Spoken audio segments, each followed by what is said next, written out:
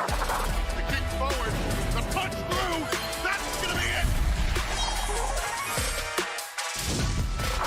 No way in this one! And that is that! What an insane moment! Hello and welcome to the 2022 Brawl Stars Mid-Season Invitational. My name is Banks and I am your host. And yes, we are at a LAN event. I cannot believe it. I can see people, I can see your amazing faces, I can smell you. It's definitely a gaming event, that is for sure. Right, we have 8 of the top, the most feared, the most revered Brawl Stars teams who have all qualified for this Invitational by accumulating points at each monthly final. Now, where are we? We are at DreamHack Summer in Sweden, right? And we cannot wait to get things started because it's the first time that Brawl Stars has had an esports event at DreamHack, and we cannot wait. Now, I can hear what you're thinking, but Banks, what's the prize pool? Well, hold your horses, Timmy, okay? We've got a $150,000 prize on the line for today's competition, as well as ultimate bragging rights, of course, and the MSI trophy, which is absolutely glorious. Now, you know about the prize pool. Why don't we know about the schedule, okay? Today's schedule will be a single elimination bracket format. Now, that format is the same as each monthly final, if you're already familiar. And we are going to have no second chances today. And it's going to be pretty spicy. I cannot wait to get things started. So we're going to have best of 3, best of 3s to kick things off. And then from the semi-finals onwards, we'll have best of 3, best of 5s. Now, you know the prizes, you know the schedule. It's time to introduce you to some familiar faces from the Brawl Stars community. It is, of course, our incredible casters. We have Ark, we have Trav over on the casting desk. How's it going, guys? Doing very well, thank you, Banks. And, well, I guess we've got to start off on an Ark note and say good afternoon, good morning, and good evening, everybody. Wherever you are in the world, welcome to the Brawl Stars Mid-Season Invitational. Trav, it's a pleasure to have you standing here with me. Oh, it's the first time I've heard that notorious Ark line, and I've got chills, literal chills. Makes me feel like I just won't want to be doing it with anybody else. Chills, but no tears, hopefully, because there's going to be tears somewhere. Like, some teams are going to be going home in this first stage of the competition. Everything is to play for, so much is at stake. Yeah, definitely so, and there's no better place to start than where 2021 ended. Zeta Division, gonna be in the first game, playing against Team Queso. Well, without further ado then, we should probably welcome them to the stage. Let's give a big warm welcome to Zeta Division 1 and Team Queso. On they come, handshakes first. It's all about the goodwill in Brawl Stars. Friendships now, but there might be a bit of bitterness afterwards. I would not be surprised. Great to hear the crowd as well, cheering everyone on. We're back in LAN, everyone. We're back where Brawl belongs. And it's about to go down. The underdogs of EMEA taking on the world champs, Trav. It's such a big one to start. I placed my predictions over at event.brawlstars.com, and you saw it. I'm over Team Queso and cheering for the underdogs, Trav. Well, I can't blame you considering the last month they had. That May monthly final was a nasty one for them, bringing it home and taking it against Tribe Gaming, who is one of the favourites here today. But I'd say the main favourite is Zeta Division 1, and that's why I'm siding with them. Split already at the beginning. There's friends on the stage and friends on the casting desk, and we're soon to become rivals, it seems. Well, like you say, that is a huge turn-up. Team Queso coming off the back of that huge win against the #1 seed in EMEA of Tribe Gaming EU. That could well be the confidence driver for Team Queso here today. But Zeta Division 1, they are the reigning champions of the world, and that is no easy feat. Oh, definitely so. I mean, it's going to take all Team Queso have to defeat a team like this. We can't forget, though, only 1 out of the 3 players does remain from that world champion roster, and it is Shitampo. It's absolutely incredible. And this is the backing I needed to get me going. Well, Trav, it feels like you're just going with the crowd, whereas that 15% there for me is still hope. And, you know, this is the thing.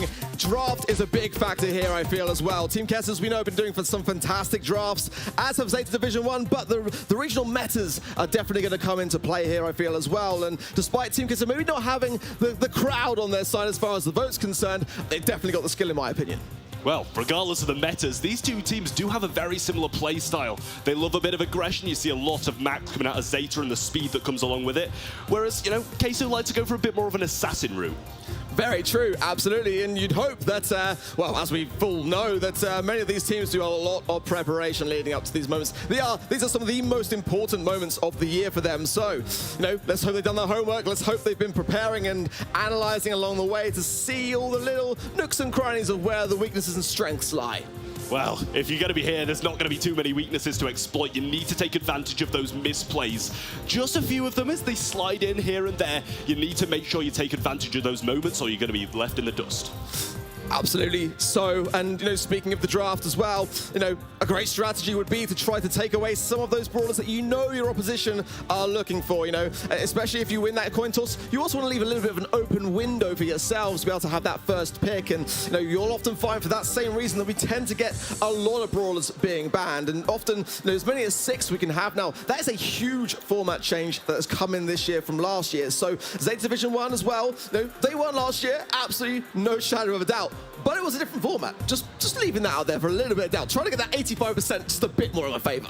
Yeah, well, we're about to see how they do react to this draft. I haven't seen too much of them this year, to be honest. They've been over in East Asia, and clearly the draft hasn't affected them too much, or else they wouldn't be standing here today. They do have a fierce opponent, though, in Team Queso, and they do have some extremely unorthodox drafts, so that could also throw them off.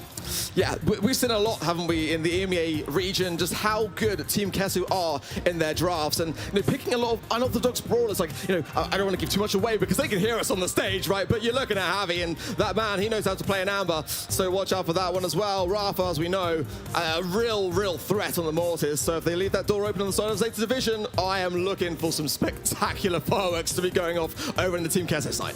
Yeah, well, Blacksy might be on the bench, but I'm looking towards Team Queso's Leon, to be honest with you. If any one of them picks it up, it's an absolutely incredible and powerful brawler for them to have. Like you say, those brawlers are often, you know, kind of left untouched sometimes. Now the draft has got some big faces, let's be honest. There are some meta brawlers at the moment which really are shining quite strong. I'm just going to go out there and say it, Trav. If Janet ain't banned, she's going to get picked. Yeah, that's one brawler that I'd be scared of. The ability to just be invincible for near enough 8 seconds and then drop bombs along the way, keep them low, and you can also drop your gadget too. And if you're not using that gadget, you've got a new gadget that allows you to have an exit route after landing on them. It's so much utility. I mean, Eve as well, as we all know, in a very strong place right now and has yet to kind of be nerfed down to size. So I'm definitely feeling like that is going to be a strong pick. Those hatchlings can cause a real problem on the spawns side of things. And, you know, it's not always the big faces. Sometimes, like I said, it's the more subtle ones, like those Leon picks that had a big meta that are still viable, but are often left untouched. Yeah, I think Byron can kind of slip into that same pool as well. It's just off of the kind of the ban radar on a lot of these maps, and it's got the ability to heal, to do damage over time, and it's just such a well-rounded brawler, along with that splash that comes along with the super. It's deadly. I mean, there is so much on the line here, and many of the teams backstage will be looking upon this moment and thinking, you're taking notes, you got a pen handy, because this is where all those little signs of weakness start to show, and some of those teams backstage will be facing up against one of these two teams. No pressure to the guys on the stage, you know, it's been a while to be back in a LAN environment. The lights, the camera, everything on them, you know, you got to stand firm, Trav. You got to be able to show everyone what you're made of when you're on the stage. Yeah, they might be wanting to hide in some strategies, but you need to keep all strategies revealed at this point. It's where the first round, one of the teams is going to be going home and leaving with, you know, the smaller amount of prize pool. It's not where you want to be. You want to be moving on to those later stages, and regardless of these teams who they're going to be facing further on down the line know the tactics, you're going to know theirs too. Absolutely that. Well, as you can see, the players all very focused, as we expected to see. Zeta Division, going back to last year at the World Finals, one of the more reserved teams, definitely had less to say for themselves and just made the skill matter on the day. Team Queso, we know, very loud, very animated, as we saw when they won in May of the monthly finals, but the draft is coming up for split, Trav, and there is already a Janet ban I see there as well. Surge and Stu on the side of Zeta Division 1. Team Queso are going to go with the Gale, the Stu, and the Rico ban. Yeah, honestly, I'm loving those bans. We've seen Surge really brutal here when he did have that teleport, but even with the new kit, clearly a really strong brawler too. We've got the Ruffs, Griff, and Byron against Sprout, Bo, and Squeak. I do like this comp from Queso. It's got the ability to break as well as restrict on the side with that Squeak there. And Blacksy's already popped the gadget, so he's going to do just that. But that break there is going to allow a little bit of a maneuvering from Kenji if he wants to go for it, but he's going to actually break himself with his gadget. Yeah, the gadgets come down from Kenji now in the map. map starts to open up. Very even so far, just claiming their own sides, but now that wall goes down with another gadget from Kenji forced out, and Alias is forced to use the wall of his own. Great takedown there from Javi. It's just Moyogoku on his own here. Sprout shots are not connecting. That's the problem. He's still remaining there, firm. Whilst Blacks is doing wonderful work on the left-hand side. Tapped on now by Shitampo. Doesn't quite connect with the super, but some damage is enough to make that hasty retreat. Yeah, Moyogoku not even focusing on the zone. He wants to keep the Sprout back. They're trying to claim this left-hand side, which is where the real focus needs to be. And now he's getting some really solid pinches in. Javi in a tough spot now, being very, very low. And Moyogoku's just forcing them into spawn. The break's going to come down finally after no gadgets remain from group. Well, Split is no longer split. We've got a T-shape there as well. Just enough for a bit of cover for Moyogoku. Shitampo now on the left-hand side pushing through, and he's going to be capping that left-hand side as Alias J is forced back on the right. Yeah, Black's in a tough position now with Squeak. He's got the ability to peek these sides, but needs someone along with him to really do something. Ali SSJ finally gets the takedown, but Kenji is going to take his place and finish off this zone on the right-hand side, and now they have a decent enough lead to just focus the left. Kenji so whippy, he goes down, that could be disastrous now as Ali SSJ takes his post in the mid. Big shot onto Shitampo, but Moyogoku is holding firm, and they've got to get him off. They do now. This is actually incredibly close to Team Queso and get full control. Ali SSJ slotting on the right-hand side, now it's closing down 13% in it, and Zeta 1 only just slotting on. They get on in time though, and Ali SSJ is having to rotate. Shitampo gets the takedown. Moyogoku's going to slot on, and Shitampo can just defend this right-hand side. Now this has got to be it. I feel like at the moment Team Queso have got to muster all their might to be able to push this one back, but Zeta Division have done so well, like you said, Trav, capping their right-hand side very early on and going super on the aggressive. Only 6% remain. Team Queso are getting pested on that top right-hand side from Shitampo, and I don't think it's going to be enough to push back Team Queso at the moment. That is a good takedown. Can they do the impossible here? The percent's there, but it's not done yet. Team Queso are slotting on. Blacks, he's got a super too, but no gadget to hand. Residue is not there. Kenji's going to get slowed down, and the shots follow up, but they all come on. Splash comes in. Shitampo gets the heals, and Zeta get the game. Oh my word! That was not straightforward. That was, I'm going to bring back the polls again to reflect the fact that that was actually incredibly close until the bitter end. Zeta Division 1 did such a fantastic job at the early outset of the game, and I feel like that came full circle towards the end. But Team Queso did phenomenally well to hold them back as long as they did, even when they were only 4% away. Ali SSJ trying to claim this right-hand side early on, but Moyogoku with some great taps. Kenji, he's maneuvering around, just waiting for his gadget to reload so he can drop another one and break up the map even more.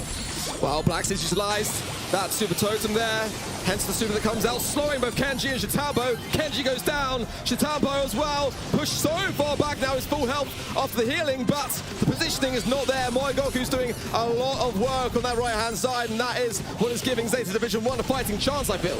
Bit of a mirror image now. He has picked up his wall, throws it down, but it's not really going to do too much. They're going to throw it, and they also have that Griff super there as well. The gadget, I mean, Javi's over the left-hand side just trying to defend off Shitampo, who's doing a great job of pushing up. Does get some shots on. Bomai's come down, but he grabs the splash. Javi falls low, Griff pinches, and now they get the zone. Shitampo's going to go down, and it's all on Kenji. A very poor connection there from Black Sea. Got the takedown for it, but Kenji still remains. That is a problem. The shots coming in are just a little bit shy of hitting. Mines there from Javi will help out a great deal, but in the meanwhile, the score neck and neck, just a 5% in it, and Moyogoku's going on the hunt yet again on that top right. Yeah, both sides that they have had on the home zone are finished off. But now Mines come down, and Javi's going to try and get this side locked up. Moyogoku's still defending this right-hand side too, but now the Sprout Wall comes down, and he's got a gap where he can slot in. Moyogoku's trying to force him off it, trying to get the angle, but now he is going to reclaim this side. And it's struggling a bit on that right-hand side. He needs to shake off. Moyogoku's now taking down Blacks and leaving Javi all alone. He's been doing a fantastic job on this left-hand side, but 2 versus 1 is not where you want to be. Kenji comes in with a takedown. That's going to be a huge advantage here for Zeta Division 1 as they start to close this game out.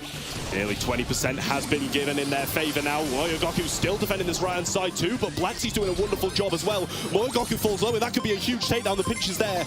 Mines go down, but he's still surviving. He's dodging absolutely everything. Finally going to fall, but it's surely maybe too little too late if they can't push on now. Kenji comes straight in to replace him, but the shots were on point there from Alias J, and that's enough to be able to push through. There's 50 seconds left on the clock, and still so little was in this one trap, but now on the left-hand side, Kenji and Shitampo pushing through.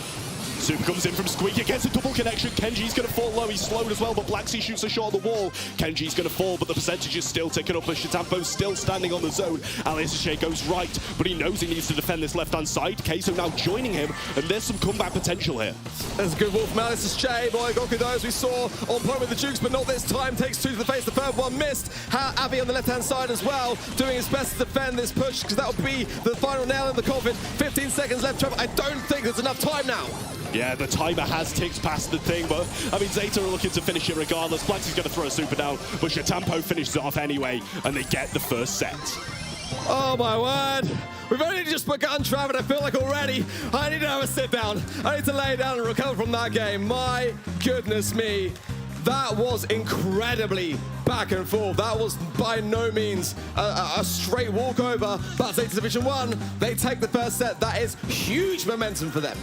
Yeah, it might have been a 2-0, but did that look like 85% to you? I don't think so. The games were incredibly close as well, and that scoreline does not reflect how close it was. I mean, based on that, I do feel like Team Queso have got to have a lot of momentum as well for themselves, just on a moral level. They didn't just get wiped out immediately by the world champions. They really did stand their ground and stand it well.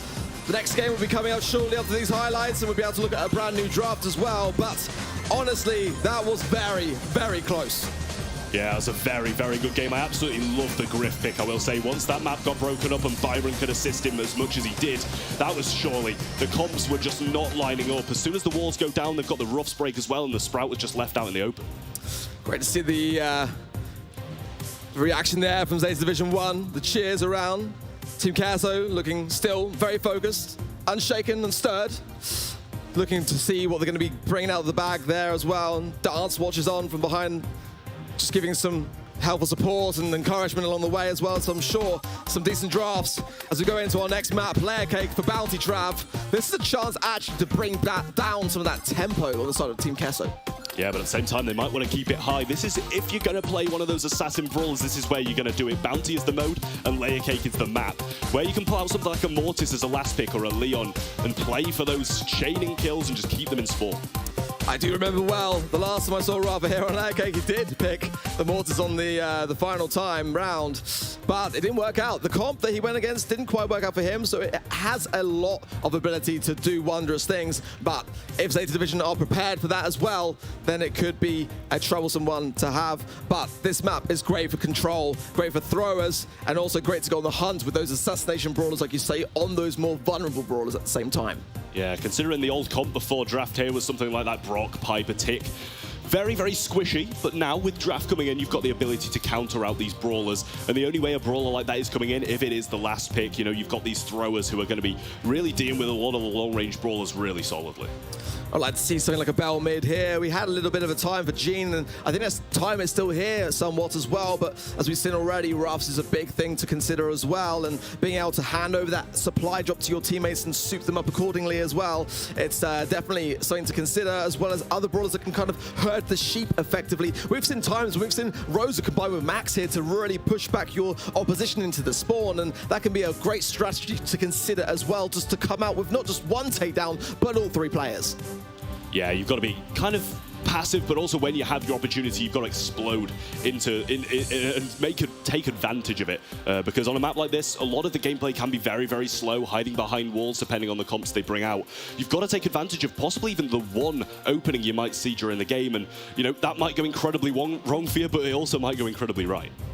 Well, there it is again. The 85% of viewers watching over at event.brawlstars.com to the 15% that voted for Team Queso, and I was in that 15%. And let me tell you, from that last set, the first set of the day, that does not reflect what we saw.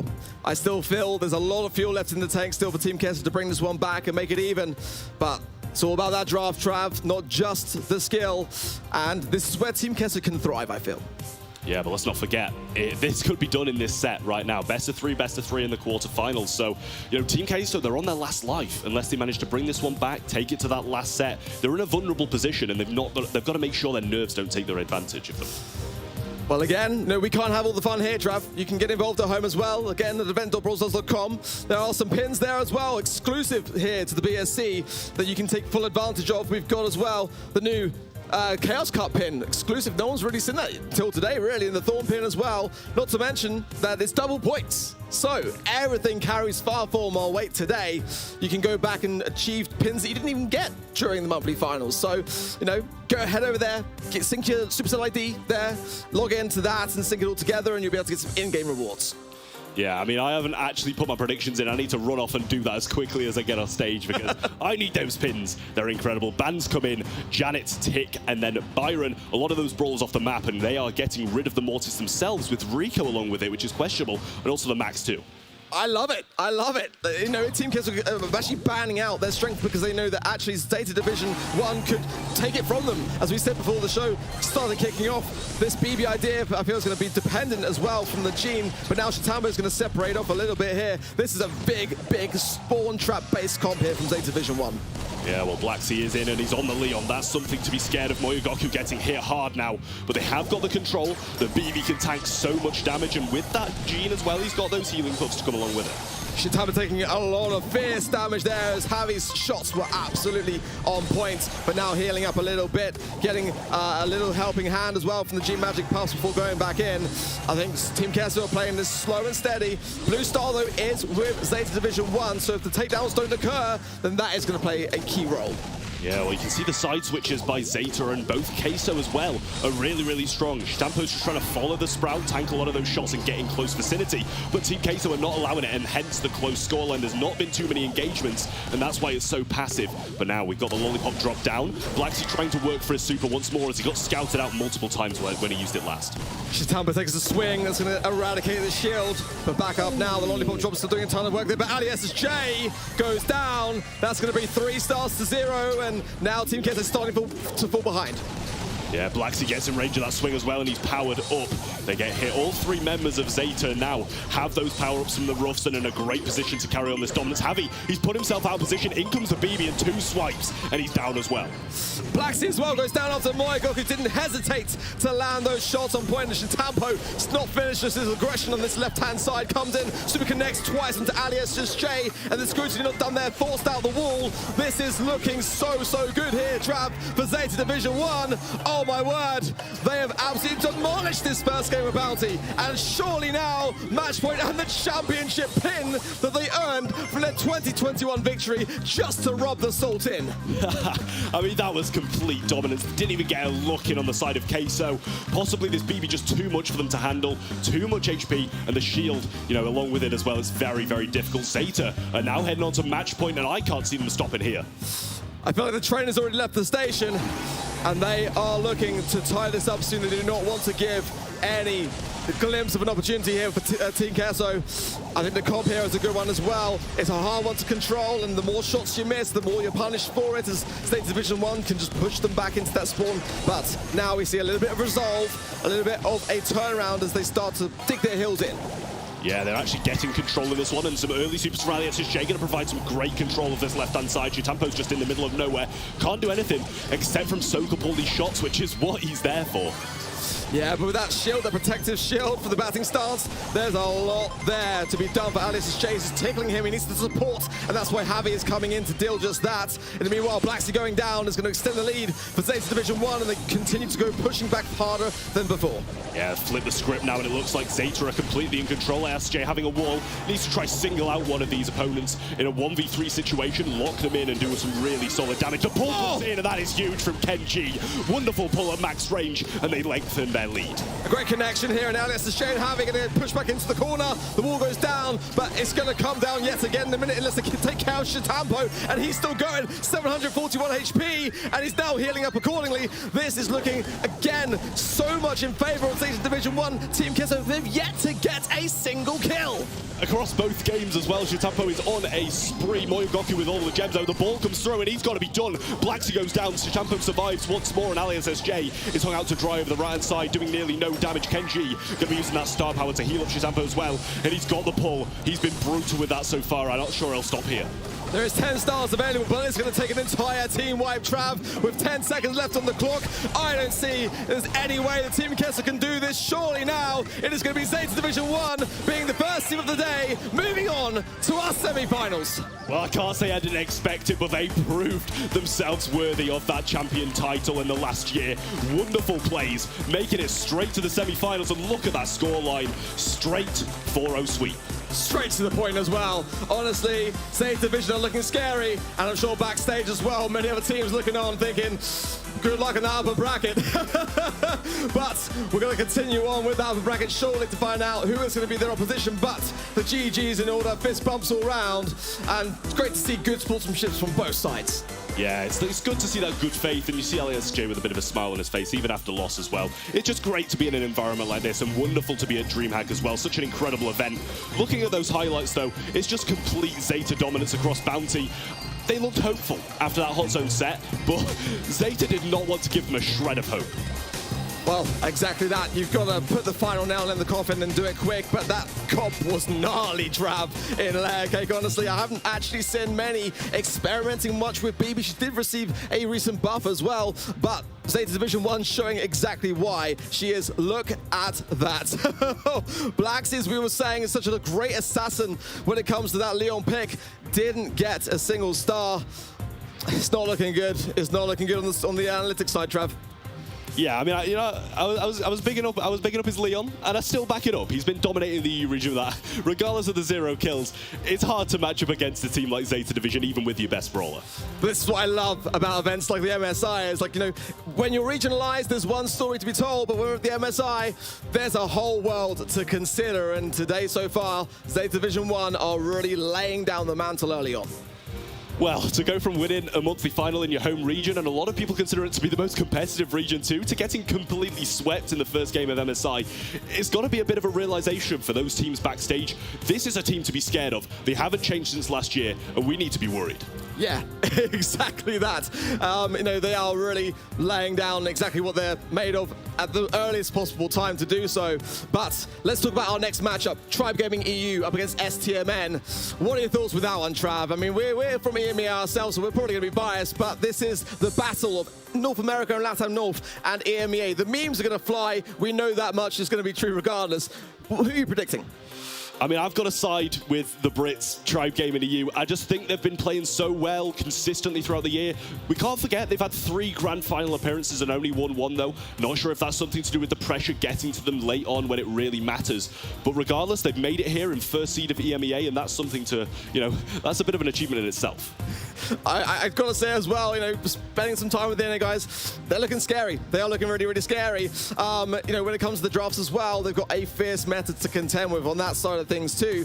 I feel like it's going to come down to the draft a lot. I really hope it's going to be a close affair for sure. No more sweeps I want to see in this quarterfinals. I want to see close games going all the way. Yeah, no, I think it's going to be like that, though. STMN definitely have a bit of foot in the door, don't get me wrong, but we can't also forget they're playing with Tooney. He was actually leaving the roster, but was brought back in when some complications happened that meant their third couldn't travel to Sweden. So he is a stand-in. I've heard from scrims it's been going incredibly well, but I'm eager to see how that translates to the big stage. Absolutely right. You know, he's going to be doing some schoolwork and prioritizing that, as well as traveling to Tunisia. So he has left the roster. This is his final dance, and that is something that I think cannot be taken lightly.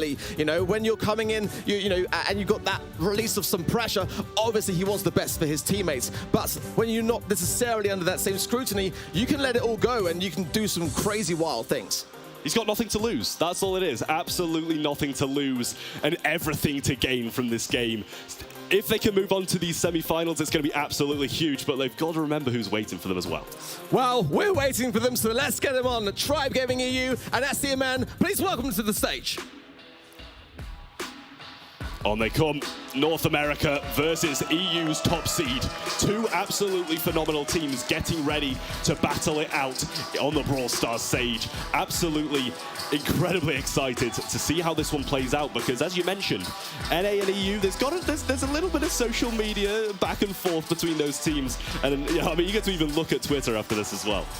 Yeah, absolutely. So we see a great deal of activity there, and it's all in good jest, of course, but these are 2 organizations that do not shy away from a little bit of healthy rivalry and banter online. Our first map coming up in Safe Zone, Heist being the game mode. Oh, Trav, that's looking like a bit of deja vu from the game number 1. 78% at home on event.brawlstars.com are voting for Tribe Gaming EU to take this to the 22% saying STMN. Well, it's very similar percentages to the last game, and we know how that played out. But this, I don't think that's right. I'm looking more about 55-45, that kind of sway in favor of Tribe Gaming, of course. That was my prediction, but it's a lot closer than what that percentage had to say, just as the last game was.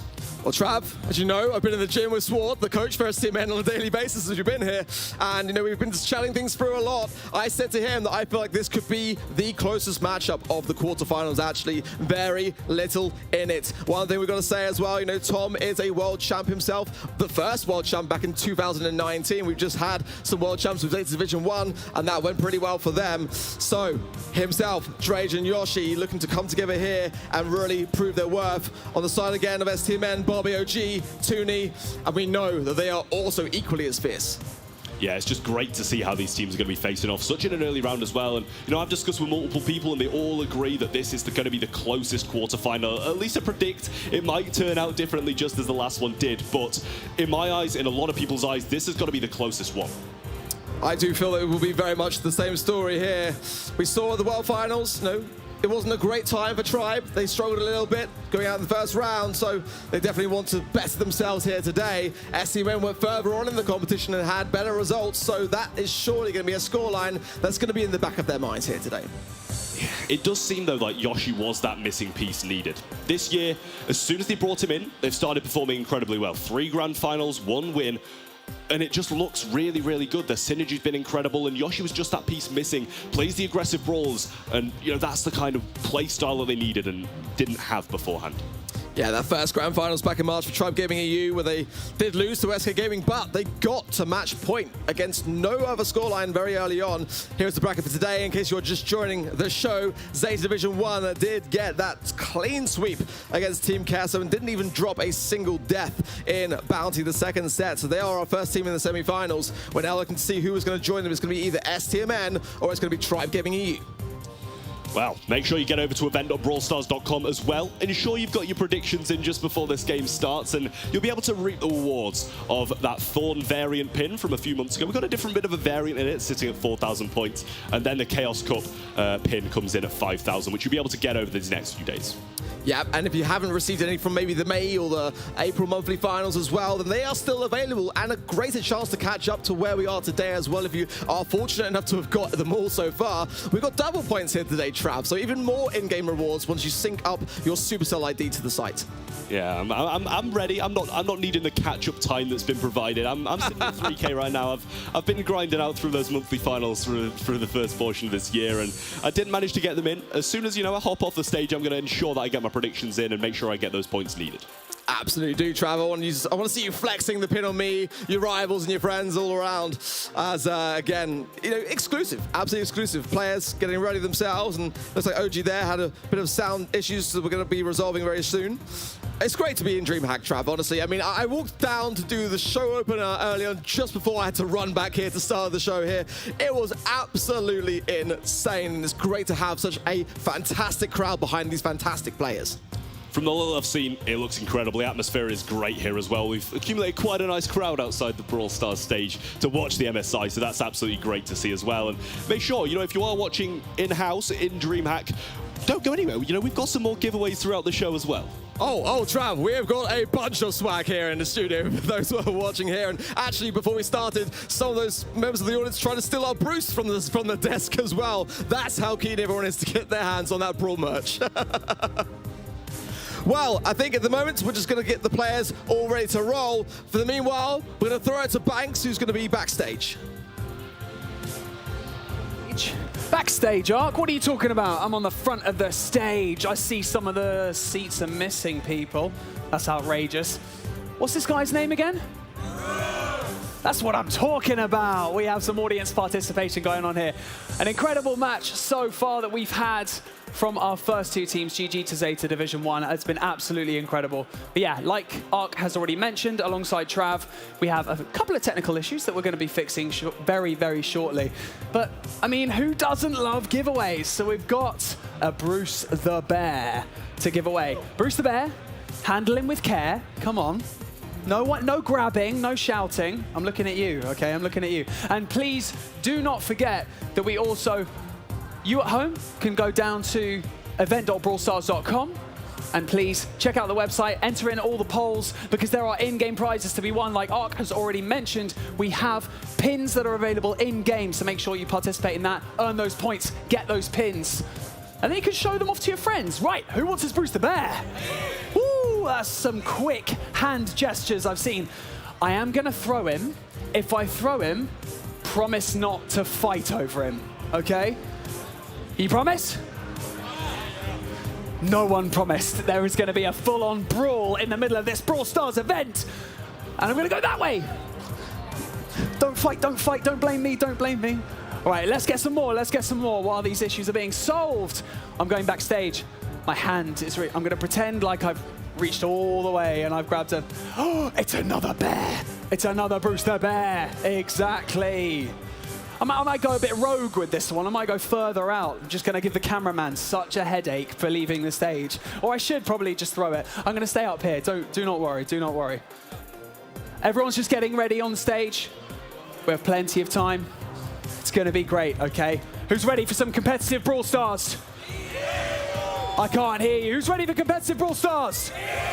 That's what I'm talking about. Let's go, Sweden. Let's go, DreamHack. Let's go.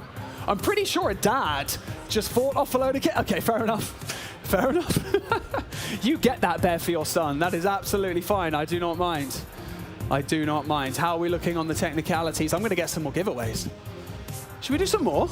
Thank you very much. We got some great helpers backstage. Okay. I'm going to come to you. I've given loads of giveaways to you guys. I know you guys. I'm going to come over here, okay? Over to this general area. I'm coming off stage. Watch out, I'm going rogue. Can you tell me the name of this brawler? Yes, you can have him. It is Spike. Of course it is Spike. And there's a t-shirt. Okay. We're going to continue this incredible mid-season invitational. Ark, Trav, take it away, guys. Thank you very much, Banks. And kind of feel like standing here, Trav, that there's definitely some perks to staying in the audience. I mean, I don't know whether I want to get swapped out later on today, but now I'm convinced that I kind of want to be there as well. Yeah, I'm going to have to take my headset off and wrestle some of the kids in the crowds for some of these bears here. It's great to be in the crowd, so if you are further away and you can hear us, giveaways over here, come and sit down, front row especially, you're going to have a good chance. Look at the way we're just converting members of the audience into the Brawl family as we speak. You'll love to see it. Plenty more that's came from. We've got a lot of swag here, Trav, and yeah, one of the perks of being in the crowd here. Well, again, getting rid of those technical issues along the way. If you're just joining the stream, it is STMN soon to take on Tribe Gaming EU, the titans of their respective regions. Well, I mean, Tribe, coming in at first seed in EMEA, nothing to, kind of glaze over. They're an absolutely incredible team. Been very, very, very consistent through those monthly finals and qualifiers, not failing to get to any grand finals, qualifying to all of them as well.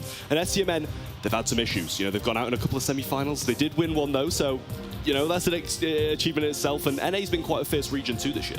Yeah, it really has. Yeah, they had a bit of a rough start to the year, obviously in March, where they reached the semi-finals, losing to Tribe, their biggest rival in NA, it was fair to say, on a 3-1 scoreline. In April, it was the grand final win for them, and that was a much better time. They actually beat Tribe in that monthly final, so a much, much better performance. It's Bobby, it's OG, and it's Tooney, and as we mentioned earlier as well, Tooney has recently just left the roster, but with Zar, having some issues with his passport, Tooney did the right thing, coming in, being back on the team is where you'd love to see him, and I know that he's super excited to be here as well. Yeah, it's great to see those players playing, and amazing for him to stand into a team that he had left as well. So it's really just great for him to come back in, step in, and as we mentioned, he's got nothing to lose. That's what's going to make him such a fearsome opponent. Regardless of these kind of things, he can just get in, play. If he loses, I haven't been playing, and if he wins, then he's got some serious bragging rights. Yeah, this is it. There is definitely something behind that if they can get the win over Tribe Gaming EU today, and Tooney's able to say, well, I wasn't even on the roster, really, technically. So, but I'm very much looking forward to seeing some, some intense drafting going on. I know that, STMN were very secretive earlier today with me about what their thoughts were going in, and I know that Drake as well, definitely the mastermind behind the Tribe Gaming EU draft. So, masterminds on both sides, it's fair to say. Yeah, I was going to say, I've heard a bit of banter between these as well. Sword, saying, don't worry, I'll screenshot some comps that we've been playing, send them your way. He's clearly just feeling a bit too confident about this game from Sword, the coach of STMN, who is a real big help as well. Absolutely so. I mean, it's great that we've got so many fantastic organizations in the Brawl Stars esports scene, and having the staff behind those teams and having the analysts and the coaches all playing that vital role, especially in a year where we've incorporated draft into our format. It makes a big difference. And yeah, Tom just giving a sigh and Yoshi just looking calm and collected. It's no signs of too much emotion on the side of Tribe Gaming EU, as they are looking pretty focused. Serious faces all around, and can't get past the esports pose, can you? On all of the pictures, arms crossed, absolutely loving it. Looks like they're, getting ready to play. And as I say that, we get to see the draft. Bans are in. Nani, Janet, and Brock, and Eve, Ruffs, and Max. It's a 6-ban game. Oh, you love to see it. Some big bands there for sure. Max, Eve, and Nani and Janet are big factors here. Crow, as we know, probably going to be Tom. Rico and Piper as well for Tribe Gaming is a very long-range comp. We got some bigger brutes coming in on the side with STMN picking that Daryl. Colette here is a key one for me as well. Really great draft here from STMN, I feel. I'm liking Tribe's draft more, to be honest. I feel like it's a bit more versatile. Obviously, they're going to struggle against this Daryl and Colette when they start to get some supers changed. But nonetheless, I think off the start, as you can see now, Tribe just running a straight line. There's no wall breaks, thanks to the Brock ban. So there'll be no early pushes from these tanks and tankier brawlers of STMN. Toonie there at the beginning, just warming up his thumbs and giving us some nice, quick movements. But the first sign of damage is from Tom. Tribe Gaming EU, and he's in a good spot for it. Bobby coming in now, gets scrutinized for it, and a nice homing recipe there for the gadget of Drage. Great shots by Drage to help Yoshi pinch his lane. Now he should be able to force positioning over this right-hand side. There's nobody there to stop him, and if he gets control, it's going to be tough for Bobby to reclaim it as well. Same with Tom here. Daryl has got a super now. Toonie is a force to be reckoned with once he gets that. And I think Tom kind of knows. He's hit a few shots and another homemade recipe from Drage and a big move. Bobby's going to move in, though. Gotcha Gadget is making moves and getting some shots in.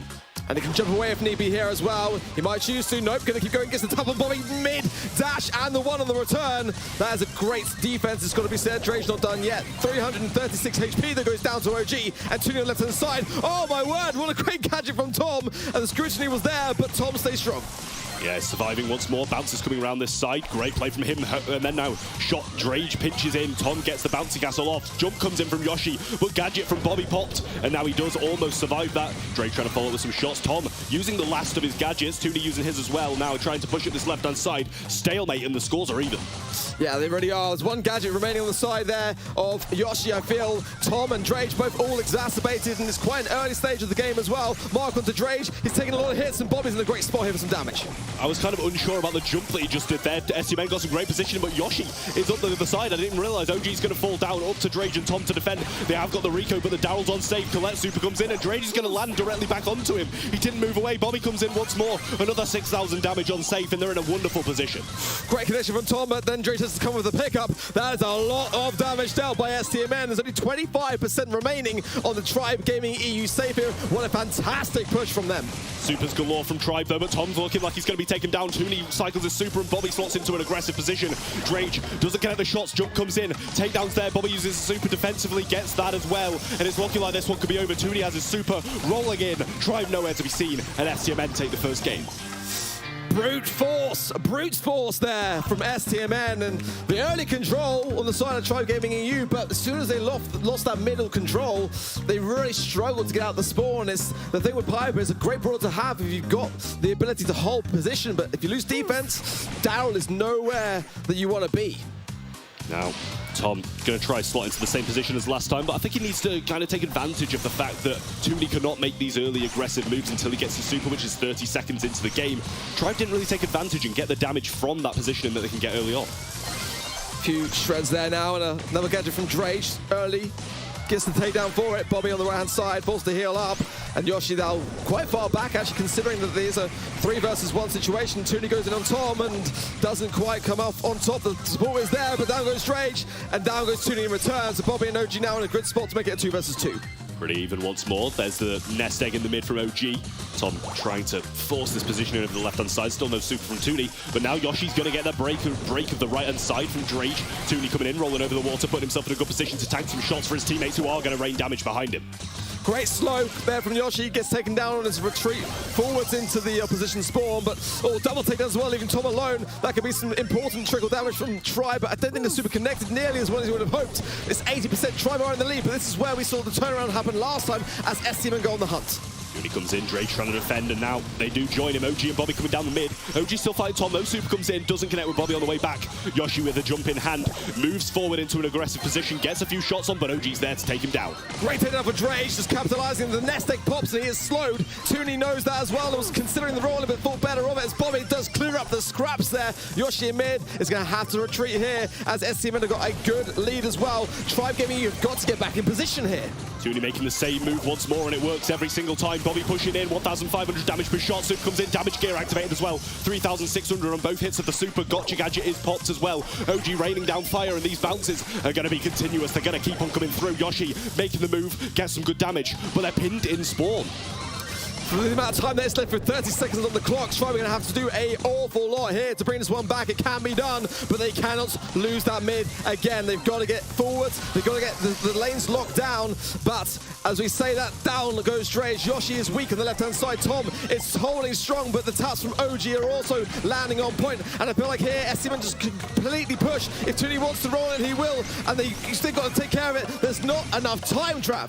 Yep, that is done. Tooney's going to finish this one off. Great game from him. Wonderful plays. Tooney's aggressive moves were just too good for Tribe to be able to deal with.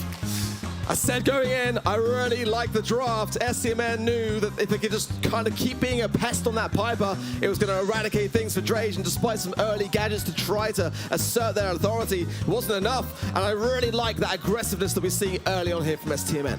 Oh, it's absolutely wonderful. I like Tribe's compliment. I love the Crow, love the Rico. Piper was hitting shots. The only moves they made was when Drage did hit those shots, did get those pinches though, and I feel like Tom needs to be making moves on his own. I mean, having instant control of your lane needs to be used more. Well, again, just goes to show Colette does not need the pyro behind her even now. Just continuation damage there in Heist, and that's the thing with the game mode. You've got to find that fine balance really between being on the defense and going on the offense, and I think STMN just got a better grasp on that, more of a firm holding of that, and just kept cycling themselves in. When someone went down, they started to push forwards even more, and just, you know, with brawlers like Daryl, with brawlers like Colette, there's so much shielding there to be had, so much HP to take care of, but it just wasn't there on the side of Tribe Gaming to be able to counter it. I mean, Tribe didn't look bad at all. Look at the stats. Drage, 86,000 damage with Piper, Tom, 70k, but none of it's on the safe. Every time they got control, they were just trying to maintain it, and that one breakthrough play is going to really mess up the control they have. Really great observation there, absolutely so. And just, you know, as you mentioned as well earlier on, just that time at the very early set of the game where Tooney was earning super, that was the time really to go on the aggressive, and it wasn't to be. Up next, Golem Gulch is the map. Knockout, of course, being the game mode, a brand new game mode this year, Trav, in the BSC. I'm loving it so far, though, and I believe Tribe do like it as well as a mode that, you know, kind of takes that passive approach. You only get one life, and you've got to make really solid use of it, otherwise it's going to be pretty much all over for them here. STMN, one set away from winning it. It's a best of three, and they've got the momentum. Again, that... No, looking back at the poll there, we saw such a big margin in favor of Tribe Gaming EU there, and they've got to bring it back and knock it. It is a great game mode for them, I've got to say. I've seen them many a time doing well here and able to keep their composure until those final moments. It is so important to do so, but again, the draft, it's so important to get right. Arguably for me, Knockout is probably one of the game modes where you've got to really harness everything within your might to do so. If you get this draft wrong, then it really can be quite disastrous. I feel like this map is kind of that throwers galore map, you know, Sprout, Tick, if you can secure those. Even occasionally a Grom can sneak in, and we know how bad Grom is in the meta as well. Just shows how good throwers are on this map. You really need to take advantage of either banning them or picking them early on. And there's going to be a coin flip. Whoever gets that coin flip surely is going to have the throwers banned out against them from the opposing team. Well, there's one brawler in particular that shines for me, is that Yoshi on that Sprout is a fierce thing, and I wouldn't be at all surprised to see STMN taking no chances there with a ban on that, and we know that Tom as well loves to play Tick, so I feel like actually in terms of the brawlers that Tribe like to use here, that they're quite consistent with them. Let's see if STMN pick up on those things. They are in the lead, they're going to be banning the Fan, banning Eve, and banning Tick, so they are banning Tick there. Bans on the side of Tribe Gaming EU are Piper, Bell, and Sprout.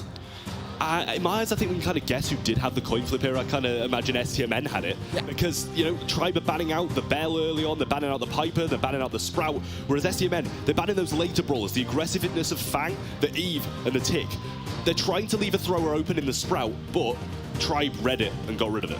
Janet coming in as well for the first time today. I cannot wait to see that. But Byron and Daryl here, that is going to be really, really tough here for STMN. They've got to really eradicate that threat, and they are doing so quite well so far by pushing straight into the mid there, dropping the gadget as well, which is going to obviously deteriorate damage over time, but taken quickly care of. But I feel like Tribe needs to spread out a little bit or start to just kind of bring the pace down. If they get towards the overtime scenario where the smoke starts to come in, they can really utilize their comp.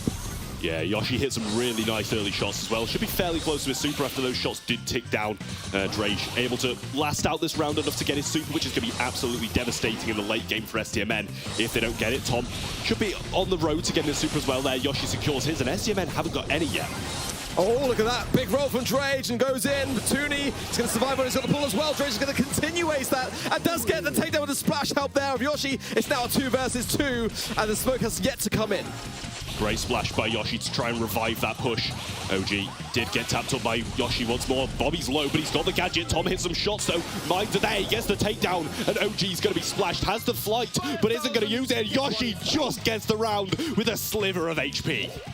I thought that was a clear takes to the air moment there, and it may have well just been able to save the lives of STMN. Reese loading. I believe the players are still in game. They look still focused on the game, so I believe it's just the spectator that we're waiting to come back into play. But what a fantastic ending to that first round of knockout. Again, we're just waiting for the feed to come back, but the players are not deterred. They are still focused on the situation at hand, so we'll be getting that back to you shortly. Well, we're lucky it's knockout, to be honest with you. It should be a bit of a slow mode, so then we might catch the end of this explosive play. And to be honest, try and win it. It's going to be great for them, but if STMN do, we're still going to have another round to watch. I think STMN there looking a little bit like Tooney didn't find that situation helpful. Read the body language. Yeah, reading the body language, Trav. And it's just OG left all on his own, 2 versus 1, and now that expression makes a lot more sense. Yeah, well, take your hands off your iPad. It's looking like you have been taken down. Tom and Drage remain against OG, and this is a clutchable situation. If you're going to do it, you're going to do it with the spray damage of OG. Now Drage moving on in. Mine's there, but the flight is as well. Trying to make most of the use of his super as he can't use it next round if he does lose it. Goes in, lands on Tom, and the takedown is there from the Tribe players. First game of the second set goes the way of Tribe Gaming EU, and Viva are there trying to rile up the crowd to show their support, but much better. Signs of life, Trav. We haven't got to get the CPR on standby just yet. They're bringing themselves back to life in knockout. Havivo, the Tribe hype man, getting the crowd rallied up for the win that they did manage to get. STMN just scouting this right-hand side lane. Left side is where all of Tribe do lie, though, and great taps once again by Yoshi. This Byron play is just absolutely flawless. Super Totem goes down there from Tom. Some mines there will follow shortly if it can survive long enough, but Bobby does take it down. I think the wise move there. Tooney getting tapped up, followed up as well by Tom and forced to retreat there. Gadgets and gears all in play. Drage does a big roll yet again, and it worked out well last time, but he goes down this time. Mine's going to come down. Tooney's got pull as well. Does reveal himself out the bush, though, so they do know he has it. They can avoid it. Janet's going to get tapped up as well. Yoshi hits some great shots. Has his splash also. He's in a wonderful position to use it right now. Drake going to be pinching. Those shots are absolutely insane from Tom with the pinch. OG has the flight. Tooney has the pull, but it's still a 2v2. Great avoid of the super to keep himself in the mix. Tom is a dangerous player. My word, and Tooney felt that one hit hard as well. OG low. Tom, though, gets a clutch from Yoshi, but not enough to stay alive here. It's OG against Yoshi in a 1v1 scenario. Yoshi has the range, though. OG hitting some shots, and he does have the burst. He gets it down, and STMN take this round. Going in yet again instantly, and this is now in a bit of a precarious position for Tribe Gaming EU. It was a great start, but they did not finish strong as STMN start to really feel out the pace here of Tribe Gaming EU. We can't forget they remain with a couple of supers in hand as well, whereas Tribe are looking a little bit more sad on that side of things. Now managing to get it with that bow totem, rallying up and getting them some supers. Bow mines are thrown down. Bobby gets hit as well while trying to bait it out. Still one more to bait out, though. Tooney is also going to get hit there as well. And now Drage has his super as well, ticking over time. OG can take to the air if he wishes, and Tooney as well has the magic hand to connect if he can do it. Pushing back Tribe onto the right-hand side of the map here and starting to hurt the situation. Drake has got his role now as well, and that is definitely something of a concern here for STMN, and they're playing this very slow, very cautiously, and I think rightly so. Tribe are backing off quite heavily, though. They're scared of that pull. They're scared of all the damage that STMN can rain down. The Rory comes in. He hits the pull and brings Tom directly onto him as well. OG takes flight, but Drage is out of there. Hangs Tom out to dry in the process, though, and he might be taken down, and it might make it 2v2. The heal comes in, but it's not enough. The injection hit OG, and now they're pushing Bobby. They should clean him up. The super mid. Tribe managed to win it. Oh my word, the double takedown at the end there from Drage was on point, but I was, like you, Joe, very concerned by the fact that they kind of left Tom out there to take it all himself, but the end result is what matters most. We are tied up in this round. If Tribe can win this last little game, this last little sliver, they will tie up the sets. Yeah, Bobby doing a good job of zoning the bow away from the rest of the team. Doesn't want him to be in a position where he can try and get these mines from hitting shots. Yoshi needs to be wary of OG pushing down this bottom side, should I say. Bobby managed to pick up his super, which can be deadly in the closing seconds. Drage's got his roll there, and he does tend to favour the top part of the map for it to get a longer distance to travel straight onto the Rico, which is probably his preferred target here. Very little sign of super there. Good tap there from Yoshi onto Tooney. And again, keeping that gene eradicated is a key moment here for Tribe. They've got to really take down the healing abilities of that brawler. Yeah, Tribe supers have been the moneymakers though, and they're definitely lacking them at this point. Yoshi picks it up with a good couple of shots too. Tom making moves, gets the takedown. OG takes flight, but Drage is going to be traded out. Yoshi has his splash. He's ready for him to land, but he has to use it defensively. OG gets hit. Tom trying to get the trade out before he goes down. OG falls, but Bobby moving forward. The mine gets it, and Tribe even things out. Beaver there as well. A scream from Drage. We are all tied up. It's going to come down to Brawl Trav. This one has just got a lot more interesting. Well, we did say it was going to be a close one, probably the closest one of the day, and it's living up to that hype as well now. 2-0 in the first set, 2-0 to the other team in the second set, and now we are going to be all down to Super Beach to decide it. Some highlights as well. There are some fantastic moments, some very, very clutch endings here as well. And that moment there, that's why I thought that OG maybe could have gone to the air, but I think reserving it is never a bad thing either. But it was so close on so many of the rounds there. Very, very little winning troubles, we said, coming into this one. Yeah, just some great clutches by Tribe in the closing seconds. It looks like they were going to lose a couple of those rounds as well. I believe when you said he could take flight, I think he still was ticking down from the Byron damage, so probably would have fallen down at the same time regardless and not be able to drop that. But Bowmine clutching up there as well, because he could have turned that around. Oh my word. Well, the stats on the screen are big in favor of Bobby and Yoshi there. Average damage very, very high in their favor.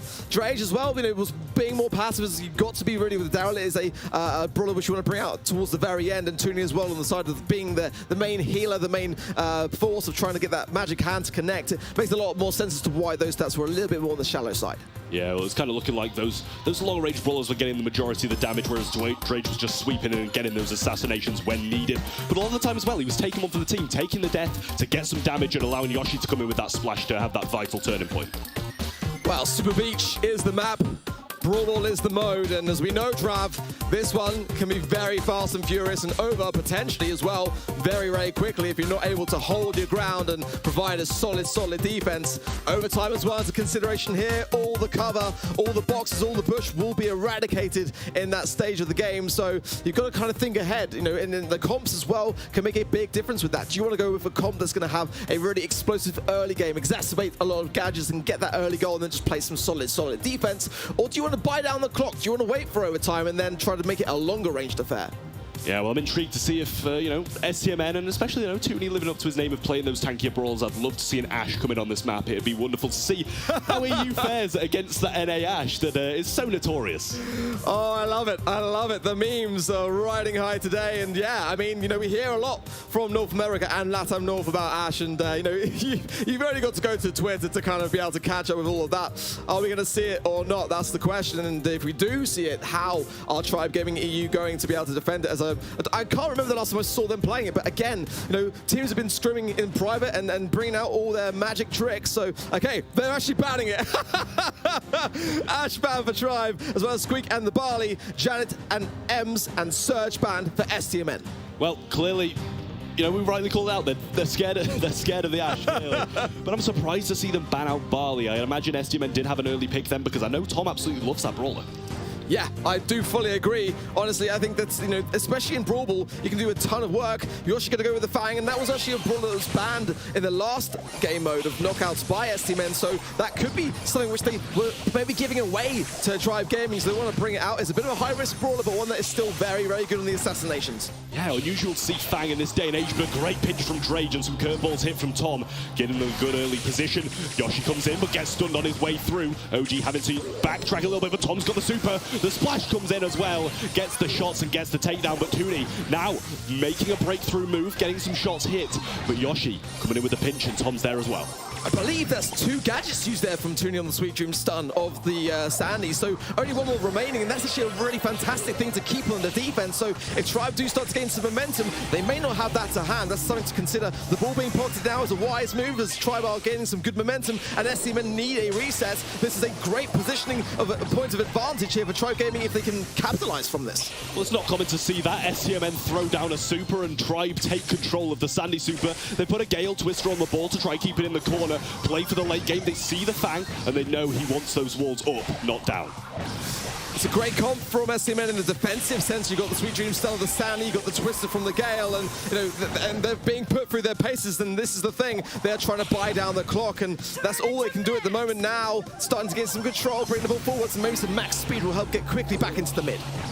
I think regardless of these walls going down, though, they do still have the fire and they have the spike in the overtime, but Tooney's trying to make a move now. Sweet Dreams is there, and then again the stun from the Yoshi gadget. He says no with the roundhouse kick, dashes forward, and OG falls low too, gets the takedown.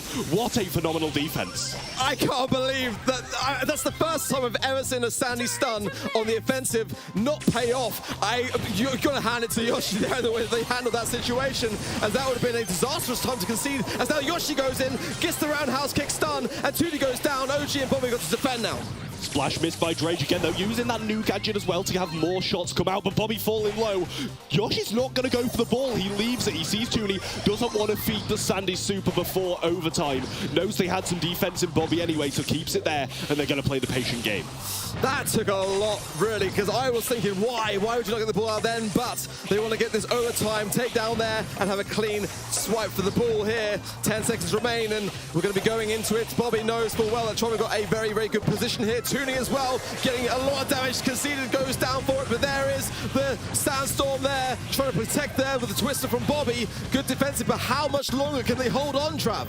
Yoshi falls low, they're going to have to retreat. Bobby coming in with the super as well, so don't want to come too far. They want to stay away from the walls. Tooney's going to grab that off the Twister as well, and now they're pushing. Yoshi comes in, gets the stun though. OG falls, and Tom trying to work for his super. Yoshi comes in again, gets some good damage. They're both low as both of those damage gears are activated. No supercell on the side of Tribe Gaming E. Tom has his now, but that would have been a great time to have a long shot at the goal. Bobby is low there as well as Tooney. The forcing of the positioning power of that spike. So he's forcing it onto the right now, but taken care of now. It is a tough spot. I don't know where this is going to... It could be a good time to try to tie this one out, Trav. Drage needs to hit some shots. He's getting taken low. Sandy coming in to sweep things up. Gale coming in. Shots and knockback. He didn't get the stun. Yoshi still there. It's just Tom. OG's going to go down to the super. Drage is there. Can he get the splash in time? He tanks it, and it was only one shot from the defense. STMN going to match point. Oh my word, how did STMN hold on so long on the defensive? I've never seen the defensive quite like it, taking it all the way to overtime and then keeping their composure. Match point then for STMN. Tribe on the back foot. They had so much ability of control, but they just were not able to get a goal, Trav. Yeah, they looked so good throughout the game. Tom gets a big shot in there, though, kicking things off in this next game. OG's going to fall low. Phase shifter forward, though, just Rage. He's been missing a lot of splashes. I think he did it once again there. Yoshi trying to pinch back, though. OG's going to fall down. Tooney going to fall low as well. Is going to be taken down. Tribe should establish control. Push forward now. Strage and Tom start to swap over lanes and consider their options here. Yoshi coming back in off the spawn. Life Plant still remains on the right-hand side, which could provide some healing, but the speed there from OG bringing Bobby and Tooney quickly down their lane side, and a push coming in. Sweet Dream stun to Yoshi. Heals from Drage. Yeah, he's not going to mind that. He's not going to mind the stun. He got it fairly close vicinity and should have cycled a little bit of his super at least. Super comes in from Tom over the left-hand side, gets some damage onto the Gale. Drage with another splash in hand, but I will say once more, he's been missing them quite a lot. Well, attempting to bring the ball out now as Drage and Yoshi on the healing side. Might not be a great time here as the speed from OG comes in. Bobby as well looking for that super. Probably one shot away from it now. This is a disastrous moment here. Tribe, no, they've got to pocket the ball here. Drage all on his own. Tom coming in, full HP. But now Bobby can super this out, maybe. No, he's leaving it in the corner. I mean, he had the super. Yoshi was too far away to do too much, and he could have surely just used a knockback, stunned and scored. I'm not sure about that, but they're playing it passively. You can't fault them for it. They're the pros, we're the casters, they know best. Nice showdown there from Tom on the left-hand side lane, and OG as well trying to earn that super. Him and Drage both about the same level of HP as a connection shot from Drage will tick them down further. Boy on the left-hand side gets that takedown, and right now though, no sign of the ball. That's the problem. We've got 50 seconds on the clock, and Tribe is still playing defense. Yoshi has got a super, but so has Sandy. Throws it down. They need to take advantage of this moment now. Drage is still going to remain low. Has a super though, and Yoshi does as well to deflate this push, but need to make use of both of them. Sandstorm goes down, OG creeping his way forwards. Drage connects with the splash there and forces him back. Yoshi goes in, stuns out, Tuning gets the takedown. That will change things. Ball still in the corner, 30 seconds on the clock, and they've got to start to push this one forward because the Gale here is dangerous on the side of Bobby. You want to eradicate that brawler going into overtime. Drage hitting those necessary taps. 3 over the right side, they provide the speed, but moving up the left. Yoshi's trying to keep that ball away. Tooney going to move in, but taken down as well. OG gets hit hard by Tom. Making the move now. Drage hits the shot. Yoshi moving forward, but Gale has the super. They have the defensive measure. Drage falls as well, so no backup for the tank. And no supers on the side. Trying to get a goal scoring position here, but now Tom has it. Can't be pushing for it because Bobby's range is too much of a threat here. Look out for Tooney if he gets that Sweet Dreams. The Sandstorm coming in as well. It's going to be a big threat here. He's pushing forward for the ball. Yoshi goes in, gets the takedown, 3 versus 2, but OG and Bobby are looking so aggressive still. Yoshi remains. Drage gets the hit required for his super, which is going to be a big move in this last portion of the game. OG has his as well. That is a big move waiting to happen. They have the super. They push it forward. Tom's going to use his super, scout out Tooney, slow him down in the way through as well. Bobby is going to get hit by the splash. No healing really in the time. Yoshi uses the super, he defends, but Bobby knocks back, he falls. Bobby forces the ball in, and STMN win it all. STMN then through to the semi-finals, off to face up against Zeta Division 1 later on today, and Tribe Gaming EU, the #1 seed of EMEA, exit the competition in the quarterfinals. Devastating loss for them once again in the early stages of a LAN event, but STMN sticking true to it. They win the game. Very, very close, I will say. They brought it back, but then shut down directly in Brawl Ball. Well, Trav, we've got to confirm for social media is any vibes greater than the EMEA vibes. A great day for STMN as they continue on, similar to how they did in the World Finals last year, forwards leaving Tribe Gaming U in the dust. Yeah, very unfortunate for them once more, but STMN thoroughly deserving the win, I will say. Played absolutely incredibly towards the late portion of the game. They knew what they had to do. That was very close, by the way, and that was an incredible moment for STMN to score that. It was very, very close, I will say. Just in the closing few seconds, they knew what they had to do, waiting for overtime and taking advantage of the extra range. It really came down to Brawl Ball, you know. Tribe made great opportunities for themselves, but they didn't capitalize and go for the goal, whereas STMN just pulled down the clock every single time, knowing full well that if they get to overtime, they can make it count, and that's why Gale was such a great thing to draft, and likely to be one of the first brawlers they did draft. As we know in Brawl Ball, Gale is a big, big threat. I've got to say, though, it can't be in an early draft, otherwise they wouldn't pick Fang, surely. Maybe Fang's usually picked later on in the game, so it's surprising they actually did that. Well, there is the goals. Bobby scoring all of them. But donuts on the side of Tribe Gaming EU, not a goal scoring opportunity. Well, goal scoring opportunities, but none that were capitalized on their side of things. But yeah, I am thoroughly looking forward to how our semi-finals are shaping up. Zeta Division 1, STMN, that's going to be a big one. After those performances, I mean, definitely so. Zeta looked incredible against Queso, and now it was that win for STMN over Tribe EU, really proving themselves as well, because Tribe EU have been a force to be reckoned with in the EU region, and as you said, there's a few memes back and forwards here and there between NA and EU. Maybe NA is superior. Maybe. Well, we're going to find out definitely in the semi-finals, because they have got themselves a big challenge still to come. But what a great start for them. We are going to be lining up our next matchup for you guys over at home. We're going to throw to Barney for a moment. We'll be right back. That right there, that is how you kick off the mid-season invitational. That is right. For those of you at home, if you're only just joining us, we had our opening match with Zeta Division 1 taking a 2-0 victory over Team Queso. And then we've just had STMN versus Tribe Gaming EU, and STMN, close shave, I have to say, but taking the 2-1 victory. What an incredible performance so far. I have to say, you know, they're only just getting warmed up here on stage. And unfortunately for them, it is a single elimination bracket. It's a brutal, brutal format because as they're starting to acclimatize to the stage and getting used to blocking out all of the noise that's happening here at DreamHack, it's a difficult situation to be in. But you know what? Triumphing over that, Zeta Division 1 and STMN, congratulations to them. Now, a crucial element of a LAN event is, of course, that I'm surrounded by crowds of people that absolutely love esports and love Brawl Stars, indeed, right? So I have the absolutely OP job of doing the giveaways live on stage. And there's nothing that the gaming community loves more than free stuff, am I right? Yeah! We have a great crowd here. I love this already. Let's go DreamHack. Right, I have plushies, I have t-shirts, I have figurines to give out for across all 3 days of being here at DreamHack. So don't worry if you don't get one today, and don't worry if you're at home as well, because we have plenty of stuff for you guys to get involved in as well at event.brawlstars.com. So, what's this guy's name? 3, 2, 1. That's right. He's really the MVP of this whole event, let's be honest, already. And we're only 2 matches into day 1 in the Beatles t-shirt. Good man, that is incredible. So yes, do not forget that you can earn in-game rewards if you go to event.brawlstars.com, so make sure you take part in all of those polls, okay? Speaking of the task at hand that we have right now, we have a new friendly face joining us at the caster's desk. It is, of course, Teddy, who is joining Ark. What's going on, guys? Thank you very much, Banks. And yeah, Teddy, great to have you here as well. We've subbed out Trav. What do you make of what you've seen so far? And a grand pleasure to be back by your side. Man, it's been crazy already. Very bad for EMEA, and as an EMEA guy, a little scared for what's the rest to come for today. But man, I'm excited.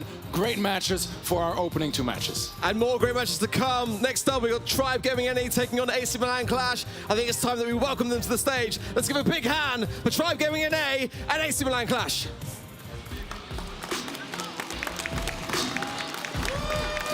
All right, quite a bit of history for Tribe NA facing LATAM once more. They've struggled in international events against this region. Let's see if they can go past AQM this time around. AQM, they looked good, man. At the TPX event in Portugal just a few weeks ago, they did pretty well against SK. Let's see how they handle NA. It was a very close affair. There was a loss for AC Milan Clash there, though. They're going to have that in the back of their minds, shake that one off. But, like you rightly say, it was a very, very close one. Coming in with a bit of a fresh chance to prove themselves here. It's going to be Canal Grande for Bounty up next, and 67% to 33%. That is the closest votes we've had all day. Yeah, that might say quite a bit about this matchup. Dude, LATAM, they love Mr. P. This is one of the best maps for it too. That could be one of the brawlers they decide to bring in early. That is the thing. I've got to say, out of all of the regions, I feel like LATAM South are still the #1 region to try some, sort of really outrageous ideas that just work at the end of the day. And hopefully, Tribe Gaming NA, of course, have really thought themselves through as to what they can expect. But as Livy, Tyrant, and Zulan on the side of Tribe Gaming NA versus BT Zim, Kayadog, and Motep for AC Milan Clash, I've got to say, I'm looking forward to this one, Teddy. What about your predictions, though? Who are you thinking? Dude, on paper, Tribe Gaming NA just looks a little bit better, but AQM, they're coming in hot, and I feel like they could definitely pull off the underdog in this case. It's a really interesting one, honestly. I was counting up the sets that have been dropped along the way, and AC Milan Clash have already dropped 4 out of 21 sets since the March monthly finals. March, April, and May had fantastic performances. Tribe dropped 6 out of 24. That last monthly final for AC Milan Clash was not a great one. They exited in the semi-finals there to Chasma Gaming BR. Yeah, both teams in the BSC's monthly finals so far have had a pretty similar journey, actually, winning the March and April finals. But yeah, in May, not quite as solid. That could be problematic here if they did manage to work on those issues. I mean, they're on the same boat, so they better come prepared, and then we are going to see some fire Brawl Stars. So true, so true. Tribe had a little bit of an issue in April, but they are coming back off that big win of May, and that was the same month that AC Milan Clash had their worst performance of the year so far. So again, time for AC Milan Clash to shake off the cobwebs, and Tribe Gaming NA probably still riding that high off the back of that one. So probably in a very good spot. But again, it does come down to a lot of the draft and a lot of the preparation that leads up to today. Absolutely. So preparation is key, making sure that you get the most impactful bans as possible, target them specifically for your opponents, but obviously, of course, the maps and the meta as well. And then regarding the draft, there are so many factors to take into consideration, especially for Canal Grande. Eve is a brawler that just needs to be gone. It's so good because obviously being able to hover above water, I mean, there's just a huge river in the middle of the map. Yeah, it's pretty much in the map there, isn't it? You know, you got a canal, bring Eve, I think is the moral of the story there. And yeah, definitely, we haven't seen that much of her today already. So for good reason, I think that banning her would be a big shout, as well as Janet as well. We've seen a little bit of Janet, more than I actually expected to see, considering in what a good place she's at. And Julien with the hearts there, a lot of fans and family watching at home, I'm sure. A lot of love there from Tribe Gaming NA. Yeah, I talked to AQM after their LAN just a couple weeks ago, and one of their main concern was how loud their opponents were. Tribe that can be just as loud, so that's gonna be scary. Yeah, I mean, I'm all for it. Honestly, I feel like the louder the better on the stage for me, and if I hear some screams, then I know the players are having fun, and that makes us have fun as well, more so than ever before. It's great to be back in this environment. LAN is where Brawl belongs. It's where it shines, man. It's definitely where it shines. Well, again, players just getting themselves warmed up for now, and that draft, as we spoke about, being such a crucial part of that. I want to talk a little bit as well about Livy coming in on the Tribe Gaming roster this year, because he has had a phenomenal journey for me. I feel like he is really proving his worth, and he has been a bit of an underdog in other teams throughout the last year's time, but he just sits right in Tribe. He just feels like he's belonged there for years. Yeah, he's been filling a lot of the holes that they had in the roster. They looked incredible throughout the last year, but he's really solidified things with his freshness. And, you know, he's a young player, very talented, very good mechanically as well. And it's something they needed, and they got this change now. It's looking good for them. We'll have to see how it pays off today. Yeah, Corey going to take a bit of a backseat today for now, but did bring the team to victory in the Snapdragon Pro Series of the NA Finals, so did do a ton of work. But STMN Clash, again, as we already said, they are a fierce rival and one that they will not take lightly. Kaya Dog there looking very, very fierce. Bit of a smile there from VT Zim as well, and of course Motep, he's always smiling. Yeah, absolutely. So AQM, it's a very scary roster. They looked good in the LATAM region. We'll have to see how they fare against NA today. Historically, we've already mentioned it. NA, they've struggled a little bit, especially when it comes to Tribe. It is a challenge once again, but that revenge feeling might be exactly what they need to overcome their fears. Well, we're seeing the LATAM South region in the monthly finals, one of the most exciting and enjoyable ones to watch, but it's going to be the AQM jerseys today, and no no sign of any theatrics. But again, the seriousness of the situation as they plan their draft, we should see some smiles from them maybe later on in the day, but for now it's all serious.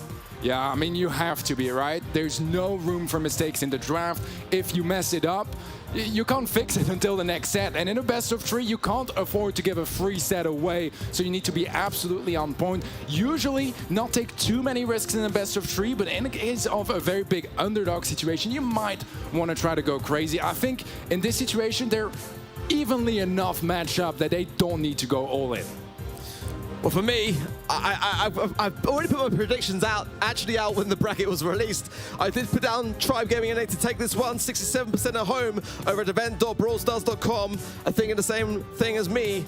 But head over there, make sure that you connect your Supercell ID to the site, and head over there, answer some trivia along the way if you just missed out on your predictions coming into this matchup, but you're able to earn exclusive in-game rewards. We've got a new Thorn pin for the MSI as well as the K-Up Cup pin, double points Teddy, so there's no excuses to be able to catch up this time round. Yeah, exactly. This is your opportunity to catch up in points if you're a little bit behind and get those pins secured. Dude, this is gonna be a scary match.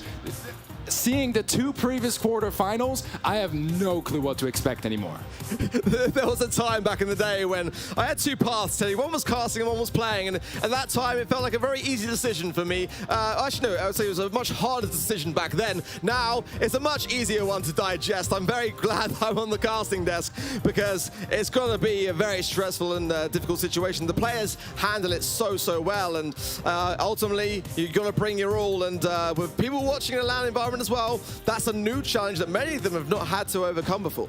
Yeah, even less with an audience, that can be scary too. But draft is in. Daryl tick, Bell banned out. The Eve will be secured, a double tick ban as a matter of fact, and as well as the Janet on the side of AC Milan Clash. What do you think of those picks, Ark? I love the Mortis. It's a bold pick, and the bow as well with the Byron can do a great deal. But on the other side, Tribe are going for control. They're going to try to use the Gale to counter the Mortis, obviously, and Squeak, as we know, is a very good brawler in a very good place in the meta right now. All right, game is on. Kyodog, easy access to the mid. Could snatch that blue star off early on so far. Just gonna play for control. He does get tagged up twice by the Squeak. That's not ideal. He's low HP. Does find Tyrant. Can he get the kill? He can't. We've got a little bit close towards that super though, and that's where Mortis can really thrive. BT's in the meanwhile is getting some value from that super totem, and the speed gears will be pretty much mostly all in use there with the Squeak. Residue there on the gadget side. Show Kyodog early on the stun from Zulan. He's playing Protect the President, but he goes down. Yeah, so far the Mortis getting shot down twice already. Motep below HP, able to dodge that shot from Tyrant. Will stay up for now, but as Livy finds yet another target, that's going to be VTZM going down in a 3-star lead in favor of Tribe Gaming and A. Great wall there from Tyrant, but in the meanwhile, as Livy there was the victim of Kyodog, and this is what I mean about that Mortis pick. It's a bold one, and as the utility starts to dwindle as we get to the late game as well, I wonder how it's going to be able to hold up against this, as now AC-Man Clash do take the lead with the blue star. Kyodog is the man holding that, and they've got to now make a decision. Do they go back into the spawn and potentially be trapped, or do they try to get out of this and split lanes? Tribe now are in a great position to be able to turn those screws. Yeah, this is one of the big problems on Canal Grande. You can easily get trapped into your spawn, and then it's only a matter of time until a kill comes through and the lead gets turned around. And right now, it's only that blue star separating both teams. Well, the trap was laid, but it feels like AC-Man Clash is starting to get some momentum to get out of this one. Connected soon from his Livy will have the slow there, and it is quite a strong one at that. Kyodog takes the moment to make the jump out. He gets a lot of damage onto his Livy, cycles the super. He's going back into the tri-spawn. Don't do that, Kyodog, not this moment in time. You're going to go down for it. Blue star back with Tribe in a 5-star lead, Teddy. Yeah, this is looking absolutely awesome for Tribe Gaming and A. 5 stars, and AC-Man Clash, they're far away, they're low HP. There's no way to turn things around at this point, and that is going to be Tribe locking in that first game. Oh my word though, I felt like AC-Man Clash did so well. It was just that moment of weakness when they were pushed back into the spawn, and Kyodog just had to get out there. Went on the aggressive and it started to look really good, but then so low on HP, he had nowhere to go. He kind of had to go back to the spawn, and Tribe knew it. All right, let's see if AC-Man Clash can turn things around in the second game. Kyodog off the bat, getting greeted by Twister. Will have to go down to Zulan once more, and Tribe, not only do they get the first kill, they get the blue star as well. That's going to be a 3-star lead early on. They got to be happy about that, especially as Tyrant strikes once more and gets yet another kill. It's a great draft, honestly, from Tribe giving an A. The Sprout is a bit of a weak link with the Mortis if he's able to really capitalize on it, but Tyrant is doing wondrous work, getting some great big walls, and very much an earlier spawn trap this time round. It was a bit more of a later one in the last game, but this time maybe the confidence coming off that last match starting to shine. All right, let's see if AQM can find an opening. It's always going to be a nightmare if you're a Mortis against the Gale. And Zulan has a super as well, so any sort of aggression from AQM will immediately get shut down. They need to burn through that utility. And it's AC-Man Clash that have got to make the play here. They are behind. Zulan, though, with that super to hand and stuns him out there. So much damage raining down from the Sprout, from the Gale. Everyone on Tribe Gaming and A's side doing their bit. And look at how quickly those bow mines just got eradicated, Teddy. The communication clearly on point so far on the side of NA. As Livy has been so deadly with those slows, yet another stun from Zulan. Tyrant takes down VTZM, and that's an 11-star lead in favor of Tribe Gaming NA, and they're looking amazing right now. AC Milan Clash, they need so many kills. As a matter of fact, every single player from Tribe needs to go down if they want to turn things around. AQM, they can't afford to lose a single one. Tyrant is quite low HP, but that Twister is just going to keep Kyodog away. But it could happen if they got the cycle, but with that Twister then, Zulin may have another one. I can't quite see if he's got one. Great pushback, Kaido coming in. It's a bit too little too late there. 13 stars to nothing. Tribe Gaming NA will secure the first set. My words, that first game was close enough. The second ones, that was definitely a stomp and a half, and a really solid looking Tribe Gaming NA. Just the adaptation from game 1 and game 2 went from a good win to a dominant one. Yeah, it was just like start slow and steady and just earn that control and then let that drive you further forwards. Like you say, that second game was far more convincing, and that is the first set then going the way of Tribe Gaming NA. AC Milan Clash are on the back foot. Yeah, they need to turn things around now. Best of 3 is brutal. You go home so quickly if you can't bring your A game off the bat. And so far, AQM, I think they can do better, and they know it as well. That is going to be their mission coming into set 2. That moment there, so much was thrown at Kyodog. I mean, I kind of feel bad because Tribe Gaming just knew that they were going to focus so much of their attention onto him. He can cycle so wondrously well, honestly, if left untouched, but Tribe were not taking any chances, and Zulan's energy that we saw displayed so beautifully at the World Finals last year, coming back around for MSI again. This is why I love LAN so much. Yeah, looking at the stats here, the stars collected, it's just night and day, right? 24 just among Zulan and Tyrant. That's already more than twice as much as the entire AQM roster.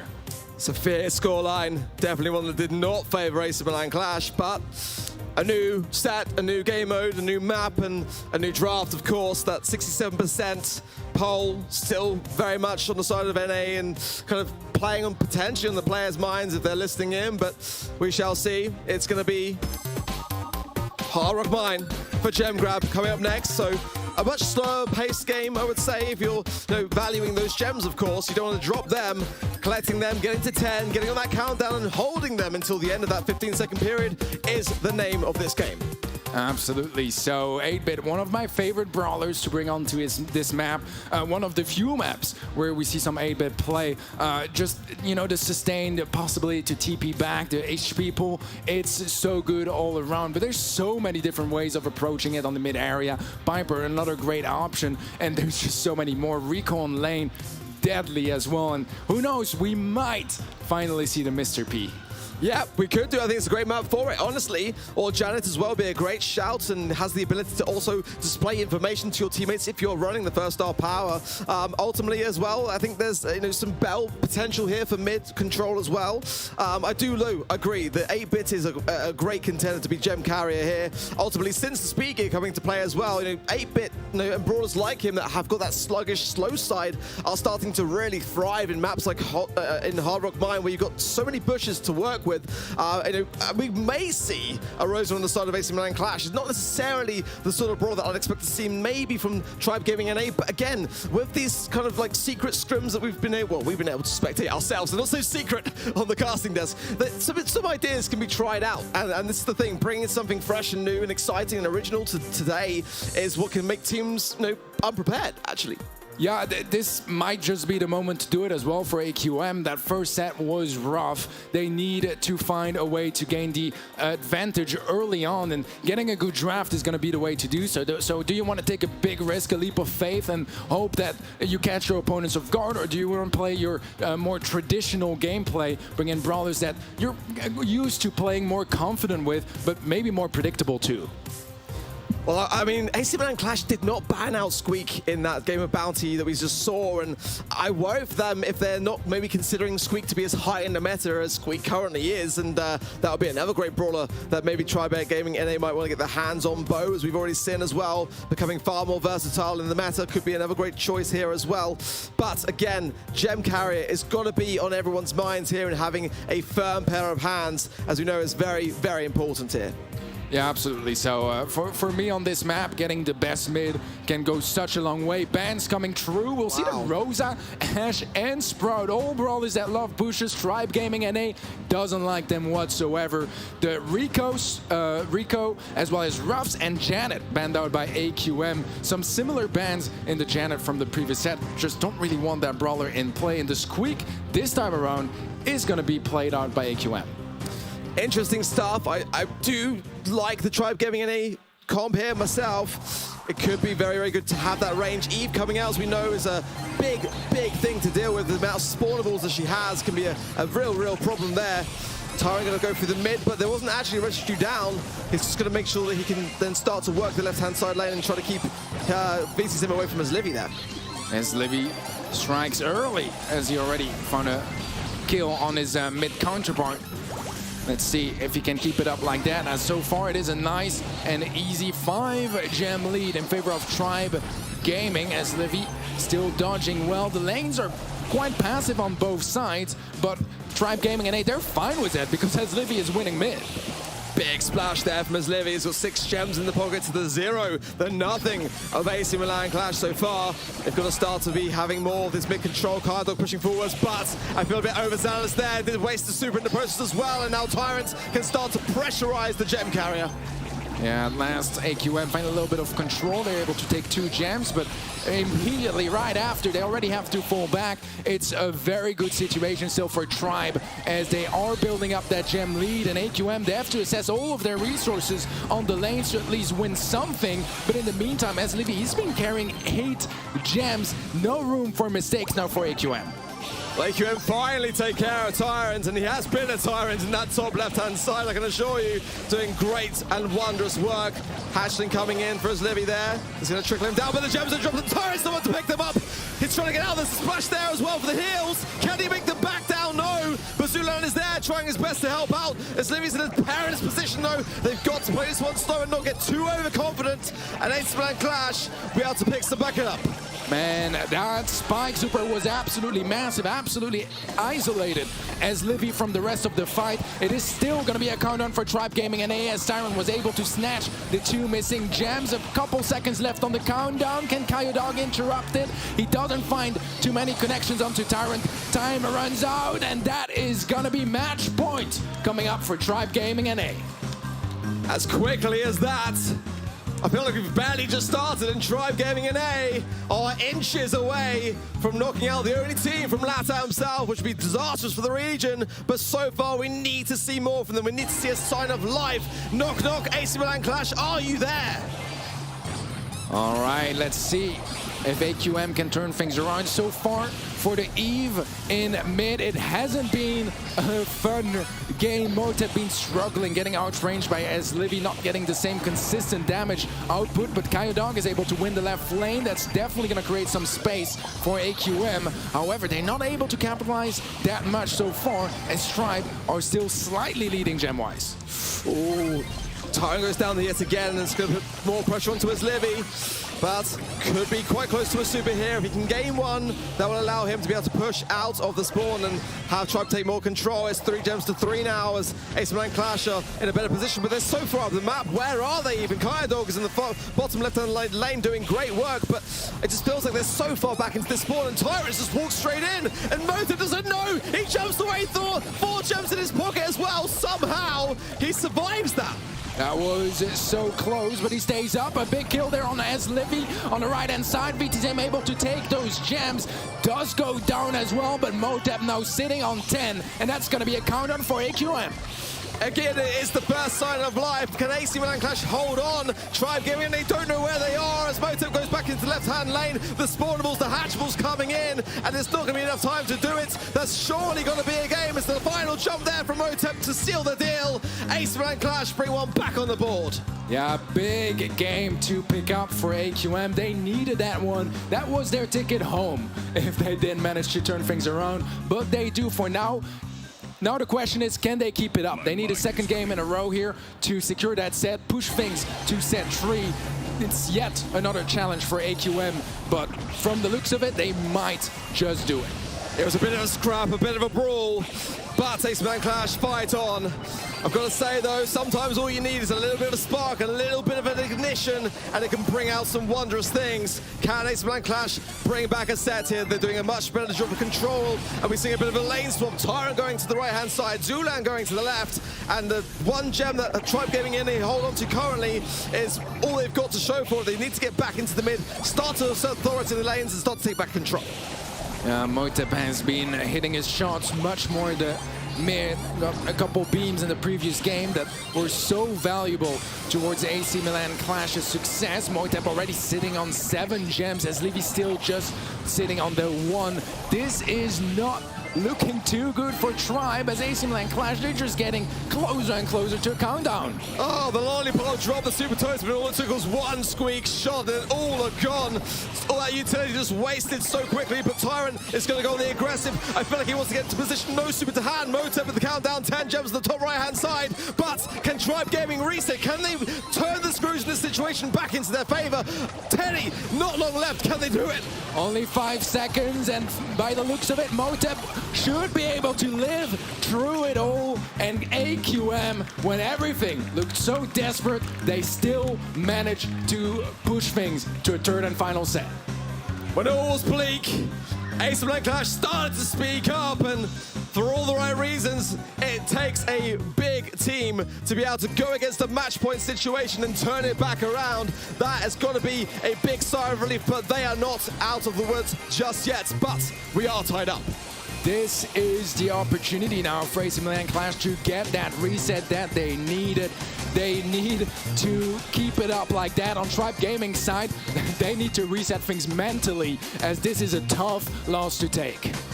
100% agree, and we need more of those shouts from Zulan, more of that team spirit to come back into the third and final set, because yeah, STMN Clash have just made a big and bold statement by being behind, by being up against the match point. They did not falter. They just picked themselves up, and now I feel like they're actually stronger than when we came into Gem Grab.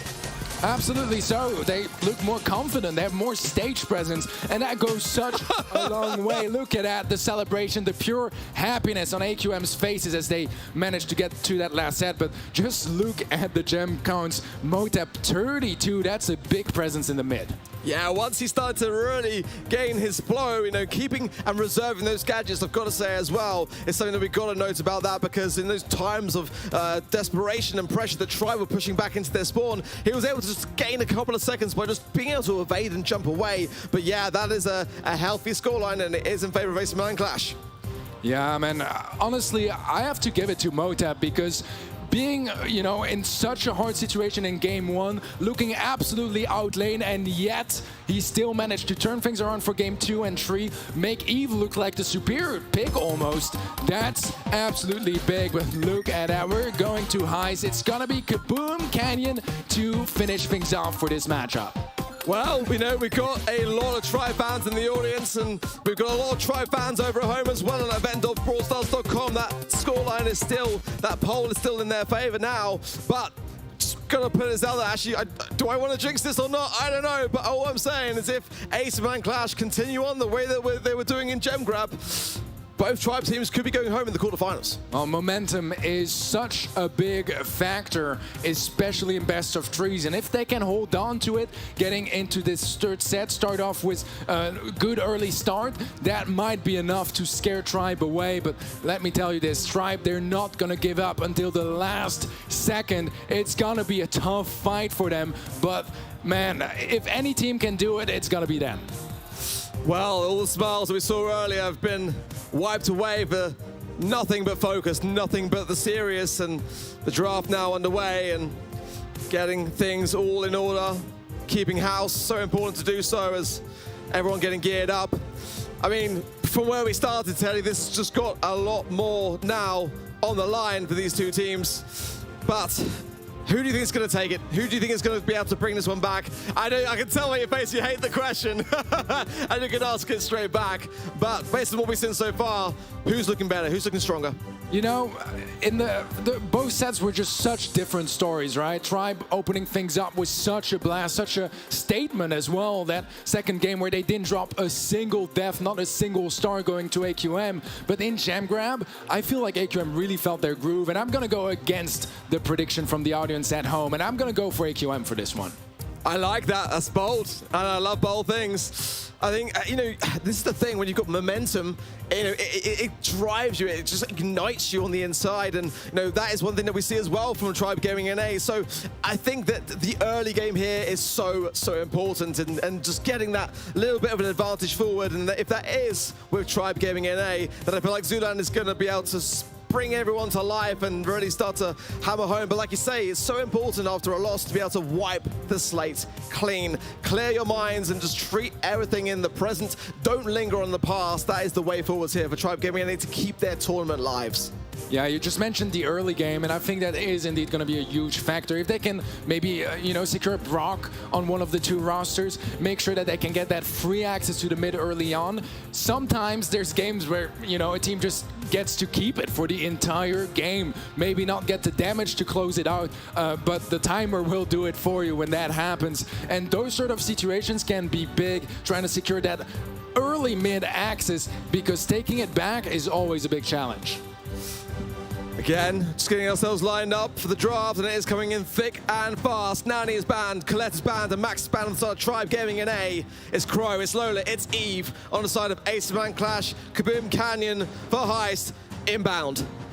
All right, we do see that Daryl-Gil combination, usually trying to secure the Daryl so strong and the Gil to just make sure that your Daryl has the space to shine and to get so many takedowns. Let's see how this one goes as we head towards our third and final set of this quarterfinal. Oh, a quick entrance into the mid from Aslivy as the help of the springboard there does actually not do him very well. He goes down instantly. The range there of the bell and the squeak in full force, and Tyrant's still looking to earn his super. Zulan's got his though, but doesn't connect the splash on the right. Yeah, already a lot of problems on the side of Tribe Gaming. Some missed supers, and that launch pad indeed not exactly working out as intended, but Tyrant is moving upwards, looking to get some early damage on that save. It's only 11%, but at this level of play, every single percent counts. I love that, just going in on the aggressive, has to force STMN Clash to go back on the defense. Tyrant, though, is going to have to try to get that super yet again as quickly as he can. Just continuate this, keep cycling it forwards, and then they're just going to keep STMN Clash in the back spawn the entire time. That's their strategy on this one.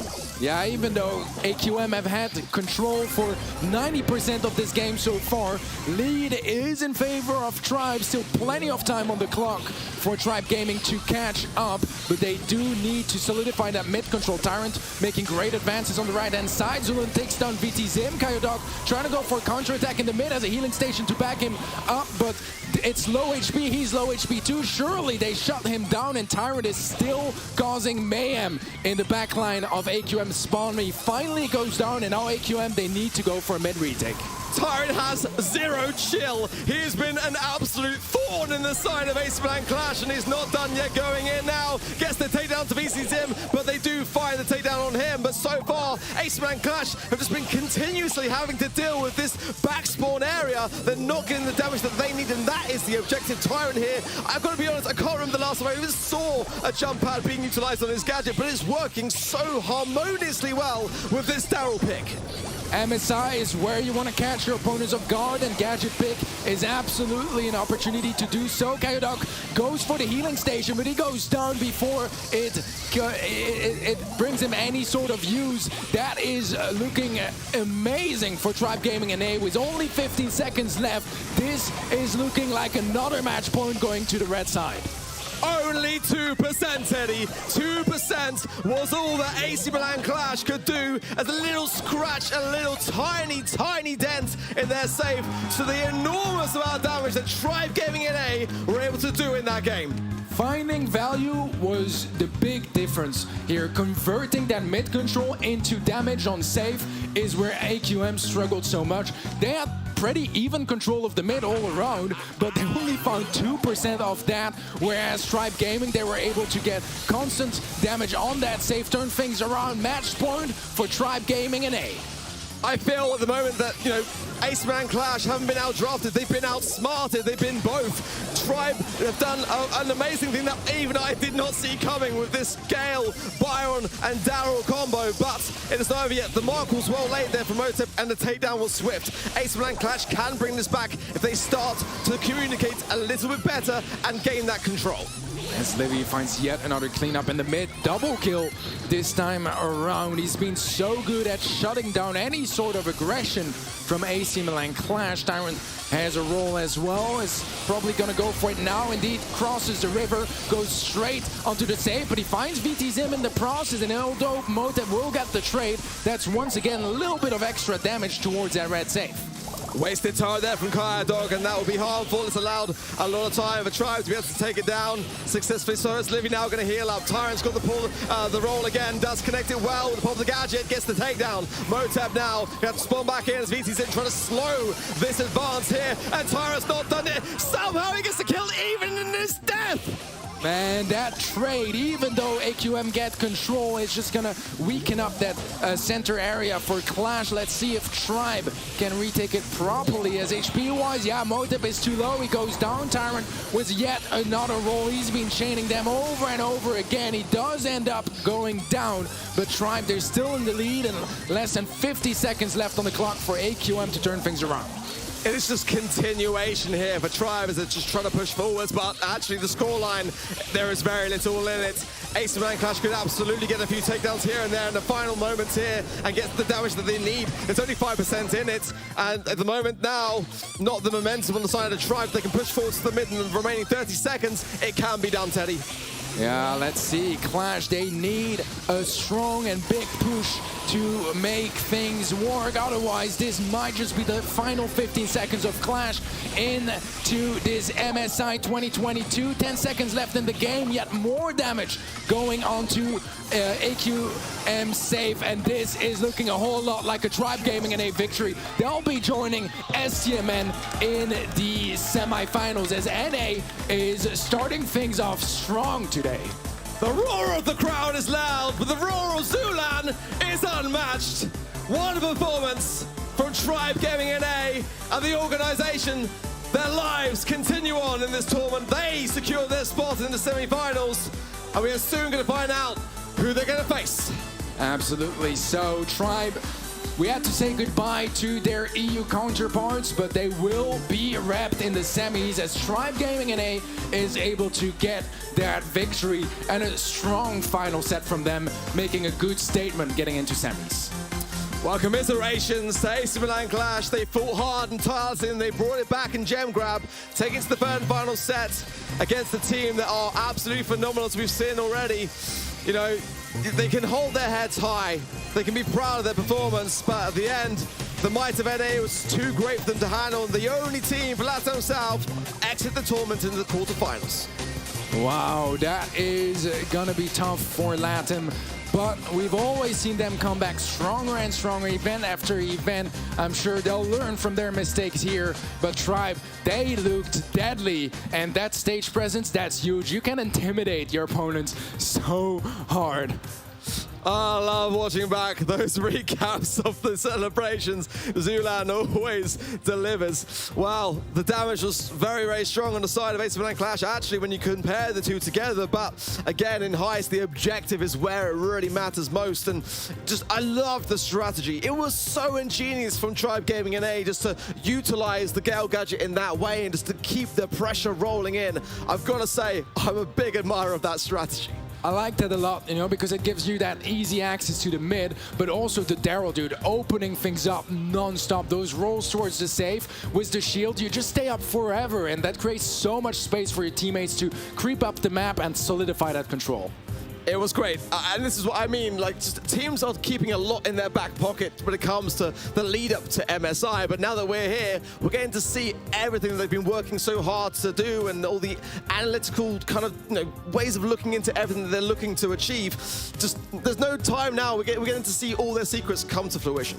Yeah, I mean, you know, the 3 last months of BSC, they're all leading up to this, and teams have been making up strategies and scrimming and preparing some secret stuff, as you said, to try to catch their opponents off guard, try to snatch that early advantage, and Tribe showed exactly that at the moment that mattered the most. Well, up next, 2 new teams, of course. Free Win Agents from the SSA and ANC region, and SK Gaming from the EMEA region, Teddy. What are your thoughts going into our final quarterfinals for the day, and who are you feeling is going to bring out all the mustard on this one? Man, this is an interesting one because SK, they honestly haven't had the year they were hoping for, because they started things off last year just so amazingly well. 8 monthly finals, grand finals, just an absolutely flawless year. Besides Worlds, maybe not exactly going ideal, but now they want to take some revenge over that because they have had so much more LAN practice, and that's their opportunity to show it off today. Free Win Agents, it's a bit of an interesting story, right? Because they're not exactly in the conditions they hope to be, with some missing players that had to stay at home, or subbing in. It's gonna be rough, but you know, they have a world champion of 2020 in Coupe d'A, so maybe he can pull them together to reach new heights. Absolutely so. That is the situation on the ground. Not the ideal one for Free Win Agents, but I do feel like Orca brings a great deal to the team. But like you say, SK Gaming have got their redemption story to be able to come to fruition here. And they want it. I know the guys are incredibly serious about everything Brawl related. So without further ado, I think it's time we welcome them to the stage. Give a warm hand for Free Win Agents and SK Gaming.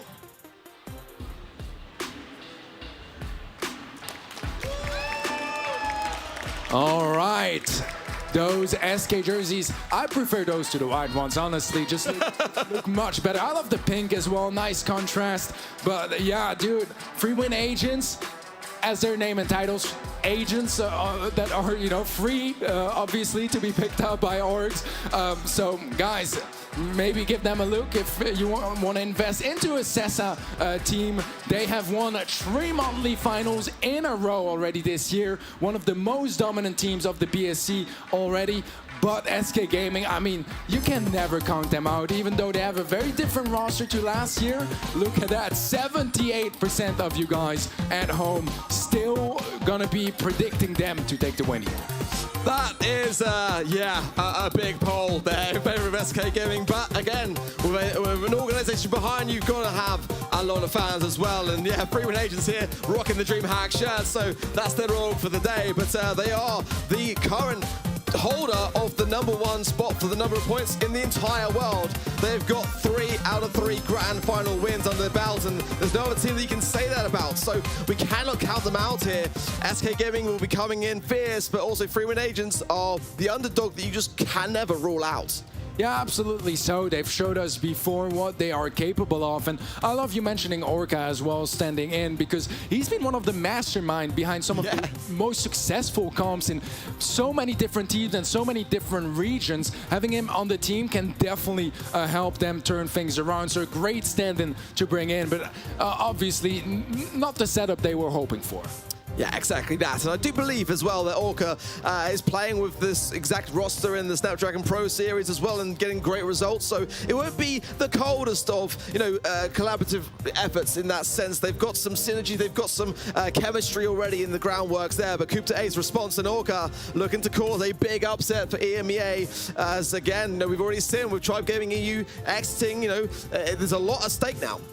Yeah, Free Win Agents bringing some of the oldest, but therefore most experienced players on the stage as well. And experience in LAN conditions can go a long way. We've seen SK struggle in the past. They've managed to get some more appearances in person at LAN events this year, so experience is starting to get better. They definitely come in prepared. Pedro behind the wheels as well, making sure that he gets all of that coaching done.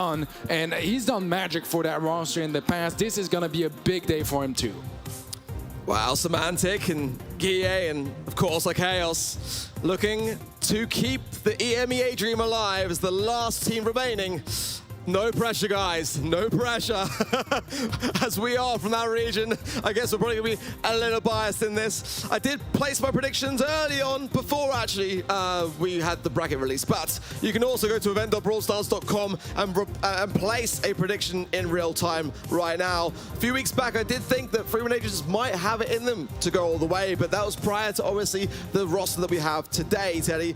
But I do feel at the moment that SK Gaming, coming back off the back of that big win in Portugal, have got some fierce momentum going forwards. And do we get that grudge match of the first matchup that we saw in the 2021 World Finals when we had Tribe Gaming NA up against them? They want that matchup. I know they do. Yeah, they are hungry for that semi-final match, but first they do need to take down FWA. It's an experienced roster. They've shown us a lot of stuff already. They are the most dominant team in the world when you look at specific regions. But at the same time, you know, it's a big responsibility.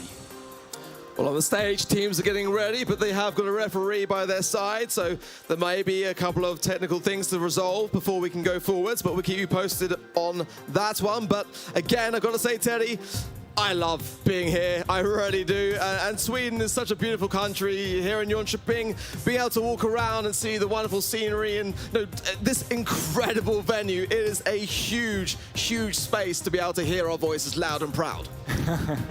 Absolutely so, and you know, being in the LAN setting is always amazing, getting to meet the local Brawl Stars players as well as people traveling around the world to come here and cheer for their favorite teams. It's just so amazing to have the Brawl family reunited once more.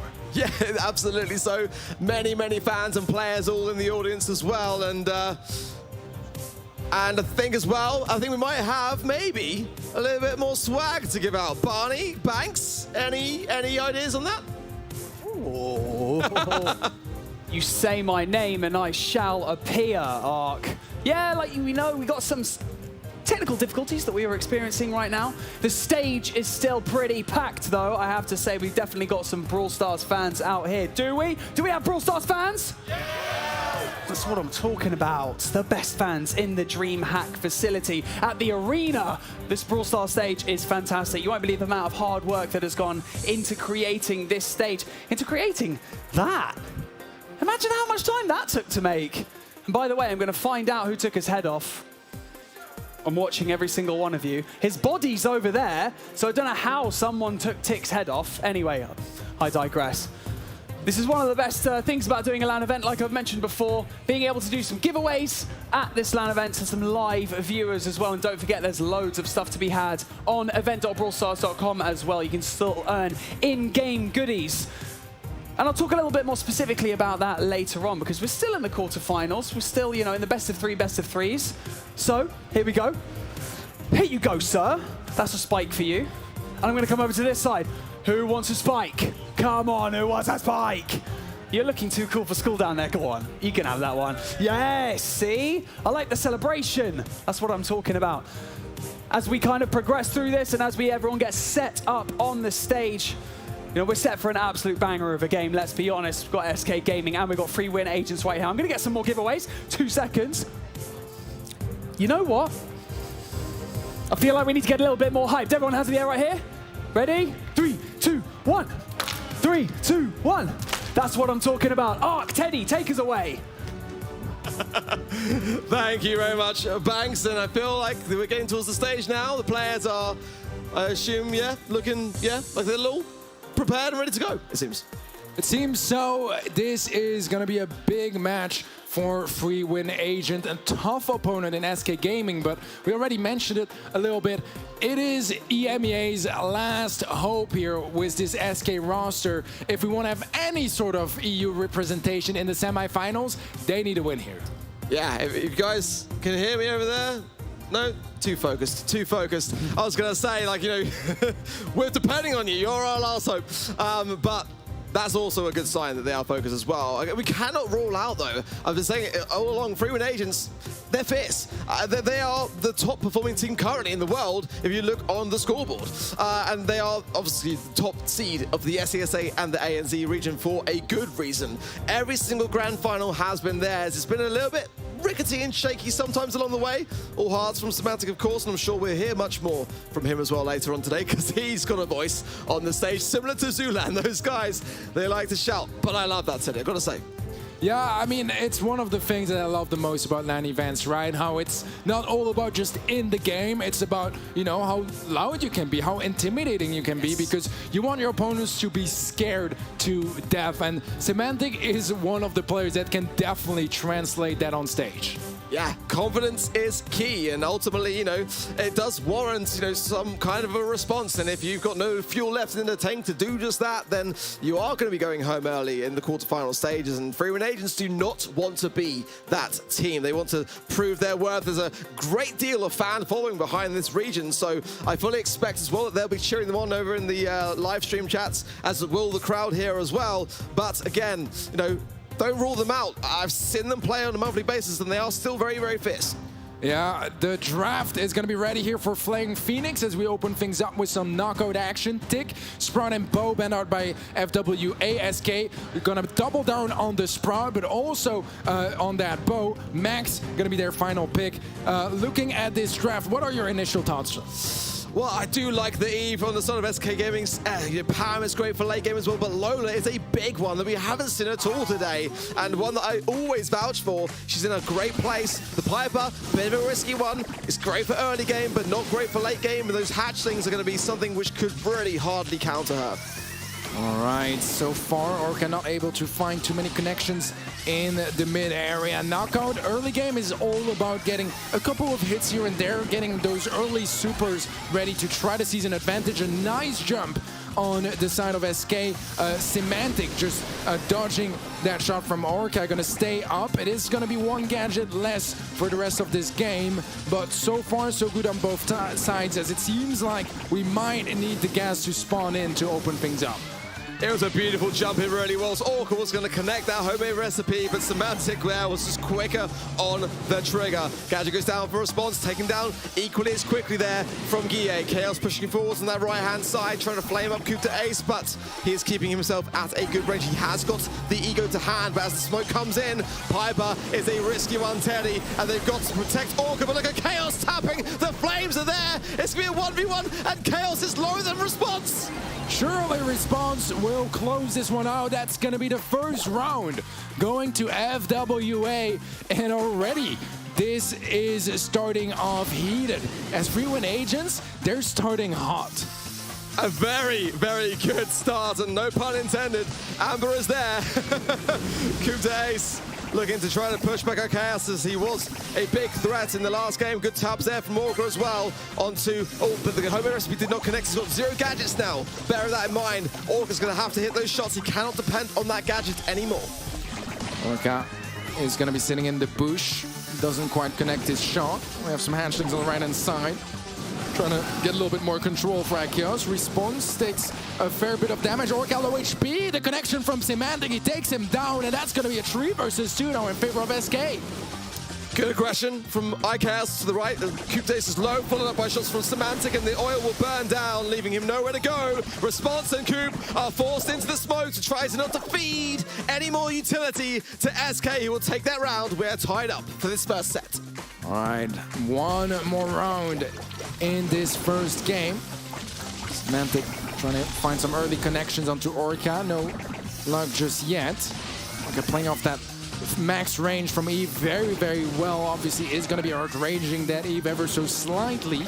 Yeah, aggressive on the left-hand side. Response does have a super, so does Coop the Ace. So those could be a great utility to bring in, as there are no supers available whatsoever for SK. The Ego plays down a shield as well for it, as Coop is not going to find that much value off it.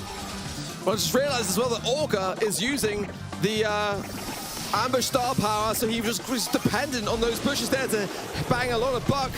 As Response takes to the air, comes down, but SK have found him, focused on him, and he's surely going to go down now. Solo in HP, does Coop to Ace as well, low himself. Orca now, the last one standing, and how can he possibly take on the might of 3 standing SK players?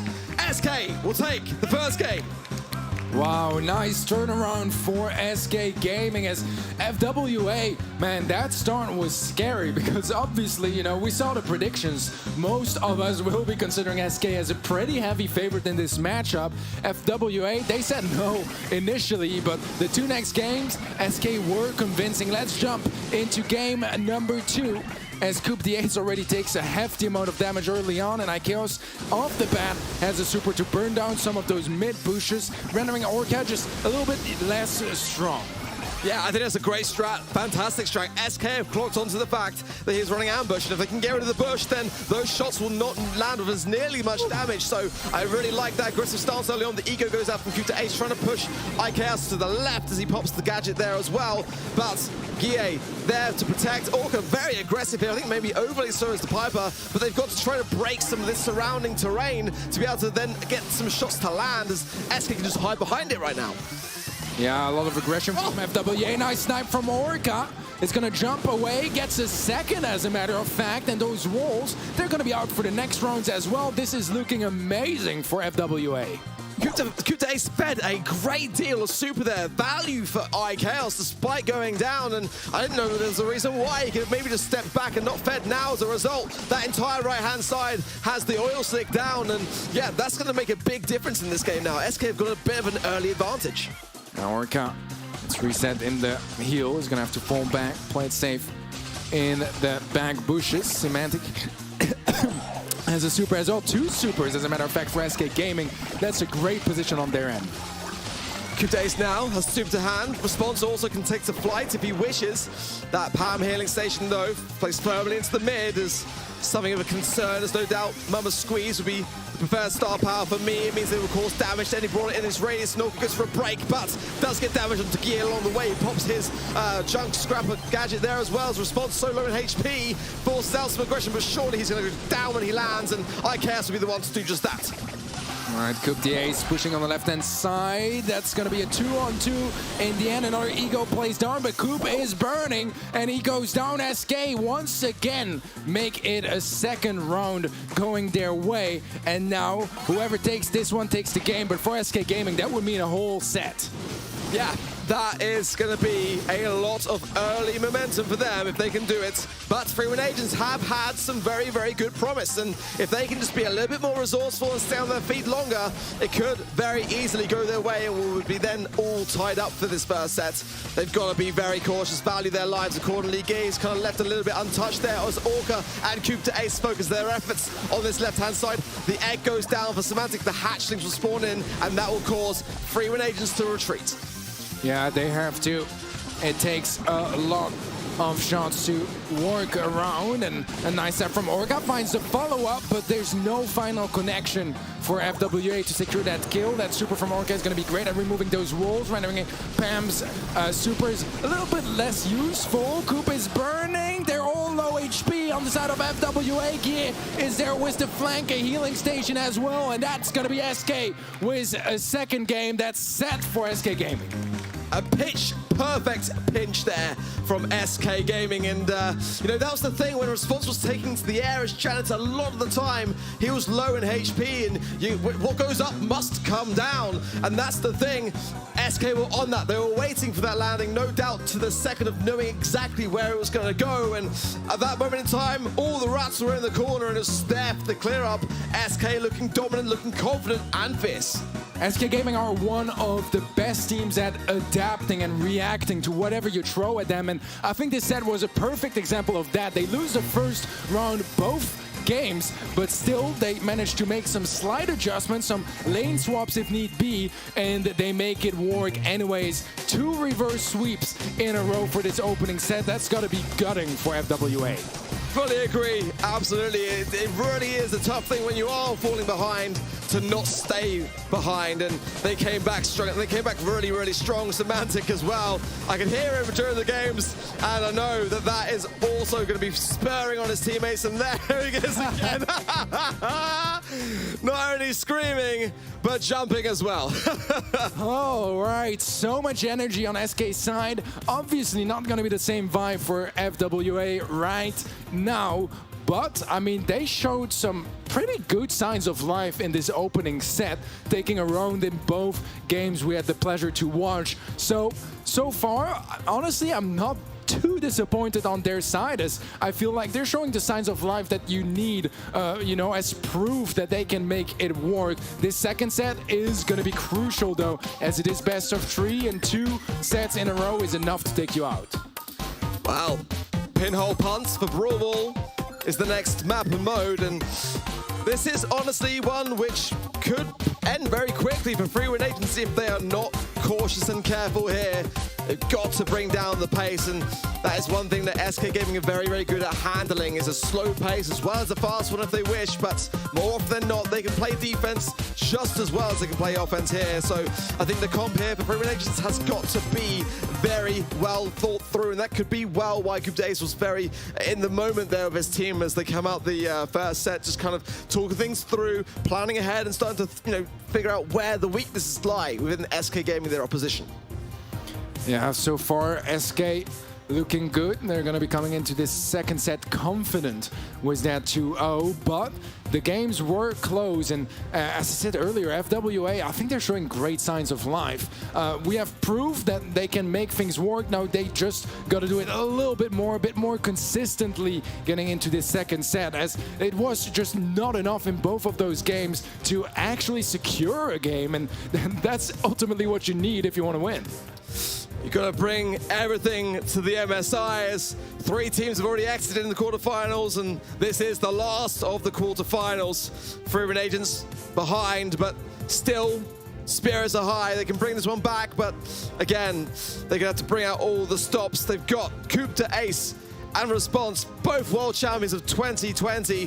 That is got to be some big ammunition there as well. And, you know, Orca as well has got the synergy, has got the ability to perform well together as a unit, as they do play together very often.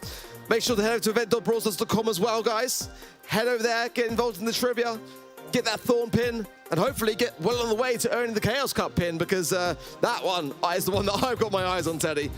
Yeah, same for me, but guys, keep in mind as well, it is double points, so if you're a little bit behind, it's the perfect opportunity to catch up and get some of those exclusive pins. Draft is in off the bat here for Pinhole Punt. We'll see the Crow, the Squeak, and the Janet removed. Janet and Squeak double banned, also the Bow banned out by SK. Yeah, it's nice to see that both teams valuing both of those brawls in equal measure. I've got to say, this is a Lola map. It really is so, so good. I have gained so many free trophies on ladder doing this, and obviously that's a very different story to competitive, but nonetheless, it's designed perfectly for her. The other thing to consider, though, is that the roughs can break open if the star power is aligned. Some of her ability to hide behind these walls, and already SK are pushing forwards. Orca is going to go down here. Coupe d'Ace spawning back in. Response on the car, though. I've seen this in their CSA a little bit. I don't know how much of a fan of it I am, though, Teddy. I think it's especially targeting those gadgets from Ikeos on the roughs and Gia on the spike, right? Take those sandbags or the cactus out of the way. Thing is, Ikeos isn't even running the sandbags because he knows that Response can just delete them with one single attack. Flying hook away for safety, but not enough as the team wipe is there. Semantic surely can just go through and walk this in. And that is a quick start for SK Gaming. They just want to wrap this up as quickly as possible. Yeah, this is looking dangerous for FWA. 45 seconds is all it took for SK to secure that first goal. Semantic with the mark, it connects onto Orca. A nice kill from Semantic onto Coupe d'Ace. And now SK Gaming with the man advantage. Orca tagged up as well. They have a big, big push coming up. Coupe d'Ace took a while to get out of the spawn there, and taken quickly care of by SK. I'm not sure whether there's maybe have some connection issues or not, but either way you look at it, SK Gaming will take the second goal, and that is them moving on to match point. Wow, this is going fast as SK just turned the pace up, getting into the second set, and now only one game separates them from the semifinals. Heading straight back in then, and let's see if Free Win Agents can hang on just a little bit longer, whether it will be SK Gaming who seal the deal and keep the EMEA dream alive here. It's a better start for Free Win Agents, but now SK fighting back so quickly, Teddy. The team wipe is there, but can they get the goal in time before the respawn? Yeah, the respawns do come through just in time to try to slow things down, but SK, they have so much map control. So far in this set, we haven't even been on the top half of the map. Another team wipe, and SK Gaming a goal away from the semis. Disastrous stuff. Free Win Agents and SK is starting to make this look easy. Free Win Agents have got to bring this one back, but they've got so much to catch up on. As SK now, I can hear them off the stage. They are loving this situation, Teddy. They are in heaven at the moment. Yeah, nice kill from Coop in the mid to try to open things up. Maybe trying to find an opportunity to, at last, get upwards on this map. A gadget to push Gia back. It's going to be a 1-for-1 trade. Not ideal as the ball gets cornered up by SK. Maybe trying to slow things down and get a bit more of a reset because they're still leading by 1-0 in this game. Big takedowns. This comes back in and finds a big supply drop to the face very quickly early on. He goes down immediately on the left-hand side, leaving Response and Orca to try to defend the situation, but one more goal is all it will take for SK to seal the deal early on the timer. If nothing changes to exacerbate the next 50 seconds, SK look like they are in such a position of high ground. Yeah, Free Win Agents, they got a little bit of a push earlier, but Koopa's mark response is pushing upwards. He's going to find that one elimination, but he's too low HP to continue. Semantic gets a reset on the heel, will take him down as well. Orca, sole member of FWA, still standing, and he's getting beamed down. Ikeos takes him out of the equation, and this is looking absolutely amazing for SK. They know they can just leave the ball there. They can just leave it there and just focus entirely on the aggression. Free Win Agents need to score, and they know that, so why not just leave it in the corner and do what they do best? Takedown after takedown after takedown. SK Gaming will secure their place in the semi-finals. Free Win Agents could not get past that SK defense. Barely ever showed any sort of presence on the upper side of the map, and honestly SK looked quite dominant in this one. I think that early on in knock-on, FWA, they looked pretty fierce, but things really slowed down for them in Brawl Ball, and on the other hand SK, they just sped up the pace by quite a bit. It's great to see Semantic just bringing the crowds alive again. You can see how much it meant to them, and you know what that means, Teddy. We're going to get that grudge match later on. Tribe Gaming NA, SK Gaming. It's, you know, so great to see. I know that SK wanted it, but actually they wanted Zeta Division in the grand finals. That's what they said when the bracket was released. But to get that, they're going to have to beat Tribe Gaming NA, and that's some old wounds that are going to come back to the surface. Yeah, also, you know, 2 out of 3 EMEA teams out. SK do get to represent the region moving forwards into the semis. However, we're going to be saying goodbye to Sessa and ANS as their representatives. They are out. FWA are going home. It's looking like a good day for NA, isn't it? Both teams still in the competition, whereas 2 of the 3 of EMEA nowhere to be seen. Well, there you see the goals. Donuts until you get to Semantic, and he's got 3 there. And oh my word, SK made that look very easy though, honestly, and just seemed to be in control from start to finish. There wasn't really a look in at all for Free Win Agents, and the goal scoreline would say very much the same story. Yeah, and knockout, the moment that mattered, all SK and Brawl Ball, that was routine textbook for SK Gaming. Well, we're going to have to start gearing up our semi-finals now. Let's throw it over to Banks and start to get the players ready and rolling. They've got some giveaways, I believe. Yep, here, Bruce Bears. Banks, take it away. And just like that, our competitors have halved. That is the brutal reality of a single elimination bracket format. And don't forget, the next matches that you're going to be played on this stage are going to be best of 3, best of 5s, right the way through to the final. That was my serious voice. Now we're going to be back with some freebies or giveaways, if you like. What's this guy's name? I'm right, his name is Bruce. Bruce the Bear, handle him with care. The amount of people pointing at this one cute kid in front of me, I'm like, okay, I've got to come and give it to you. Can you come out to the front? Can you come out here? Otherwise, if I jump off stage, I'll get shouted at, so. I'm going to go round Tick's head. I'm still going to find out who did that, by the way. I'm looking at. Here you go, mate. Oh, you hopped on stage. Well done, Spud. Yes, thank you very much. You are welcome. Right, we've got some t-shirts as well, okay? We've got loads of goodies to give away. And I mean, you know what? You, sir, can you name me one brawler in Brawl Stars? Bruce. I'll give you that. Go on then. I'll take that. You know, it shows he's been listening throughout the show, which actually I don't mind. He's been listening. And I'm just going to do a cheeky throw. Catch if you can. Jeez, don't fight. Please don't fight. We've got plenty to give out, You know, we're here for 3 days as well, so if you're here for more than 1 day, don't just come over here and just try and hoard, you know, Brawl Stars merch while you're here, okay? I'm going to do a few more. Okay, I'm going to throw this to you. Please don't break it. There you go. Oh, you thief. Go on, give it back to him. That's not fair. I'll give you one, don't worry. That was a kind gesture, wasn't it? Can you catch? Can you catch? You can catch? Yeah, you can. Ooh, there we go. Okay.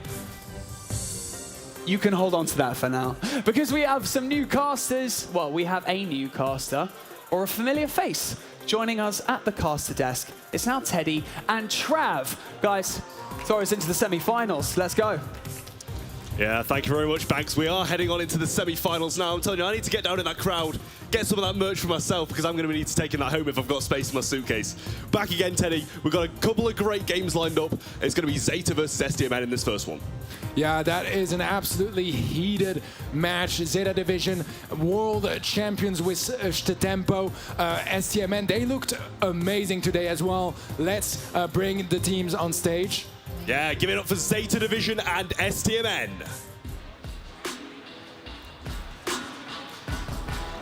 On they come. Two teams who have successfully made it to the semi-finals. I'd be happy with that myself, to be honest, but both of these teams are going to want to make it even further. The finals is where they want to be, and not only that, but number one too. Zeta Division have had a taste of it at 2021 Worlds, and they are back again at the 2022 MSI to try once more. But they have two more teams standing in the way, STMN being the first one. Yeah, STMN, they didn't start the year as planned, a little bit slow at the beginning, but this monthly final of May, they did manage to go all the way and secure a victory, so they're coming in with a bit of a streak now from their previous match and that monthly final of May. Yeah, they got the momentum on their side, but let's not forget who they are against, Zeta Division, and it is going to be starting off on hot potato as well. A bit of heist, the aggression factor will play into Zeta Division's hands. STMN, they seem to be doing a good job of aggression themselves though, so it might be a bit of an even playing field. Yeah, let's see in just a bit how they do. Moya Goku, Tempo, Kenji versus Bobby OG and Tuny. Some iconic players here on the stage. So much history behind both of those teams, but they haven't really faced each other too much before. So it's going to be a little bit of a first. And, you know, you never know exactly what to expect, but I can tell you STMN, as in most teams, they came in scared of Zeta Division, but also with the desire to be the team to finally take them down. Well, after Zeta Division's first match, I think anybody's right to be scared of them. STMN had a bit of a closer one against Tribe Gaming EU, but did manage to take it in the end, which means, you know, they're kind of playing, they've got their nerves in check, and they are going to be moving forward very, very nicely with some good momentum in their backs moving on into this one, and they're definitely going to need it against this opponent as well. Such a fierce team in Zeta Division. I mean, I'm going to stop where I am, because 84% to 16 is absolutely ridiculous. I don't think it's that far in Zeta's favor. A bit more of an even matchup than that, I'd say, but I mean, that is just absolutely ridiculous. I mean, of course, Zeta Division, they're coming in as a favorite here just because of all the history behind that roster, but STMN, they got much more of a fighting chance than that. Maybe more of a 65-35, 60-40. What were your numbers, Wood? No, I would probably agree with that, to be fair, but if you are just joining us, whether that be on event.brawlstars.com or in the studio here at DreamHack, here is what we've seen so far. STMN versus Zeta is this game we're going to be seeing up next after defeating their first round opponents. And after that, a bit of a revenge match. Tribe Gaming NA and SK Gaming. They need I'm sure they'll be wanting a bit of revenge from World Finals. Yeah, man, that was one of the craziest matches I have ever watched.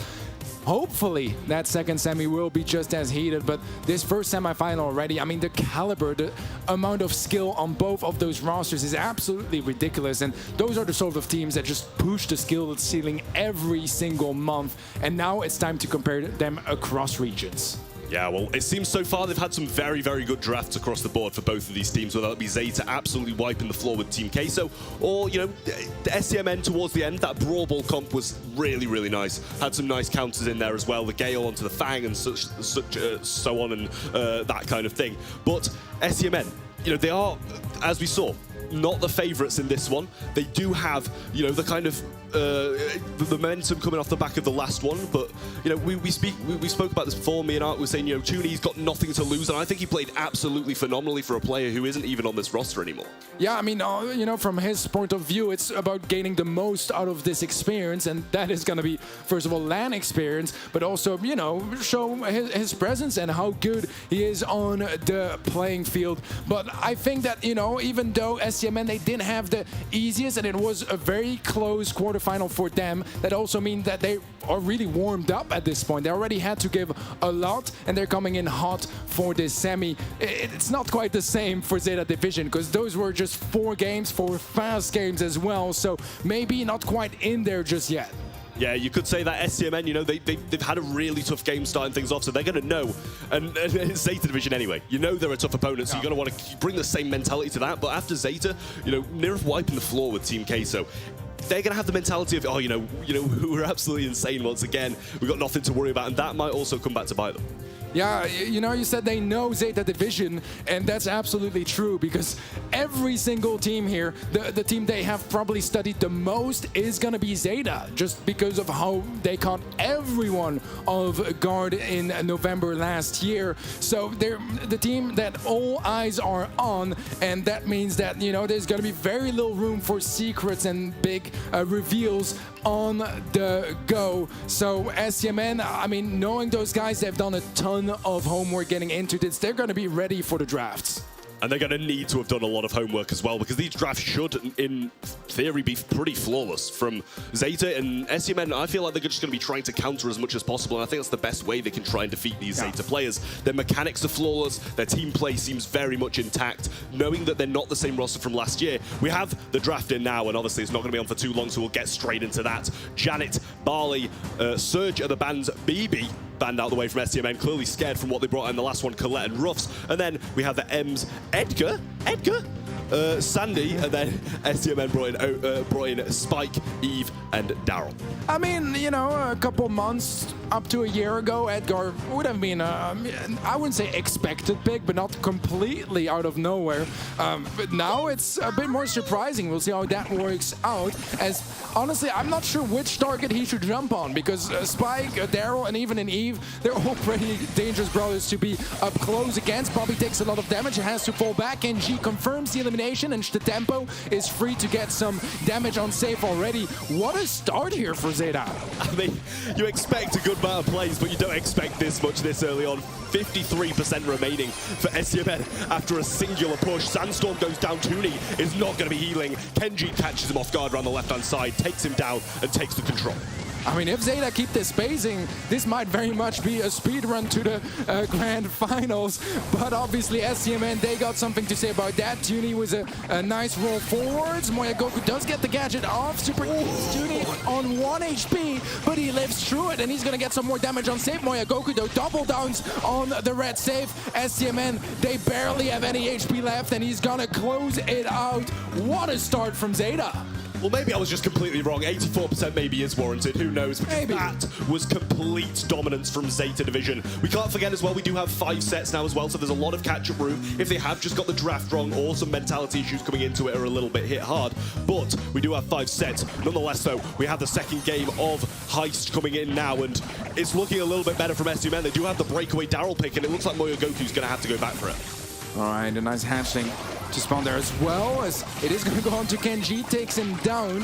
Moyagoku is able to clear up that defense, and so far it's just as dominant of a start for Zeta, leading by 23%. A little bit better, probably, for STMN. OG has a super as well, trying to lock in that kill to Moya Goku. It is going to be a 1-for-1 trade, but Kenji just creating some nice space on the left-hand side. The Sandstorm will reveal Bobby's presence, and Moya Goku once again is ready for all that aggression. A nice gadget to keep Tuny at bay, and he will force him back to retreat a little around the mid. Tempo's going to go down, and it's just Kenji. They're fine with leaving this, but OG falls as well. Would have been back, but Bobby got the takedown anyway. Tuny just completely destroying the safe on the other side of things. They've closed down that gap quite nicely, and he did get out alive as well, which means they're still going to maintain this control on the right-hand side. But Shitampo over the left, making a move once more, gets the jump in, but OG cleans him up. Nice damage from Tuny here, turning things around, and STMN do have a 12% lead. Zeta Division looking to move upwards on the map once more. Super is going to be placed on. Moya Goku might be able to deal with it before the hatchling spawn, but he runs out of ammo, has to give up on that option. Shitampo going for the jump onto the save, gets greeted on landing by STMN as they shut them down and double down on that lead. Yeah, Moya's got that super as well. Now Kenji trying to push down the middle, but instantly wiped out, got scouted out and taken down immediately. They do not want to be dealing with that in a position like this. Moya Goku still has that super as well, so he's got the ability to scout this bush. In comes the Sandstorm, but Tuny trying to take some of the pressure off. Way down this left-hand side, they're just going to be chilling, waiting. They have the lead, and they don't really need to make too many moves, but he gets wiped out of the map. And now Z1 have some chance to move forward and try to get this win back in the big, but OG wipes him out, and the damage gear is activated. Big kill there from OG as he's going to get some more damage on safe. STMN still leading by a fair amount. Tuny, he knows that right now all they need to do is defend it off. Obviously, if they can close it out early, the better. But 10 seconds left into this game. It looks like STMN are just about to tie things up. It's going to be 1-1 in that opening set, and that was exactly the answer that STMN needed to bring up. I mean, STMN just living and learning from that last game. How does it go from being that dominant to that, flip of the script and just get it completely in the other favor? STMN looking really, really solid right now after that game. They managed to just completely turn it after such a dominant performance from Zeta. You would have expected the mentals to have wavered, and they didn't. They just came back, took the win, and now it might have flipped the other way. All right, Kenji a bit too close against Tuny. Tuny goes for a roll, is gonna get a little bit of poking onto that blue save, but not all that much. The tempo once again staying up for a scary amount of time. It's gonna be the lead in favor of STMN early on, which is a nice change. OG was a super trying to lock down that middle area, separate players so they can't team up against them just yet. Very aggressive Sandy super, but they didn't really get too much out of it. Kenji gets the gadget off in time. Sweet Dream sends it to sleep and puts him back in the spawn. Moya coming in now with the super as well, getting some good damage, but also does go down to the curveball. Shitampo has the super as well. Kenji pushing him, but not able to get too much. Shitampo falls as well, and STMN remain in the lead. All right, STMN looking to find some of that mid control again. They have a strong presence around the mid area of the map. Kenji, the shots will be connecting onto him. Shitampo is playing the teasing game with Tuny, but he's gonna lose it as OG joins up the fight. A 1-for-1 trade. Tuny is getting pushed back by Moya Goku. Moya Goku able to get that elimination, and Zeta Division now with a chance to just try dealing some more damage on that red safe. They usually just go for this dive damage kind of thing, though. They get a control and they just lose it instantly by going down. Seems like they're going for a different route this time. Moya's going to go in there and he's taken down Kenji. Hit by a couple of shots and the Parasite spawns. Shitampo's going to jump in, but OG wipes him out once more. Kenji, the only one surviving, trying to get some value out of this position, but can't do anything. Curveball comes in, and on the other side of things, we saw some damage from Tuny as well. Big lead for Stamina, but there is still a decent amount of time for Zeta Division to strike back and try to claim that opening set. Shitampo has a super, is gonna go for the jump, get some damage, but not all that much. OG shuts him down. Moya Goku is having a Bobby in his face. Bobby finds that kill. Kenji should be able to get the trade, but the hatchlings are coming through. Only 9% left, 2% now on Zeta Division 1 safe. And STMN, they might just do it. Zeta need a miracle to save this set. It's not looking likely. There it is. There's the finish. STMN take it. They've gone from down in the dumps to on top of the world. STMN take the first set against Zeta Division 1 in a very nice fashion after that first game. Some really nice adaptation. Playing the comp a little bit differently, and clearly it paid off. Yeah, that was an amazing turnaround on the side of STMN. You know, from the first game, I was scared because Zeta, they looked so dominant. Just, you know, some PTSD for me from the quarterfinals. But STMN, I really have to commend them for their ability to react and find solutions to those problems, because they absolutely turned things around. A nice reverse sweep in their favor for this opening set. Yeah, Zeta Division really going to have to pull something out of the bag now, because STMN are looking very, very good. I love the Eve. I like the Daryl. Seems like they've just let the Daryl go too many times, and the Edgar, as we expected, really didn't show up too much in those last two games. First game, he played really, really well, but nonetheless, here is the damage coming in, and regardless of, you know, a couple of Zeta Division's plays having over 100k, Shitampo on the Edgar, we mentioned it, 28,000 damage, you're not doing anything with that. Yeah, that's going to be a problem for tanks or some of the assassin brawlers like Edgar. Well, you know, you're amazing when you're in your opponent's face. At a distance, you're just not really providing that much value. You can't cancel people's heals, you can't keep them at bay, and you give up a lot of control. And it seems like the Edgar pick, it did catch STMN off guard in game one. Once they found a solution to it, it was just pretty much absent from the map. Yeah, the adaptation was really, really nice from them, and it seems like Zeta are going to have the ones to adapt in this one. Bell's Rock in Knockout is coming up next, and we just have to bring it back to this the prediction from the public on event.brawlstars.com once more. 84% in Zeta. To have it flip round on lap by a team with 16% of the public predicting them is just absolutely amazing to see. This could be one of the biggest upsets of the year so far as Zeta Division. I mean, we've mentioned it already time and time again. Shitampo, world champion, one of the best players of all time. If you ask most people now who the best player in the world is, he's going to be one of the names you hear the most. So far, that first set, not really where he shined the most, and we need to see some more tempo, I think, in the second set if we want to see that nice comeback from Zeta. Yeah, well, maybe if they're calling him the best player in the world, try not to put him on Edgar, and he might be able to do a little bit more. I think that's the general lesson they might have learned in that one. But, you know, STMN, they look very, very good. They don't seem to be crumbling under any of the pressure of Zeta Division being a phenomenal team coming off the back of a massive win. They seem to be dealing with it really, really well and playing absolutely incredibly off the back of it. They might even be thriving off this pressure.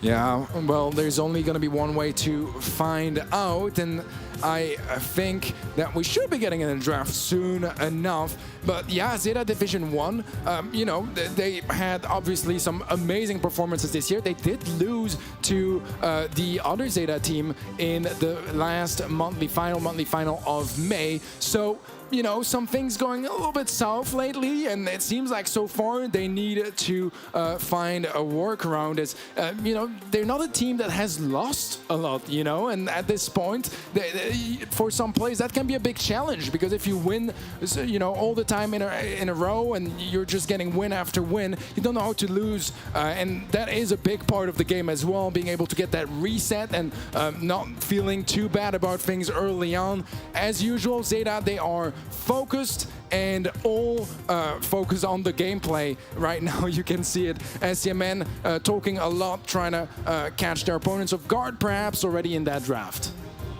Yeah, well, I mean, you know, it's the thing of, you know, they might just be incredible performing in best of threes. I think that's the best way to describe it. They've destroyed Queso, and the two times they've best of 3 one tricks. They've defeated their counterpart in Zeta Division 0 twice in the best of 3 stage and lost to them in the best of 5 stage. So maybe, you know, not being able to play the long haul might be their issue, and that's why STMN starting off really strong might be a real big thing for them to have. You know, Zeta Division, though, I don't think they're the kind of team to crumble after one set, especially after the performance they brought out. They just didn't adapt afterwards. Janet, Tick, and Byron coming on the bans from Zeta Division 1. Fang going to be banned out in addition to Bo and also Janet. Jean, Grom, and Bell versus Piper, Sprout, and Eve. I am loving STMN's comp. Yeah, on paper, I prefer their comp a lot more over Zeta Division 1s. We'll have to see how it works out in practice. In general, you know, Grom is a bit of a scary brawler, I think, to bring in, because usually you have to play it when your opponents band out a Tick and they bring in a Sprout, or the opposite. And more often than not, Sprout is just a superior option to me. Yeah, well, OG trying to make some moves down the mid, but is getting cut off quite heavily by Kenji, just spamming that lane pretty hard. He's managed to connect a couple of shots as well, and this Grom Super can be devastating in the late stages of a knockout game. Toonie trying to make some moves on Moyogoku, but can't seem to connect this last egg and get the Parasite spawning.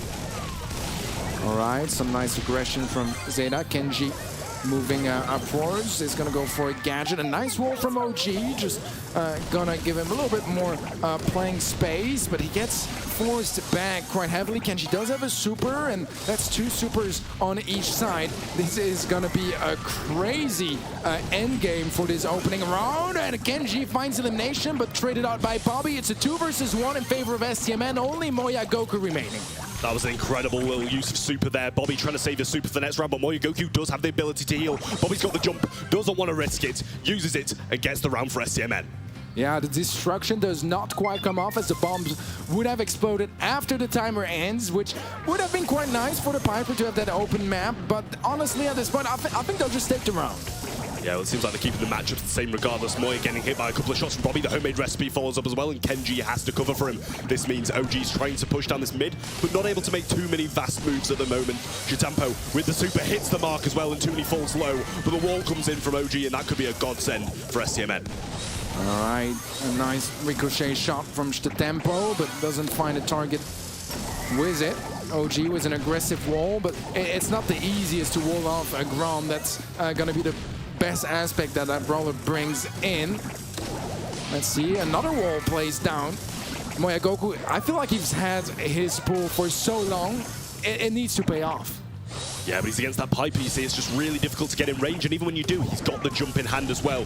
Sprout has to be his prime suspect, and he's got to use it in the late game because he had it. The jump comes in, but he jumps directly onto the Grom Super. OG falls low, but might get the trade against Shitampo here, and he needs it as well. Doesn't get it before he goes down, and Bobby in a 1v3 cannot do anything. They even it out and take the round. Clean round from Zeta. Goes quite far into the round, but they still manage to make it work very nicely. Bobby has a super as well, which can be a great way to escape a sticky situation or just to open up the map. So far, I think they've been happy about that matchup they have with the Sprout. So I think they'll keep the walls in for a little bit longer. Maybe Bobby wants to aggress a bit more to try to get those walls out of the way, but he needs to be cautious because Moyogoku is still sitting on that gene pool. Yeah, now shots coming in towards OG. Kenji trying to use super in a good position. Moyogoku still has that super in hand, doesn't want to use it without getting any value. Toonie's parasites are going to spawn, and they're coming in now. But Grom shots are going to take them out, and Shitampo's doing a great job over the right. The pull hits, but OG might get the trade. He does just that. Bobby has his super, needs to try open up the map, but also doesn't want to jump into a bit of a vulnerable position. Yeah, Toonie in a dangerous area is going to have to fall back. Shitampo is committing to it. Kenji has a super as well. Nice elimination. Bobby jumps away, but he gets greeted by a Grom super to the face, and that is gonna be a very nice game for Zeta Division, a game they needed. Yeah, very long-winded knockout game there. Did take a while, so they might have to come back, try slow things down once again, because they seem to be thriving towards the end game. They might have been able to take the other one if he'd used a pull, but he used it, he waited, and they did get some value out of it in the end. Toonie trying to push down this open right-hand side, and Zeta going for the lane swap early on. It did manage to get it, but I feel like STMN should have taken advantage of that a little bit more. Yeah, absolutely so. Like Goku low HP off the bat, the tempo in a very dangerous position. This is the opportunity to get an early kill, and STMN, they don't miss on those opportunities. Nice kill, OG stays up, it's a double now, and two-player advantage in favor of Stamina. Kenji is just gonna run to his death, and STMN, they get a very much needed round. Hedge available once more from Sprout now as well, so he does have that wall off the back of Kenji feeding him the super instead of just trying to run towards the gas, I imagine. But Toonie pushing down the left-hand side. Now Bobby back over the right again, and they're forcing a lane swap out. The wall comes in, but OG can't really aggress too much because Kenji's still there shooting shots. Pops his gadget as well to try and get some advantage in that mid. But really no moves being made. A bit of a stalemate between these two teams.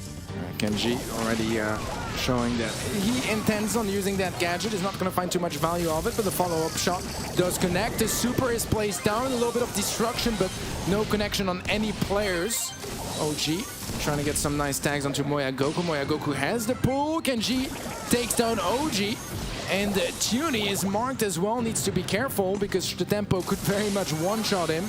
He does get the heal, but it's a 2 versus 1, and Tuny, he's not gonna make it. He goes down. That will be a round for Zeta. Another close one as well. 1 round stands between them and this entire set, so getting this will even out the score between them and STMN. Tooney with the Parasite straight off spawn, but Bobby's hitting some shots over the left-hand side. They do come in. Kendry struggling to deal with them and does actually get connected by one. So OG not really taking this opportunity to push just yet. Moyogoku does have his super once more, but Bobby connects a couple of shots on both Kendry and Moyogoku. But still, they're being patient. Tooney's marked, they need to wait it out. Let's see if Moyogoku can find the value that you'd expect out of a Gene pool. Bobby's very low HP. That could be an opportunity to push on, but Bobby has a super and can save him from some tricky situation. The pool is going to be missed, and Bobby still jumps away. Tuny very low HP on the top right side of the map. The tempo pressuring him up, but that wall is going to help get a little bit closer. It's a 3 versus 1 though, and Tuny is marked. There's no way out here for Tuny. He goes down, and that is going to be game for Zeta. Zeta bringing it back now, evening things out. Didn't really waver after that last set. They managed to bring it back. The mental stayed strong, and they did take it quite convincingly towards the end. A little bit rushed on a few of the rounds, and that's why they lost it. When they waited for the late game, it paid off. Yeah, certainly. So very nice approach on their end. And right now, I mean, you know, you can't help but feel like STMN, thank God for them that they won and clutched up that first set. Because if they didn't reverse sweep it, it would be a 2-0 already for Zeta. So great composure from Zeta to bring it back here. But we're going to need some more from STMN in this third set if they want to differentiate themselves on the scoreboard. Yeah, you see these highlights, just Zeta just playing really well, Shitampo hitting some amazing shots there. It always seems to be Tooney, the last one left, and he was always marked, so there's not really much of a chance in a 3v1 anyway, but just throw a mark on top of it. The damage from STMN is very good, actually. Tooney with the least amount, but Bobby was 65,000, just unable to get the finishes. It was the poke damage, run back, and the Grom covered for him, and OG just could not push. Yeah, I think that's one of the problems with Piper in general here, right? Because you can get some amazing tags in long range, has the most range out of anyone here pretty much. But at the same time, once you get that tag, how do you really commit until the walls are opened up? You can't really go for too many homemade recipes, or you don't really have the opportunity to secure those skills. You get the damage, but ultimately it's knockout. It's the kills that matter. Especially with the Gene on lane as well. That was the matchup they were trying to enforce, because you can double tap a Bell, but you can't double tap a Gene. If you hit that shot and then throw the homemade recipe onto it, it's going to be fine. You're just going to be able to wait and heal up, and the Grom covered once again. Next up, we do have double swoosh, so we are going to be seeing some gem grab action. A lot of grass. You expect to see that being broken up quite quickly, whether it be by a bow or an amber or any other wall-breaking brawler. That's usually the kind of play style people go for here. Yeah, there's so many different brawlers you can bring on doubles. It's one of my favorite maps because typically you tend to have, you know, quite an open mid and more close range encounters on the lanes. Here it's kind of a different story because the mid is very close, very nervous fights there all the time, bringing in brawlers like Chromid, but Eve that we saw earlier, absolutely amazing here as well on the lane. Ember to try to take down those bushes. It's just a very unique and particular map, and that's honestly why I love it so much. Yeah, I love a bow here as well, being able to throw down those mines and have, you know, the ability to break up the front wall to start with, and then also being able to throw down mines onto the gem spawn when you do have the rest of the map broken up is a really good ability to have. But also, you know, Gene, the ability to turn the game with a snap of the fingers and a super is just really, really strong. Yeah, certainly so. Look at how many people have turned up here at DreamHack. All right, players are slowly getting ready for this third set. We are all tied up, so this is going to be the opportunity for one of the teams to stand out and get just one step closer to a match point, one step closer to the grand finals. Could be one of those teams' breakaway that they need to be able to try and take this and move all the way to the finals, because we are in the semis now. They are just this game away from moving on to a top 2 position and possibly even that first place, which, you know, Zeta have experienced before. They're going to want to experience it again, but STMN, they've only experienced it once in their own region, never mind at a LAN event or anything like that. Worlds last year, they went out in top 8, I believe, so they do want a taste of that, and that is driving them forwards. Janet, Max, and Crow bans from Zeta Division. There's the Crow you mentioned, and it is double banned as well, along with a Max and a Janet. We've got mirror bans here, only 3. Yeah, that is very, very rare. Lovely to see it happen at MSI. And OG, he's gonna bring in the iconic NA pick, and that's gonna be Ash coming in play. I like it, but clearly they didn't have the ability to pair it with the Byron, and Zeta one did manage to pick that up early on. But they also do have the Amber that we mentioned along with it, and you mentioned the Eve as well being such a great brawler. I like STMN's comp, especially when it starts like that. Yeah, it's 2 mid from Kenji. It's once again one of those kind of weird mid picks that you wouldn't really see anywhere else ever. But on this map it works, and Stu has the potential to absolutely pop off when you play it aggressive. I like how aggressive Kenji plays it, to be honest, because as a gem carrier, you usually want to stay, you know, somewhat in your own back line and safe. Kenji is going all in, and how does he survive that? Yeah, I'm not sure really, to be honest, but now that mid is getting burned up and Bobby is still on his rampage. Splash comes in, and he is one shot. Should be taken down by Shitampo now, and that drops a gem along with it as well, along with the one in the mid that Kenji's waiting to approach. My goodness, Kenji on this 2 already showing some ridiculous plays. STMN are 6 gems behind. They need to open things up on the lanes to try to turn things around. But as you mentioned earlier, Ash is a great brawler, but it's just so much better with Byron right now. Bobby, he's all alone, and it's just so hard to get in range of your opponents. Does get near enough to Moya Goku, will take him down. Rats are placed down. Kenji is able to deal with them quite easily. He's low HP, falls. Moya Goku is going to be the backup plan to pick up those gems. Tooney's still aggressive, though, trying to get him. The mines are behind him. He can't get out. He's just trying to bait them out now, survive as long enough as he can. And now, STMN pretty much do have an even amount of gems just due to that aggression. They're waiting patiently. Bobby trying to find Kenji in a surprise moment, but not able to do it. Got scouted out. Amber's down the mid. Burn should come through. He is going to avoid it. Moya Goku staying alive and not being burned. And Kenji is playing so aggressive. Look how well calculated. Every single one of his engagements are willful ultimately, but he has transitioned from gem carrier to lane. And look at that. 8-8 is the current gem count as we are all tied up. 9-9 now. This is such a back-to-back game. Mines are there, and the countdown is for Zeta as well. They have 10 in hand, but now they have to wait. There's going to be a gem spawning on STMN's side. If they grab it, it is evened out. OG being patient, doesn't want to rush it, and that's what Moya Goku expected him to do, wasting a lot of ammo along the way. Tooney's going to survive with 210 HP and give the control to them. OG grabs one off of Zeta's side. The next one's still spawning on STMN's. Yeah, this is absolutely amazing for STMN as they keep that countdown up. Now, the only way for Zeta to interrupt it is going to be a kill onto OG, and it seems like that is not going to be on the menu. STMN, they take yet another game. They are looking very, very good right now. Bobby being able to have such an explosive start really set the pace for the game for STMN. Regardless of some players going down on the lanes over and over again, it doesn't matter because that's the playstyle that they want to deploy in this matchup, and it's working very, very well, not giving any of these opposing brawlers a chance to think. Yeah, dude, Zeta Division, they definitely had the better start, but it seems like STMN were just able to take it all the way as Bobby does go down early to Kenji. Kenji not in the best HP situation, gets absolutely melted down by OG on the Eve. And Moya Goku is going to play down some mines, try to get rid of those bushes. An Ice Gadget now as well, and kills are all coming the way of Zeta Division. Kenji securing a couple of gems early on. Oh, that is a wonderful amount of hits from Moya Goku there. Got 3 arrows on both players in that position. Bobby trying to make a push, but he does get splashed. Kenji pinching, and Shitampo does get the takedown. Moya Goku now trying to make a move down right. Kenji's going to be aggressing down the mid as well, and Tooney almost gets him down, but doesn't quite do it once more. All right, Kenji sitting on 7 gems. This is looking amazing for Zeta. And look how open the map is now as well. Bobby, he had to lane swap because there was just no cover to utilize on that right-hand side, and yet he still gets shut down by Shitampo. Kenji just a gem away from initiating a countdown for Zeta. And there it goes. Now it does start to tick down. OG is low as well. Moya Goku just doing an amazing job of aggressing, keeping in that position. Bobby gets splashed. He's going to half his healing right now with that malaise. Shitampo gets the last shot on him as well, and he does fall. Regardless of the gadget, he's taken down. Tooney trying to make a last stand, but it's not a possibility. 2 seconds on the clock. Zeta even things out. All right, we are all tied up once more, both in sets and in this particular set.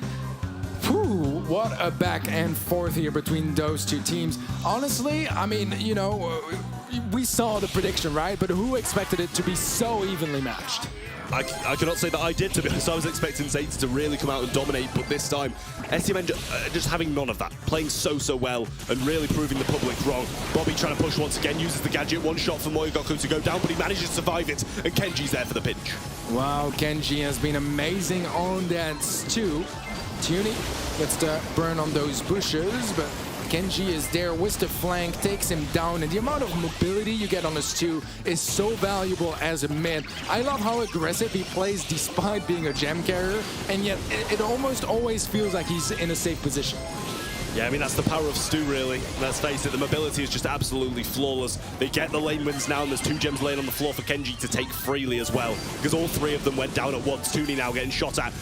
Kenji with 8 gems in the bank, 2 more to start this countdown, and it seems like they might be able to grab them straight off spawn because they've got a good amount of control, but STMN starting to fight back.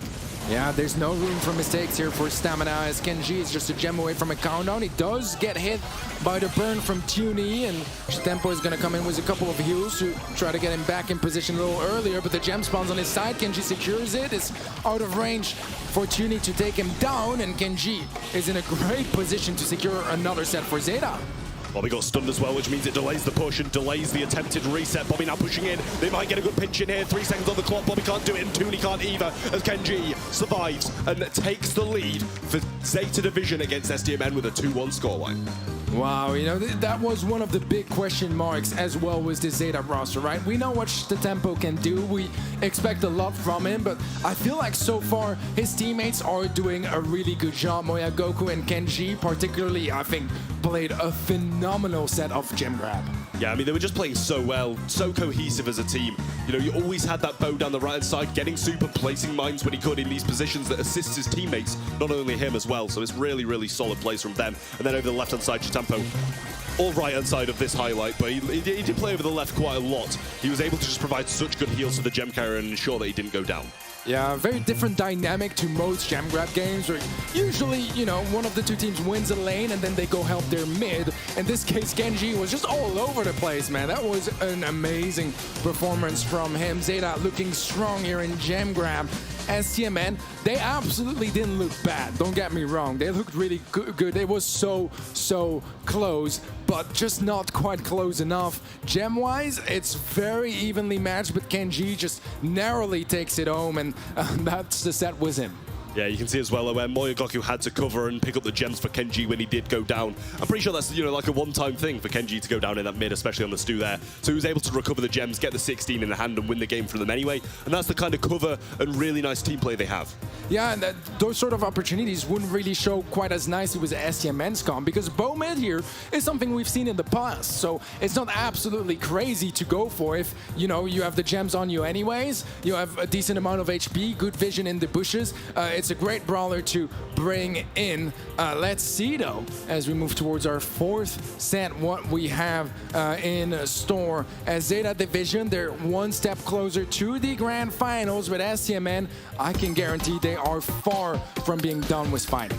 Yeah, well, it's just 1 set away from evening things out and taking it to a 5th set, and 1 set away from Zeta for heading to those finals. Shooting Star is the next map up though.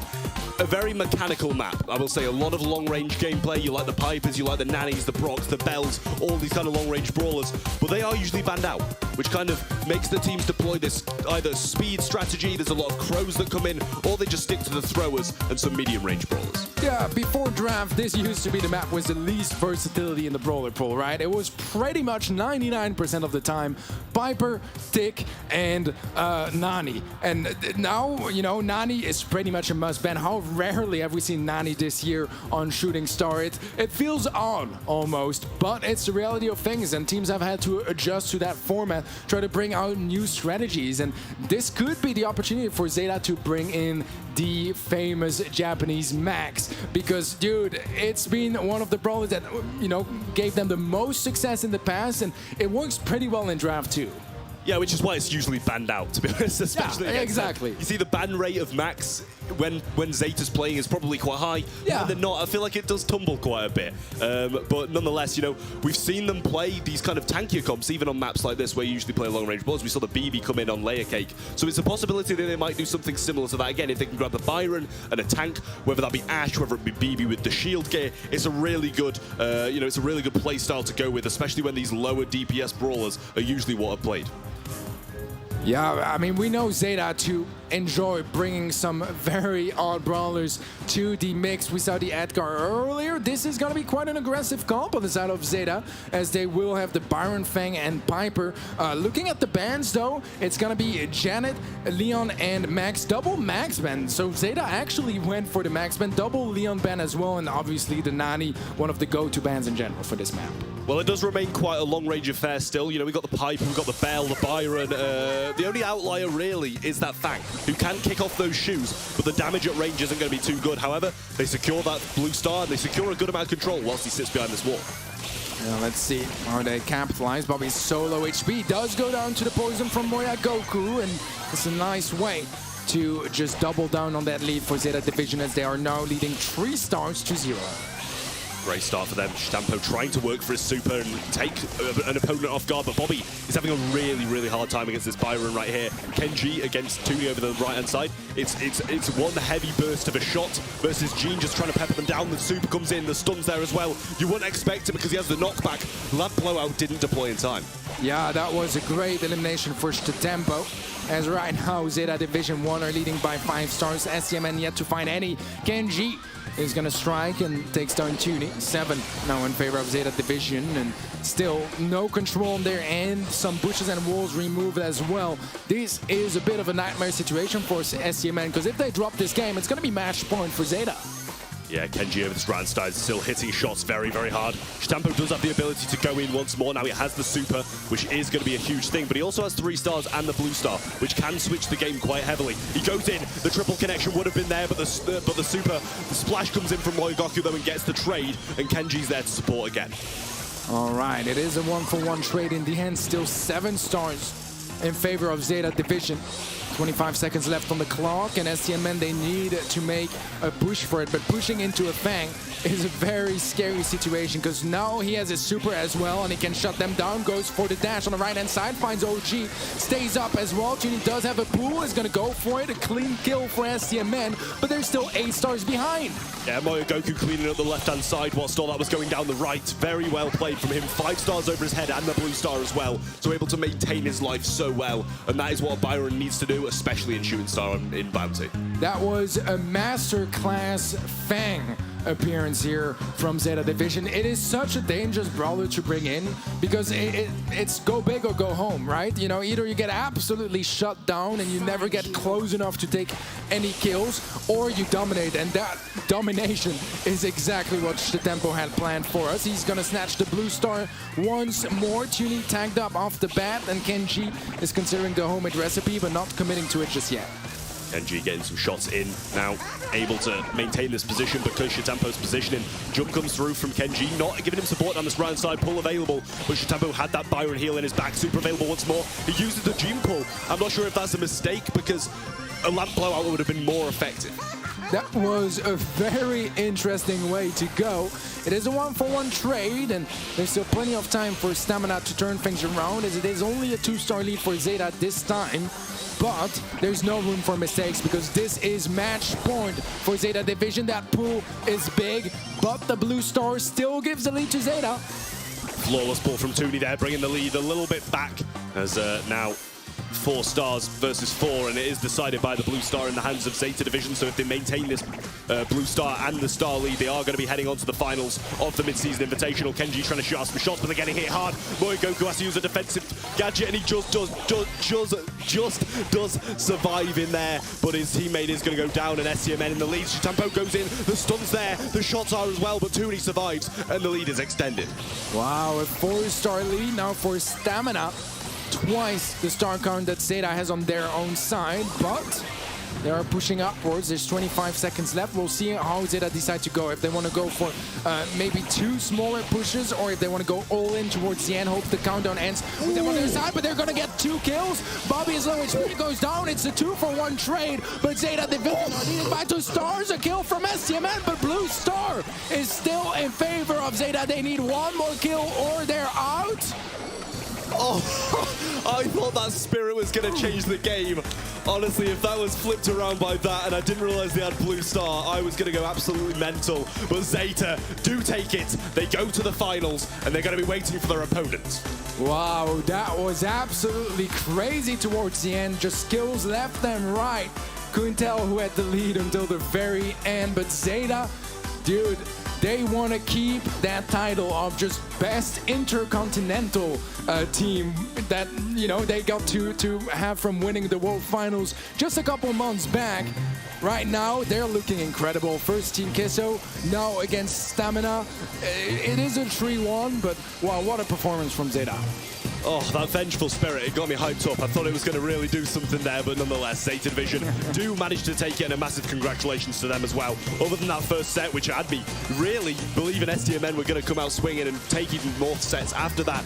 But Zeta Division, they fixed some things, they fixed their team play, they fixed the mechanics, and they took the win anyway.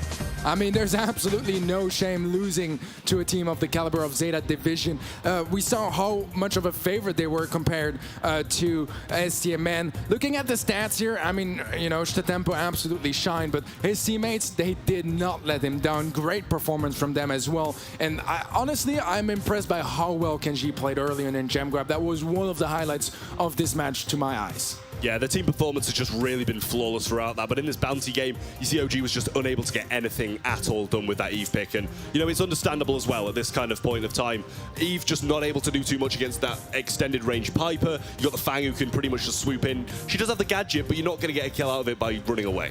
No, certainly not. And, you know, Zeta is Zeta. They're doing Zeta things so far. And, dude, they're a scary team, and they're a scary team in the grand finals. We do have to figure out, though, which team is going to join them. Oh, I've been looking forward to this one, Teddy. This was my dream scenario, seeing these two play each other in this semi-final. Tribe against SK Gaming, a revenge match that the SK have been waiting for so long for. Around about, you know, 8 months they've been waiting for this revenge, and they are going to be looking to get it desperately. Certainly so, and even more than that, you know, it's NA and the MEA's last hope now, because, you know, Zeta, they did their thing on the upper side of the bracket. Now it's gonna be do or die here for both teams, as they want to be the team that makes it to the grand finals. They want to be the team that maybe later on get to beat Zeta Division 1, but they got to face each other first. What a historical match here as Tribe Gaming NA. You know, they've had a very, very nice victory at Worlds against SK Gaming so early on as well, but SK Gaming, they're coming in for revenge. Yeah, they really, really want this. It's been, you know, a thing that they really wanted for a solid amount of time. But Tribe, they aren't going to be wanting to lose against SK Gaming. I know the rivalry, not between these teams, but between these orgs as well. It's absolutely huge. Being probably the 2 biggest orgs in Brawl Stars, being able to face off in a massive stage in DreamHack like this is going to be momentous. Yeah, certainly so, man. So much on the line, but there's only one of those 2 teams that can join Zeta in the grand finals, and it's going to be a challenge and a half to get there. Oh, it really is. Both of these teams could be fighting for their lives. They've already secured a nice spot getting through that first round, but they don't want to stop there. They want to go further. They want to be able to challenge the world champions for a title. Not the world championship, but mid-season invitational will do for now. It's pretty big. I would say probably the 2nd biggest event of the year for Brawl Esports. So they would take it. They would gladly take it. But yeah, obviously, you know, so much history behind those teams does mean that nerves are going to be high, and they want to perform at their best. Preparation is going to be key. We'll have to see who makes it work best. Well, we've spoke about them. We've said how much of a hype matchup this is. Let's meet the teams. Tribe Gaming NA versus SK Gaming.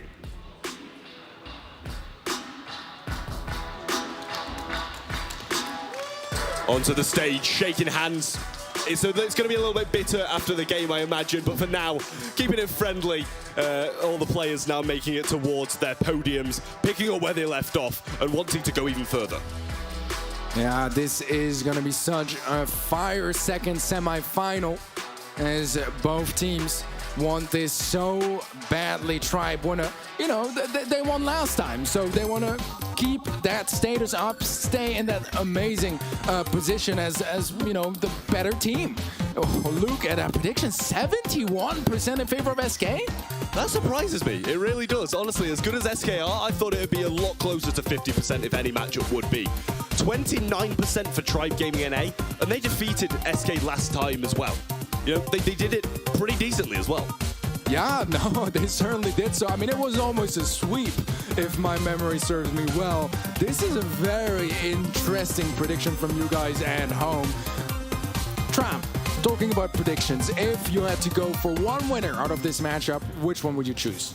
I'd have to say Tribe Gaming NA. They just seem very, very strong at the moment. They played very well against AQM. I feel like AQM's a bit more of a difficult opponent than Free Win Agents, so they also have that momentum boost coming in off it. Bit of a big win. But don't forget, guys, if you also want to do some predictions, whether you take my predictions, Teddy's predictions, or just go your own route, make sure to head over to event.brawlstars.com and get those pins that I've actually saw Shitampo flexing in the last game. He's got that new variant of the Thorn pin. Wow, already? Yeah, predictions must be on point. Let's try hard to the next level because, you know, I would say main focus would be the gameplay, but it seems like, you know, maybe that's just a side thing for him. Yeah, I mean, he doesn't care about winning the MSI. He just wants the pin. He's here for the pins. You know, being able to, you know, predict matches and win simultaneously, you've got to commend that. But nonetheless, we are here and now. SK Gaming, Tribe NA. Did I ask your prediction, Teddy? Who do you think is going to win? You did not. You did not. Well, I mean, you and Tribe. I'll go SK. I'll go SK. I'll stay loyal to my EMEA home team. As SK, I was gonna say rarely disappoint. Sometimes they do. Worlds 2021, but most of the time they don't. And this might very much be a good day. They looked pretty good earlier. I like the confidence, and I feel like Semantic has slowly cemented his place on any sort of stage. Really, he's so scary to play against. I've seen players terrorized after they faced him. On the other hand, they do have Zulan, which is pretty much the NA equivalent of that. Yeah, I mean, Zulan's really been shouted out so much Semantic. Sitting down there when I was watching these games, it's just the vibes in both these teams is absolutely incredible. I will say, my MVP for that Tribe game, Livy played absolutely amazingly, especially being new to the roster, being young, his first LAN event. He played so well. Yeah, I mean, obviously, you know, being so young and just joining the team, you would expect nerves to be very high, and that very often impacts performance. But dude, he held up so well in quarters. We'll have to see if in this semi he can do the same once more. SK Gaming, Semantic here, the loud man from the roster, Gia VGX and IKOS, the Spaniards that joined the team for 2022. Pedro, the coach, one of the most famous coaches, the most famous coach in the BSC.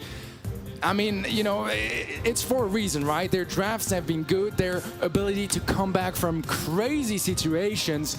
They almost came back at Worlds in Worlds against Tribe Gaming NA, but they did get shut down in the end. We'll have to see what the story is this time, though, as things have changed a lot since then.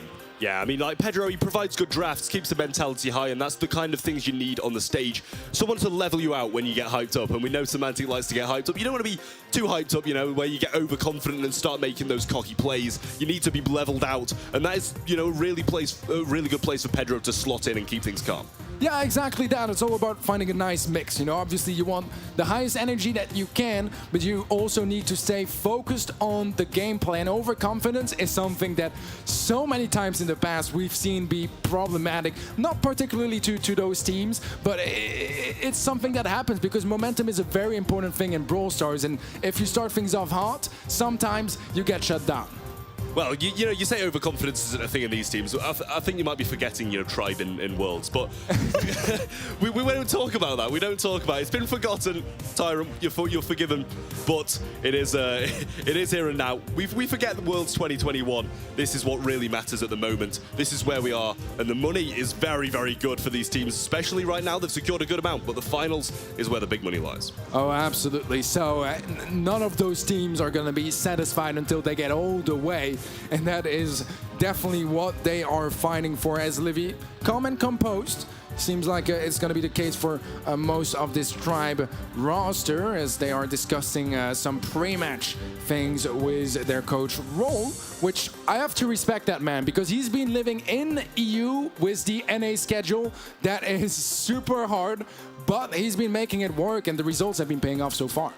Well, 4 a.m. scrims for Brawl, I'm sure, isn't the most exciting thing, but now at least he gets to be in Europe for this in the MSI. Nice to keep to his own sleep schedule at this time, at least. So, yeah, you know, we've been speaking about coaches a lot, and they are pretty vital to these teams' success, especially in positions like this, high-pressure situations where they're able to just, you know, keep them calm, keep them composed, and, you know, also assist with the drafter as well, which is why it's so good to have them on stage next year behind you and keeping you leveled.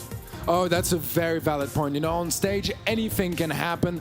Just being in the spotlight, sometimes you just lose it. And having a coach, that calming presence, but also, you know, bringing energy at times can definitely go a long way. And those are two of the teams that have had the most value out of that as well. So definitely, you know, almost a fourth player at times. Corey, talking about fourth players, is sitting on the bench for this one. That could be one of the challenges as well, because he's been doing a lot of the drafts and not being able to directly impact them now. That must have changed the prep, but the draft is in. Let's give it a look. Yeah, we've got multiple thrower bans from both sides, and we're actually looking at mirror bans once again. We've got 3 bans in total, and a very ranged approach from both of these teams. Semantic, pretty similar to what they chose to go last time. You know, I mean, taking a few leaves out of Free Win Agents' books, they took the Janet off them, but they did have the Amber in the last one, and it seemed to play very well in Chaos's hands. Yeah, it seems like we're going to see a lot of flying in this one with both Eve and Janet brought in. But here we go. The second semifinal starts off. It's Tribe Gaming NA versus SK Gaming. Yeah, we've got the play over the left-hand side. Zulan and Chaos just trading blows at the moment, not able to get too much done, as this ranged approach definitely is the way forward. Guille is the only one who's really lacking the amount of range that Tribe have. All right, let's see if Tyrant can utilize that extra range to get some early tags. So far, no luck on his side, but we'll start that chipping away some help from SK Gaming's roster. Now Tyrant trying to get some shots down the mid. Piper has rotated there, so he might get the chance of a bit of an overextension to get some shots on and take a bit of a cheeky hit in there and get him quite low, panicking. But no, it's going to go the other way around, and the hit comes in from Semantic. Yeah, already a second super available for Akios. That waiting game is definitely something he's willing to go for, because sitting next to one of those puddles, he will be reloading that super as another one. That one is going to connect onto Zulan. Low HP across the board for Tribe Gaming. Nice gadget from Guy, as Livy is low HP, but they pop a preemptive gadget. Unfortunately for Tribe, it is a 2-on-3. 3 versus 1 now, and SK Gaming make it a first round. That gas, clearly Tyrant not enjoying the gas at that point, got taken out by that, but they're coming back. They had a little bit of this grass broken up, which obviously gives the advantage to Semantic. Having that extra range, I mean, not the extra range, obviously, because Nani has long range, but he's able to hide in the bush a lot more, and therefore it kind of gives him an advantage. Semantic trying to utilize that bush advantage over Tyrants, and it is not the easiest matchup in general. Piper is going to struggle quite heavily against the Nani, but they've been holding on very nicely on the side of SK Gaming, as Semantic gets a pretty hefty tag onto Tyrant that will definitely calm him down as he needs to fall back and heal up. Yeah, slow waiting game between these two teams here. In comes the peep. Zulan does get hit by the gas, the oil once more. It hits on the right-hand side onto Guille. Not much to be done there because they can't push. Tyrant gets hit, and no one's there to finish it off. Tyrant didn't manage to get too much cycle either, so he's unable to do too much in that situation at all. Guille on the right-hand side, getting tagged up quite heavily by Aslivy. A double connection now. Guille is one shot, needs to be careful. Does have his gadget to tank for him. He will be able to heal up, but it is 2-on-1, 1-on-1 now. Let's see, as it's Aslivy versus Guille. Guille up close. Aslivy is going to pop a preemptive gadget, trying to keep the HP advantage, but he can't quite make it through that fight. SK Gaming are going to make it a first game. The burst damage there, clearly just providing too much burst DPS to be able to, you know, for Aslivy to really stand a chance in that matchup. He popped a preemptive gadget, I like that, but he just didn't get the tick in time. You know, with those 3 shots in a row, he didn't have enough time to heal up a couple of times to be able to tank those shots. Yeah, I was going to say, great timing from Guille to just strike in between those heals, so he would be able to secure that elimination in just 3 attacks. The 4th one could have been the one that gives Aslivy his super, and that, we've seen it before, can turn around finds quite easily, especially in close range, when you heal yourself and take down your opponent with it. But so far, it's going to be a slow approach just yet, and as I said earlier, Chaos just happy to stand there next to his pedal because he's just going to be chaining supers. Yeah, we start from square one again. No supers charged just yet, but Zulan did rotate over to Guille's lane. He's going to send Eslivy onto the Amber, which is a bit more of a favorable matchup, and Zulan's not going to be doing too bad over the right-hand side against Guille anyway. Semantic playing a very passive approach right now, and Tyrant trying to get the shots onto him. He's going to be using speed gear as well, which hasn't helped him out too much, considering it's going to get burned away quite frequently. Chaos tagged up just a little bit. Tyrant is low HP as well, needs to be careful. Gas is going to be spawning in, and this is where the area of fight is going to be getting smaller and smaller. Chaos was a great kill. Chaos gets the second one, and Guille finds the third. Chaos actually gets a triple kill there as SK Gaming take yet another round. That's 3 in a row so far. Seems like they've been super prepared for this set, as they're only a round away from taking it. The oil pull comes down. Zulan trapped in between the oil and iChaos wrath the flames, but does choose to take the puddle route, get burned up, and now it is time to try and make some moves. The heal came in onto Zulan from Eslivy over the right-hand side. Little switch across up the lanes, but Zulan trying to make the move, gets the jump, and it hits the Parasite, but one does spawn in as well. Chaos is fairly low, but no pinch means no kill. He's slowing down for a little bit, as it usually does until the gas spawns in and forces those fights. You have a super on Eslivy that can be very useful later on, or to assist his teammates either with burst heal or burst damage, and burst damage was his objective. Doesn't quite find the connection on Guille, and that's gonna lower the pressure a little bit. Guille has a super of his own. Can be very deadly in endgame as well. The Peep is hunting for the Piper, but doesn't find the target, as we do see the Piper jump to keep Semantic alive. Even the late game seems so good for SK Gaming. It looks like they're going to take it again. Eslivy's low. He's got the tanking as well for Guille, and now he does fall down. SK Gaming take the first set. Wow, SK, they started things off strong. 4 rounds in a row to secure that flawless set of knockout. That is scary for Tribe Gaming NA, because, I mean, sure, you know, it's a best of 5, it's only the first set, but there wasn't much Tribe in this set. It was literally all SK Gaming. Yeah, I mean, it was just all really, really one-sided, to be honest. And regardless of, you know, the matchups and stuff, anyway, SK played it so well. Played passive when they needed to, played aggressive when they needed to as well. And I really like this as well from Guille. Waiting it out, didn't actually take any damage from the gas, which in looking back was a bit lucky, to be honest. It didn't take him just in time, and that allowed him to take him down. But nonetheless, amazing plays anyway, and the team play seems to be very much on point. Dude, they're coming in hot here for this first set of this second semi-final. We'll have to see if they can keep it up like that moving into the next couple of sets. But look at the joy. We mentioned it earlier, but the history is big. The revenge is what SK Gaming are looking for. And stat-wise, I'd say it's very even across the board, to be honest. It looks a lot more even than what the scoreline was. Yeah, I mean, it's kind of just shoot a long-range shot, wait, come back, heal up, and that's the kind of passive approach that you need in knockout, and that's what allows you to win games. Not only the ability to stay up, but also, you know, play passive, heal up, and then re-engage at a better time. Yeah, so far, Tribe are going to be frustrated with that first set, but they know that in a best of 5, there is some more room for turning things around, and Ring of Fire might be the place to do it for Tribe Gaming as we move on to some hot zone action. Very open mid also. We are going to see a lot of those long-range fights. A lot of brawlers could be brought in that we saw earlier, thinking of the Piper, for example. But I would love to see something very aggressive. Maybe a Leon on lane to try to secure, you know, some very aggressive positioning. I would like maybe a Rico as well. We've seen that dominate in the past. Well, what are your favorite picks for this map, Trav? I think it's very, you know, mid-dominated. If you get that mid control, you're able to do so much along with it. So, you know, I really like the Bell.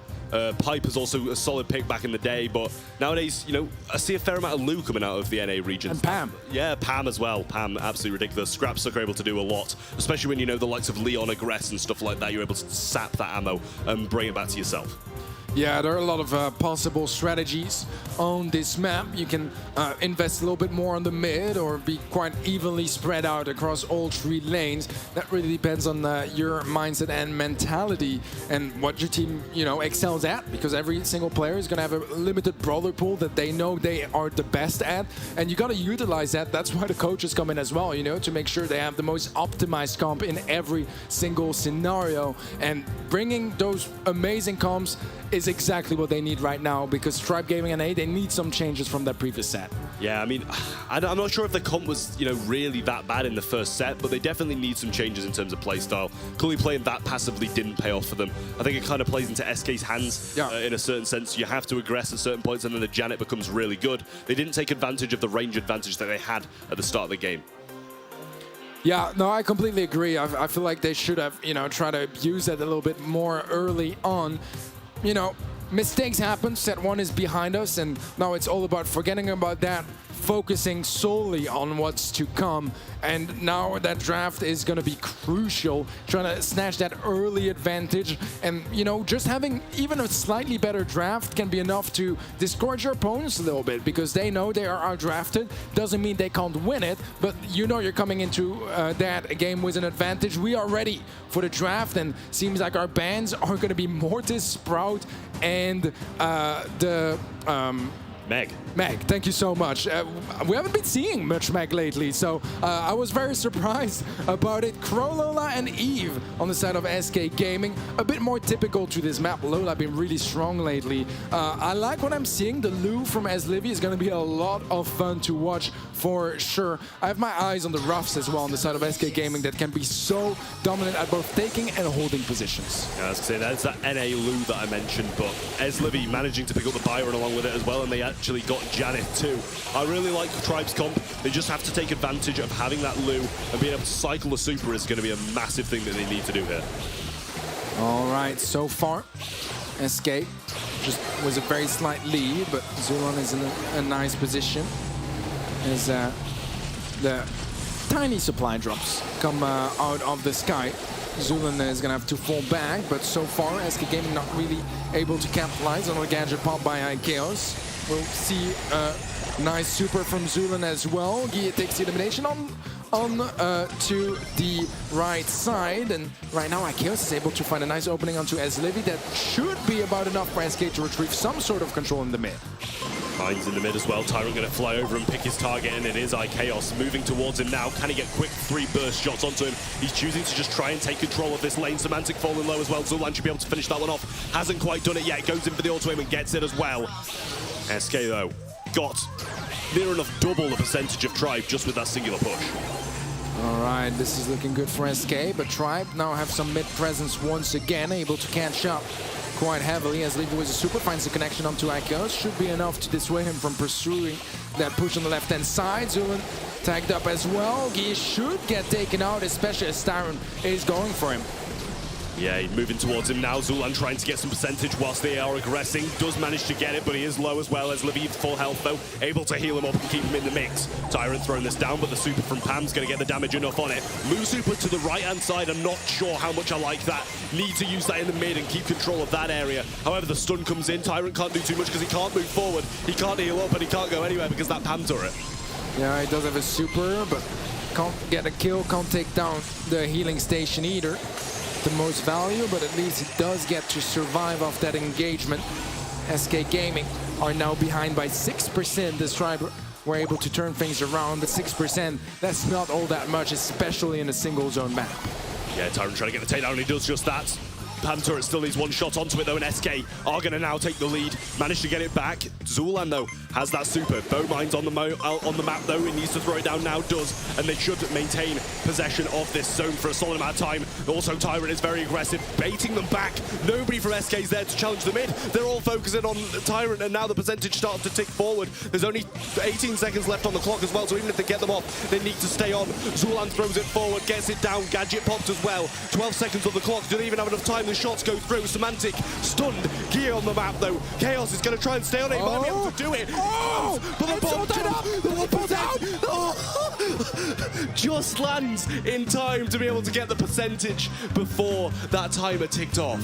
Wow, that was so amazingly close. So many different elements to get to that situation. Semantic getting stunned while he had his healing station available. He didn't have time to place it down. That could very much have made the difference. But he went out, and I have to say, Zulan found so much value off the loop.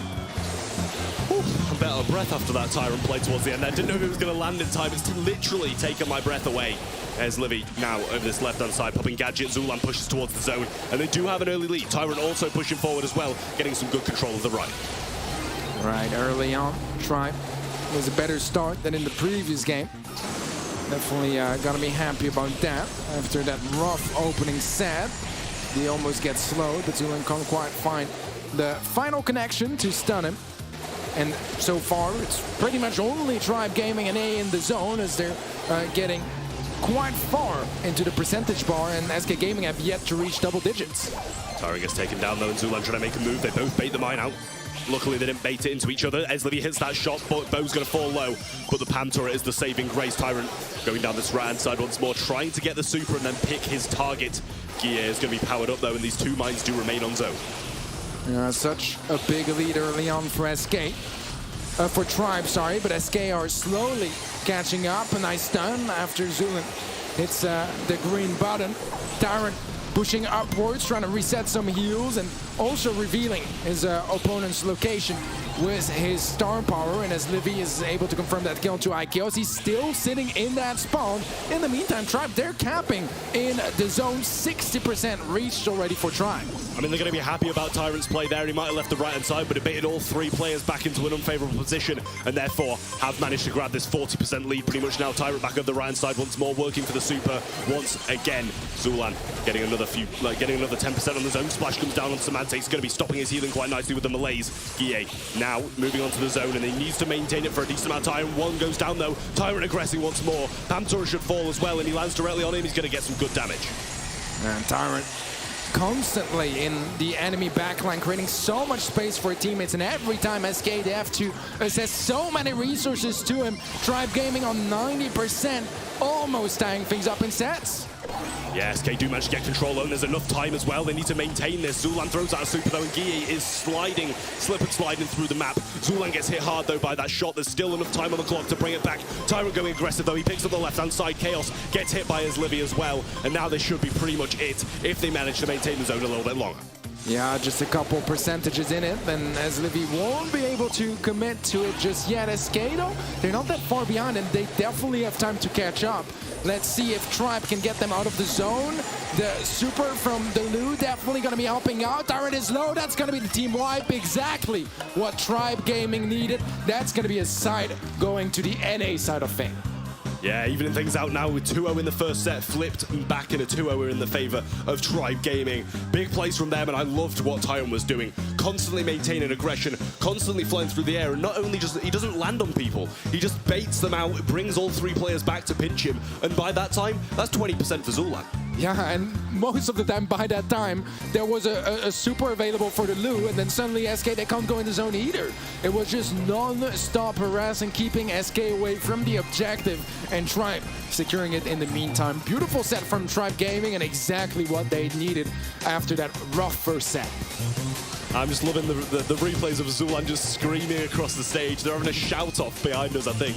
But nonetheless, Tribe managed to do it. And that, I mean, I'm still kind of a little bit out of breath from that play where he had to land in time and just managed to do it. But yeah, I mean, we are now 1-1. It's anybody's game at this point. Tribe Gaming, after such a disappointing first set, managing to keep their mental and bringing it back to 1-1. It's a really solid thing for them to do. I love it, man, because I was a little bit worried, honestly. That first set was very one-sided, and I felt like SK might just, you know, if they could keep it up like that, they might just run away with it. But Tribe Gaming was a great reset, able to tie things up again. Let's see here, stat-wise, I mean, Zulan average percentage time is just so much higher than anyone else. Obviously, he is the mid player, and the main comparison is going to be to Guille VGX, but still, I think Zulan did a terrific job all around, and Lou is a hard brawler to play because you don't get too many situations to bring it out, and that was the perfect moment to do so. Yeah, Lou on that map does seem like a bit of an NA special, to be honest with you. They've really been playing it quite heavily over there in that region, and EU, I don't see it as much, and that's kind of probably why they're not as, ready for it and able to combat it as well as they'd like to, just because of that fact, all in all. But SK Gaming do need to pull something out of the bag now, because that momentum has been flipped, and they were able to do basically nothing in that set, just because the Lou's locking them down and Tyrant's aggression. Man, I think we just saw a very biased caster on the camera, already set cheering for his homies from NA, obviously. You love to see it. Looks like we are going to be moving on to Pinol Pando for set number 3. Some Brawl Ball action here to try to open things up for either side. What do you expect to see brawler-wise on this map? Yeah, I mean, I think Ark mentioned it before. This is a Lola map, honestly. It's really, really good. I think it was Freewind Agents who actually picked it, though, and it didn't really succeed too well for them. I absolutely love it on this map. Ems as well, really, really good. And just those brawls that have the ability to scout this mid and side bushes really well. Crow, I think, is an amazing brawler to play here as well. You've got the ability to scout. It lasts a few seconds, and you've got the slow as well, which means you can aggress quite nicely. Yeah, I agree. I love Crow, man, on this map. I think it's so efficient. We've seen quite a lot of crazy things in the last couple months on this map. I saw a Sprout the other day that was actually putting in some really good work as well. But you can bring in some aggression too, with this amount of bushes. Something like a Fang wouldn't be completely crazy to bring in. Byron is also a very good option, getting that healing plus sharpshooter availability, and in any bushy map, which Penopen very much is around the center area, being able to get that tag and opponent taking off slowly, it just reveals your opponent's location for a little bit longer, and sometimes that goes a long way. Yeah, definitely so. I mean, I kind of like that pairs, the Vision gadget pairs really nicely with Gene as well, that's the thing. Yeah. It's difficult to really get a brawler like Gene working just purely on that ability to have vision of the bush, because you're going to get impinged really easily by the lanes, and you can't deal that much burst damage directly to something like a tank, or also, you don't have the range of a Byron that can heal these kind of brawlers as well. So if you get caught out, then it's going to be really disastrous if you pick that kind of comp. But, it's just really got to be these core brawlers. I think that there's a possibility of some Ashe being brought out by NA if it is left open. And I'd like to see it as well. It's been working quite well for them so far. Bobby played it really nicely, but I don't think they were able to take that set. But regardless of losing, it still works quite well. I mean, it works surprisingly well for being just, the solo Ashe without the Byron, which we almost expect with it at this point.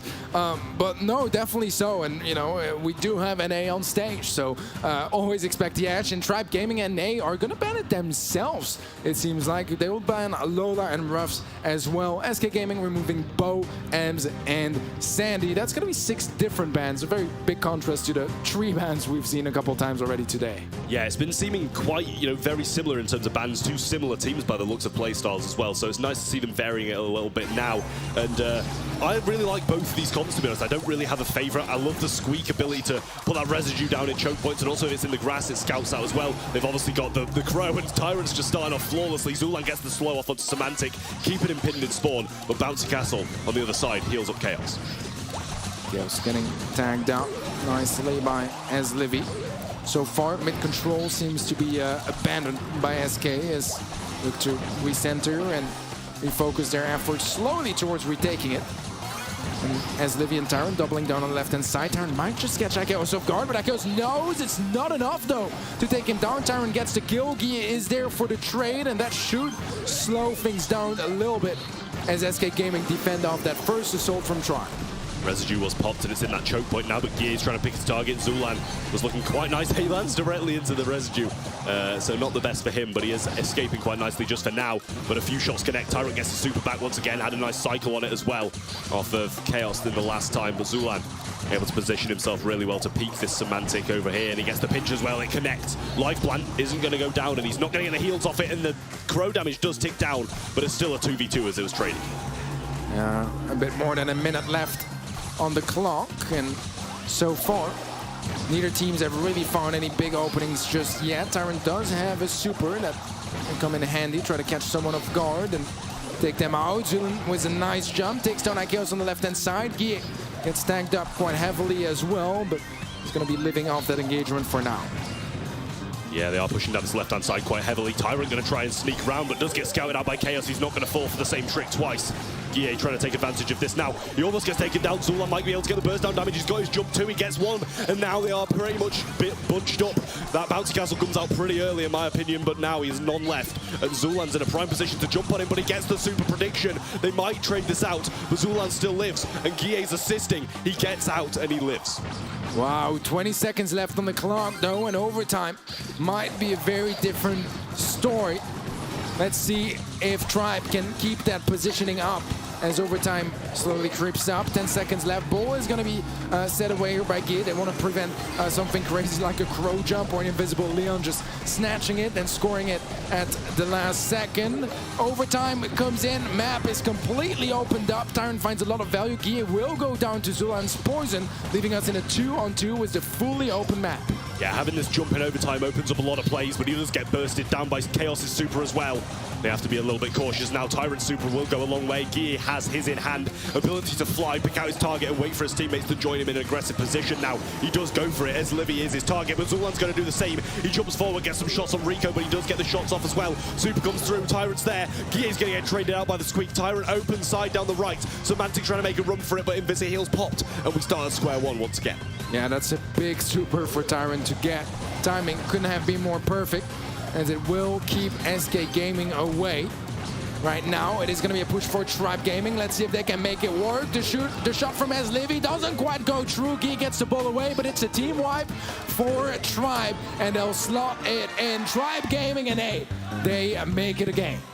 Looking very good. I was kind of just like, why isn't he using his Squeak super? But he was saving it for the shot, waiting for an opportunity when his teammates did take them down to make a move. And it worked perfectly for them. Tribe able to move one game up in this series, and now one game away from, you know, it's a big thing to have 2 sets over 1, because you're only 1 away from winning it. Certainly so. That will be raising the pressure, but we're not there just yet, as Tribe have another game to win to get into that position. So far, it seems like it's going to be SK with quite a lot of early control. Ikeos was a great kill. Look at that bounce. Oh my goodness, Ikeos gets a triple kill, and there's a reason we call him the best Rico in the world. That was just nasty. The bounce is back round, and I don't think he even intended to do that off the start, but we'll say he did. Great play from Chaos there, able to get such a nice bounce round and finish off those 2 players who were very low. Tyrant trying to make a push through mid. Great plays, bounce castle popped, and he doesn't actually get any connections onto him, so it's a little bit of a waste, but you don't want to be holding on to that. Yeah, he has another super. Not going to find nearly as much value of that one. But SK have a little bit more mid presence still. Zulan and Livy are low HP, can't really commit too much. Guille is trying to get a reset, might just get it on Zulan, but Zulan is dodging so well. He'll get away with it, and now Guille has to slow things down. Get a reset of his own, as he's not in the best HP situation. Semantic on the left-hand side, that does have a super, which should prevent any pushes for now. Zulan's got no gadgets left, though, no slows available. Ball's in the corner, and Chaos is going to be the one defending it. Load, an array of shots from Livy, though. He gets the takedown. Tyrant going to push along with him now as well, but he's not covered because of that Janet gadget did scout him out quite nicely in the bush. He has his super once again, though. Squeak super comes in, connects on Guille. He's slowed. Tyrant can't make the move just yet, but Livy trying to move towards the ball. Gets hit by Chaos and brought low, so he can't make a move. Yeah, about a minute left on the clock, even less than that, and Tribe are hungry for a goal. They don't want to lose that advantage they built up off that previous game. But so far, SK's defense is holding up very nicely. Akis with a super, finds a nice connection onto Livy, but no kill just yet. Zulan jumps in, finds the 1, but Guille gets the trade. No support for his teammates in that position. Guille is forced to use super to run away from that Squeak shot that was about to connect to him and take him down. Nice play from him, though. He's going to retreat into a nice spot as well. His gadget gets taken down instantly. 25 seconds on the clock. Tribe need to make something happen, or is it going to be completely evened out once again? Livy trying to make a push down this right-hand side. Residue popped. Surprised he still has that left at this stage in the game, but they're all too low to make a move. 15 seconds, and Chaos is guarding it with his life. Yeah, very little utility left for Tribe to make something happen, but Ikeos is in a tough position. He then gets slowed, he goes down as Livy was the pass, but Guille keeps the ball away, and in the end, the defense from SK Gaming will hold. Wow, that was close towards the end, but man, I I still can't get over that IKL super. That was ridiculous. That was a thing of beauty, to be fair. The bounces on that were just absolutely phenomenal. A little 3-bounce super is nothing to complain about, and it was just an absolutely wonderful play. That's the kind of breakaway play they need. They were very much under pressure in the first game, but this one, an early goal and some defensive play with the defensive brawlers they have, is going to be the right route. Definitely so. Let's see how the early game is going to be as we get into our first engagements. Ikios gets slowed, but he's going to be fine for now. Does get a nice angle. Guy is pushing forward with the ball. Only has Livy left in defense, and there's no stopping Guy. That's going to be the goal for SK Gaming 25 seconds in. Yeah, busy. A lollipop drop placed pretty much instantly now, and Tyrant and Eslevy trying to make a move over this left-hand side, but can't do it. Chaos shutting him down really nicely. Guy has the super in hand. Curveball not going to be connecting, and Tyrant able to heal up. A connection is made with the super, but can't do too much with it. Guy going to fly away from Tyrant, making an aggressive play. Is able to do just that. Gadget going to be popped, keeping all 3 members of Tribe really low, but Guy gets traded out as he lands. Tyrant was just ready for him. Let's see here. Semantic takes quite a bit of damage. Nice slow from Zulan. Semantic gets shut down, but there's no opportunity to capitalize just yet. Bull still in control of SK Gaming, and another gadget plays down by Guy. Chaos gets taken down now, and SK still holding on to this 1-goal lead, same as last time. Ball in corner. No risks need to be taken, but this time Tribe. 3 supers in hand. They have the ability to make this move. They go for it now. The super's going to connect. Chaos falls low. Bounce Castle's not going to do enough. Eslevy throwing shots out, but not able to do too much. Now the pass comes through. Eslevy has the ball, but Tyrant makes the aggressive play. The ball is slotted in, and Tribe even it out. Wow, beautiful play from Tribe. What a strong push on their end, getting elimination after elimination until finally they get the opportunity to score. 45 seconds left on the score in this game, sorry, and we are all tied up as even as we could be. Guy has a super, is saving it for now as we get closer and closer to overtime. Residue placed in the grass as well, but this gadget's going to go down. That's going to be scouting out their fair share as well. Tyrant going to use super to heal up. Doesn't want to go down with only 25 seconds left. That would have been disastrous. But now, playing it slow, just waiting for this overtime to kick in. Zulan has his super, as Livy and Tyrant both trying to work for theirs. 15 seconds left, and overtime might be required here once more, but a strong push from Tribe coming up as Zulan finds a nice elimination. Can't quite get the second as Guy is going to find the trade. Map is going to be blown wide open now as Tribe Gaming have a bit more control. Ikios is low on the left-hand side, and Zulan might just try a hero shot to score, but is going to hold on to it for now.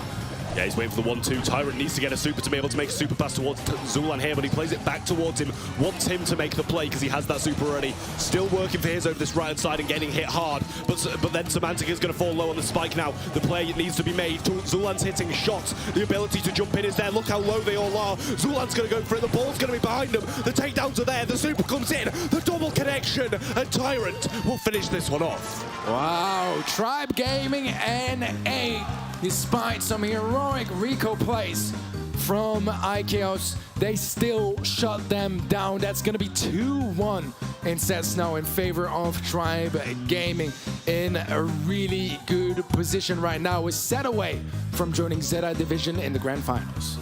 A double swoosh is going to be that next match as well. I absolutely love this map, mostly because Tara was the most used brawler on it back in the day when Bo was played along with it. But let's have a look at these highlights first, because this was some thrilling plays. You loved that Rico super. This was just incredible play towards the end here. Eslevy just able to, actually no, this is the game before. That's when I was screaming to try use his super, but nonetheless they're able to get it anyway. Now finishing that one off, and Tribe just looked so good throughout. And let's hope we get to see this Rico play.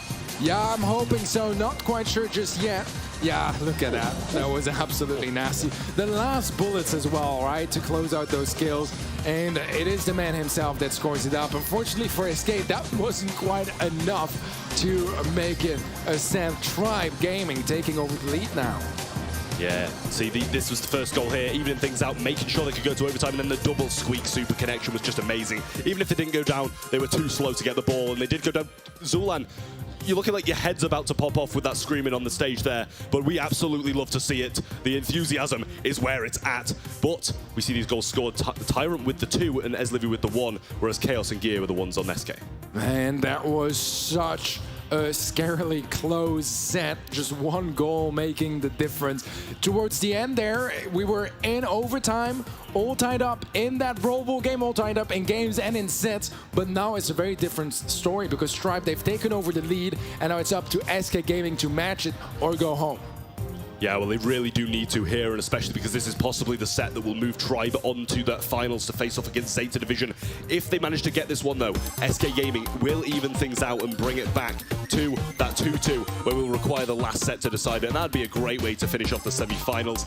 I will reiterate, though, you know, I said Tribe Gaming NA, they're ahead, and only 29% of the public did agree with me. So a lot of people might get upset and not have this pin by the looks of things. Yeah, that is definitely scary. I mean, we haven't had the biggest upsets yet. We definitely had some very nice surprises, but right now this could very much be the one that makes a difference, as Tribe Gaming NA, they're looking really, really fierce. SK Gaming, I mean, it was just that close, but in the end, it's in the small details, and it seems like they've all been going the way of Tribe. Yeah, it's just those small plays that they really do, they make them a lot, and that's the real big turning points. Like, SK have been looking so consistent, they've played very, slow, and ensured that every bit of their gameplay is perfection, whereas Tribe, they really thrive in these moments where you're going to get an explosive play and make the move, and then the momentum carries them even further forward. Certainly so. The tension is going to be rising here for SK Gaming, as they do not want to get swept. Not quite swept, but taken out by Tribe Gaming NA once again. You know, just some PTSD from World Finals 2021 has to be kicking in at this point. Yeah, I mean, they've got to be a little bit scared of history repeating itself once more, as Tribe Gaming NA, they were in a very similar position to this when they did manage to take the win. So they closed things out then. Honestly, I'm hoping that SK win this set so we can see a fifth set between these teams where the tension will be at its all-time high in this venue during the MSI. I mean, it's been so neck to neck, so back and forth so far that from the looks of it, that might definitely be on the menu. But, I mean, SK need to step up for that to happen. They had some moments in that previous set, but it still wasn't quite enough. Tribe are just looking unbeatable here. We will need a very, very strong first off draft and then execution from SK Gaming. And from the looks of it, the draft is going to be Janet, Crow, and Gene Ban on the set of Tribe Gaming NA. SK Gaming doubling down on the Crow, but also removing Max and Squeak from the equation. Yeah, it looks like they've chosen to go for a bit of a Byron Amber route, which I absolutely love for the side of Tribe Gaming. I think that's a very good comp. But also looking at SKs, I feel like they've got some extremely strong lanes. And this EMS really does need to take advantage of the positioning that he will get, because if you do struggle off the start and don't get that position, you're going to struggle in the long run against the bow. Definitely so. I was kind of wondering who between the Amps and the Byron would be going for the mid, but it seems like it will be Tyrant committing to it for now. Gear is going to be his opponent on the other side. Gem-wise, it's going to be pretty even early on, as we don't have too much aggression on either lane. Semantic definitely a bit more forced back, but is able to slowly push forward and find a little bit more control. Yeah, Tyrant just trying to get this pinch off, but unable to just yet. Bowmine's coming down now as the totem was unable to be taken down, as no member of Tribe Gaming was able to push past this midpoint of the map. Zulan just trying to take it very, very slowly, as if you feed this Pam and she gets turret, establishes control, then it's going to be difficult to break. Definitely so. Tyrant probably not going to mind having some of the map broken up. It's not ideal because it's on this side, but he does have the range advantage over Gear on that bow, as Livy is super available as well. If you can get a nice burn onto IKOs, that could open up some control opportunities for Tribe, but he's keeping a hold on that for now. Semantic's going to aggress, Tyrant falls low, but Zulan is able to get this takedown. I would imagine Bowmine's placed on those gems. Zulan gets the bait out. It honestly wouldn't have been too bad if he did just go down and provide the gems once again to Tyrant. Play that mid and play it really nicely with the range, because even after this bow has broken up the mid, which he already has, it's going to be really easy for Byron to be able to compete against it. We're all tied up again gem-wise, and Zulan and as Livy are looking for those two gems in the mid, but Guy, if he could find them, that would be a countdown, a nice kill on the right-hand side. IKO's probably going to go for that gem. That means now SK, they're only one away. That is going to be the countdown initiated by SK Gaming. Exactly what they need of the Tribe Gaming. They still have 10 seconds to interrupt it. Yeah, no shots connecting from Tyrant, though. It's going to need to be Ezlivy who makes the move. Ego placed, and Ezlivy's going to fall down. Tyrant trying to make the push through mid. Zulan can't quite get the super in time. On to Guille, should I say. And SK Gaming are one game away from evening things out. That was close, dude. If he got the super in time, both the heal and the kill, that could have been turned around. But SK, they will make it work for now. And only a single game is separating them from a fifth and final set. Let's see if they can grab that right now, or if Tribe Gaming are going to get to match point. Acid Spray comes through, breaks down that turret that Guille had. Zulan is playing the mid now, so as you said, you were unsure which one would be playing mid, and they have swapped it around because clearly they didn't think it would work. Zulan now grabbing that second gem, able to take the lead from SK with Guille on those gems now as well. He's playing very passively, trying to get the super. The Acid Spray doesn't reach, and that should mean he gets it. So far, things are looking all right. Zulan swapped over to be the gem carrier for that game, but it seems like Tyrant is going to revert that decision and go back to it. Not for long, though, as he goes down. Yeah, well, I mean, with this mid open, it becomes impossible for Zulan to contest it at all, and it seems it's impossible for Tyrant to contest it as well. Bowmine's now thrown on the right-hand side, as Livy just baiting those out really nice and quickly, but Chaos now has the advantage with that wall broken. Tyrant has to overextend so much to get those gems. No walls, no cover to keep him safe. It is, though, going to be a 6-gem lead in favor of Tribe Gaming. Not the strongest hold on those gems, as Zulan is holding half of them. Tyrant looking to push onto Semantic. We have a nice aggression as well from Ezlivy on the top right, as Tribe Gaming are getting so dangerously close to a countdown.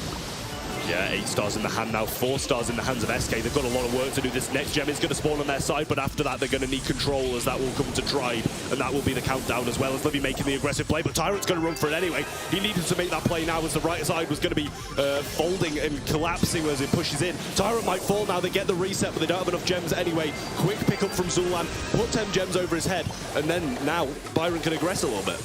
Yeah, I'm not sure how many gems are on the side of SK, but it seems like it's definitely not going to be enough to catch up. And now they need that elimination onto Zulan, but he's so far away, has so much cover to work with as well. This is going to be match point for Tribe Gaming and A. Oh, Tribe are going to be rallied up now. They've managed to get this far. They don't want to stop now. And they're one game away from the grand finals of the Mid-Season Invitational 2022. They're really going to want to be there. They're going to want to rival Zeta Division for this cup. But they're not done yet. Don't forget, it could be one game either way. SK can even things out, or Tribe can win it. All right, well, there's only one way to find out, and that's going to be in game as we jump in. And Zulan is going to stick to the mid for now. We'll see once some more destruction comes through if Tribe Gaming want to stick to that decision. They did manage to make it work in the end. In the previous game, Totem is going to take a fair bit of damage. We'll just reduce some of the time they have to recharge those supers. A nice kill from Tyrant on the top left. Guille trying to duel him off. So far, he is winning that fight, but it is still a pretty nice early start for Tribe with a 3-gem lead. Guille looking to catch up now. Yeah, he managed to pick up a couple of gems up. There's one mine still remaining in the mid portion where Tyrant needs to get rid of before he gets caught off guard by it.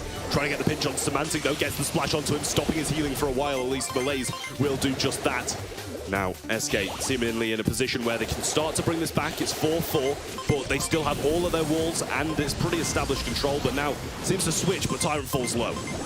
Yeah, that's a nice elimination from Ikeos. SK needed an opening, and now they're free to just roam around the mid and pick up quite a hefty amount of gems. That's going to be 8 now on their side. 2 away from a countdown, potentially 2 away from set 5. Tyrant going to pick up that gem now. Still 2 from a countdown. Zulan's got no supers left to get this PAM turret down. Bowmine's placed over the left-hand side as well, as Livy pushed so far back. 8 gems in hand. 1 is on the floor and 1 should be spawning momentarily. Countdown starts for SK Gaming, and they're 15 seconds away from a set number 5. Tyrant is low, gets shut down. Semantic looking for the double, but Zulan will take him out. However, SK are just so far up the map. That is gonna be SK Gaming pushing things to a 5th and final set. What a way to go for this big rivalry match. Oh, it couldn't be better. Couldn't be written better, to be honest. Set 5 in the semi-final. Sue goes on to face Zeta Division between these two specific teams as well. It just could not have been written better. We deserved this matchup. We deserved this performance, and we deserve this set 5. Yeah, we're definitely getting it so far. I mean, what an incredible way to get to that 5th set here for SK Gaming. It was still very back and forth, and they had to fight off that match point, right? We're just so close from making it, but now we have a final set to even things out. It's a full reset, as one set is going to decide who goes to the grand finals and who goes home. Well, it's a very close one, so I could not call who is going to be winning and who is going to be defeated and leaving the competition in the semi-finals. It was just such a close affair in that one, back and forward constantly. And, you know, Tribe had a bit of a difficult time once those bow mines broke up the map. Meant that Esleby had to be, Tyrant had to move to the super, and Zulan was still carrying gems on the lane, so that was a bit of an issue. Definitely so. I mean, it was a pretty scrappy set, all things considered, because, you know, there were a lot of lane swaps that were required to make things work for Tribe. That is why the gem count is so evenly spread out between Zulan and Tyrant, because they constantly had to switch, depending on early game where Zulan was going for it, but he got shut down multiple times once the bow mines opened up the map. Tyrant had to replace him, and usually, you know, that switch just buys some time and makes things a bit more clunky. Tribe were just not able to make it work. Yeah, it kind of just throws off the team synergy because Zulan knows he can't over-aggress down that left-hand side, meaning that he can't get the control against the PAM without risking the complete countdown that Tribe Gaming might have been able to accumulate. So it's just really difficult to have, you know, maintain the team play whilst having such a divide of gems amongst the team, whereas it was both Semantic and Chaos picked up 1 gem each through 3 matches. Wow, all right. Well, Kaboom Canyon in Heist is where this story ends between Tribe Gaming and A and SK Gaming. That is definitely gonna be intense. We saw some Kaboom Canyon earlier already. I think Crow is such a good brawler on this map to take control. I would still love to maybe see some Colette Byron make an appearance because that can also be a great way to just hold on to that mid and get that damage non-stop, harass your opponents down. But Brock is also a brawler I love here just to, you know, get free access to the mid. Earlier we saw the Gale kind of do that with the launch pad, but was mediocre success. Yeah, well, I mean, you know, we saw, Tribe play this earlier, and I just feel like Esleby just played it so well. That's the map that I really saw him thrive on. The slow as well, not even using Stunning Blow. He's going to be using the slow, and it just worked so well, slowing people down, knocking people back. It still does the decent amount of damage and gets them out of the way of the Daryl, and just being able to roll over those things as well. It just pairs so well. And I mean, I watched it in ESL as well through the NA thing. They played a lot of Nanny here, and the Daryl always paired with their comps. They use a lot of Daryl, and it usually does work for them. Yeah, definitely so. That was such a dominant pick in when they played this in one of the first matches of the day. It's tough. It's tough because, you know, it creates so much space and it's so tanky and it's just such a versatile brawler for a tank, which is just very rarely the case in Brawl. Yeah, it's a little bit unusual, but nonetheless, I think it's weird to see him thrive on such a long-range map where, you know, you can play against crows, stuff like that, and just see him dominate just because of his ability to roll over this water, pick his opponents really nicely. And it's not only that, but his team provides him with these kind of openings. The Gale pushing people out of the way, getting him that route through. And I forget the other brawler we saw them playing with, but I think it was a Byron. So the ability to heal really helped as well. Yeah, I mean, especially combined with the Daryl, right? That can absolutely go a long way. With the shield as well, it just, you know, it's just so sustainable. And they created so much space. It was very, very impressive and a slightly different approach than what we're used to see on Kaboom Canyon. I think we saw a Pam as well that was on the enemy team. Also a brawler that once you get that turret set up nicely behind cover in the mid area, can be really annoying to take out. It didn't quite work out that time, but it's still very much a viable option to bring in. Yeah, I think just against the Gale, it does struggle quite a bit, especially that launch pad over the mid. It stops a lot of those routes. But Nanny's banned out the way, Colette and Max by Tribe Gaming. Byron, Eve, and Max out of the way from SK. The Daryl comes back once more, but it's against a B this time, so it could be a bit difficult. It's joined by a Janet and a Crow, which is another couple of amazing brawlers. B, Bo, and Lola on the other side of things. Yeah, this is a very interesting draft. I mean, obviously, the B is not going to be the highest DPS on safe, but it is going to do amazingly well against the tanks. And if he can get a nice charge shot onto his Livy when he's not looking around, that can go a long way as well. Already a lot of aggression around the mid as Tribe Gaming and NA have control. Smart move by Zulan to take this gadget and jump straight into the mid. He needs to try and stay up now, though. He's getting connected by quite a lot as Livy manages to dodge a lot of shots. Tyrant comes in, gets the slowdown onto him as well, and it is there also. Tyrant should fall to Semantic, though, and no damage was made. It's a 2v2 in mid once again. All right, well, Tribe at least have to get the opportunity to hold on to that mid control. SK Gaming have to work hard to take it back, but those mines are going to limit how much movement Tribe can afford to do. They will eventually remove most of those mines. The Honey Molasses is a bit annoying for Zulan to get the last. Aaron goes for a roll-in on the left-hand side, but he gets greeted with absolute absurd amount of damage from Semantic. Yeah, Zula managed to grab his super, though, takes down Chaos's ego, so that is going to be a huge asset. He's going to try land on Guille, and he tries to get the takedown, but not able to do it. Tyrant able to bait out 2 mines without taking any damage. Great play from him. Both the 3Ks were missed by Semantic, and he continues to miss. Tyrant, he's got the wiggles. He has got the wiggles indeed, but eventually does end up going down, and SK, they're behind by only 3% right now. Tribe, they're going to be happy about having the lead, but they definitely want to secure a couple more percentages just to be safe. Yeah, the replaced mines allow Tyrant to move up this left-hand side pretty flawlessly, but there's one remaining over the right as Livy falls low. Needs to stay up, otherwise it is going to be disastrous for them. They will lose all control. They're doing a good job of it, waiting. He's got his super as well, and Zulan's just going to fly straight up and try to take advantage of Semantic here.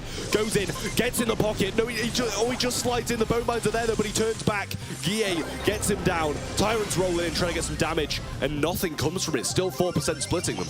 Man, with so much utility, they only found 1% of that push. That is definitely going to be disappointing for Tribe Gaming. But right now, they at least still have the lead.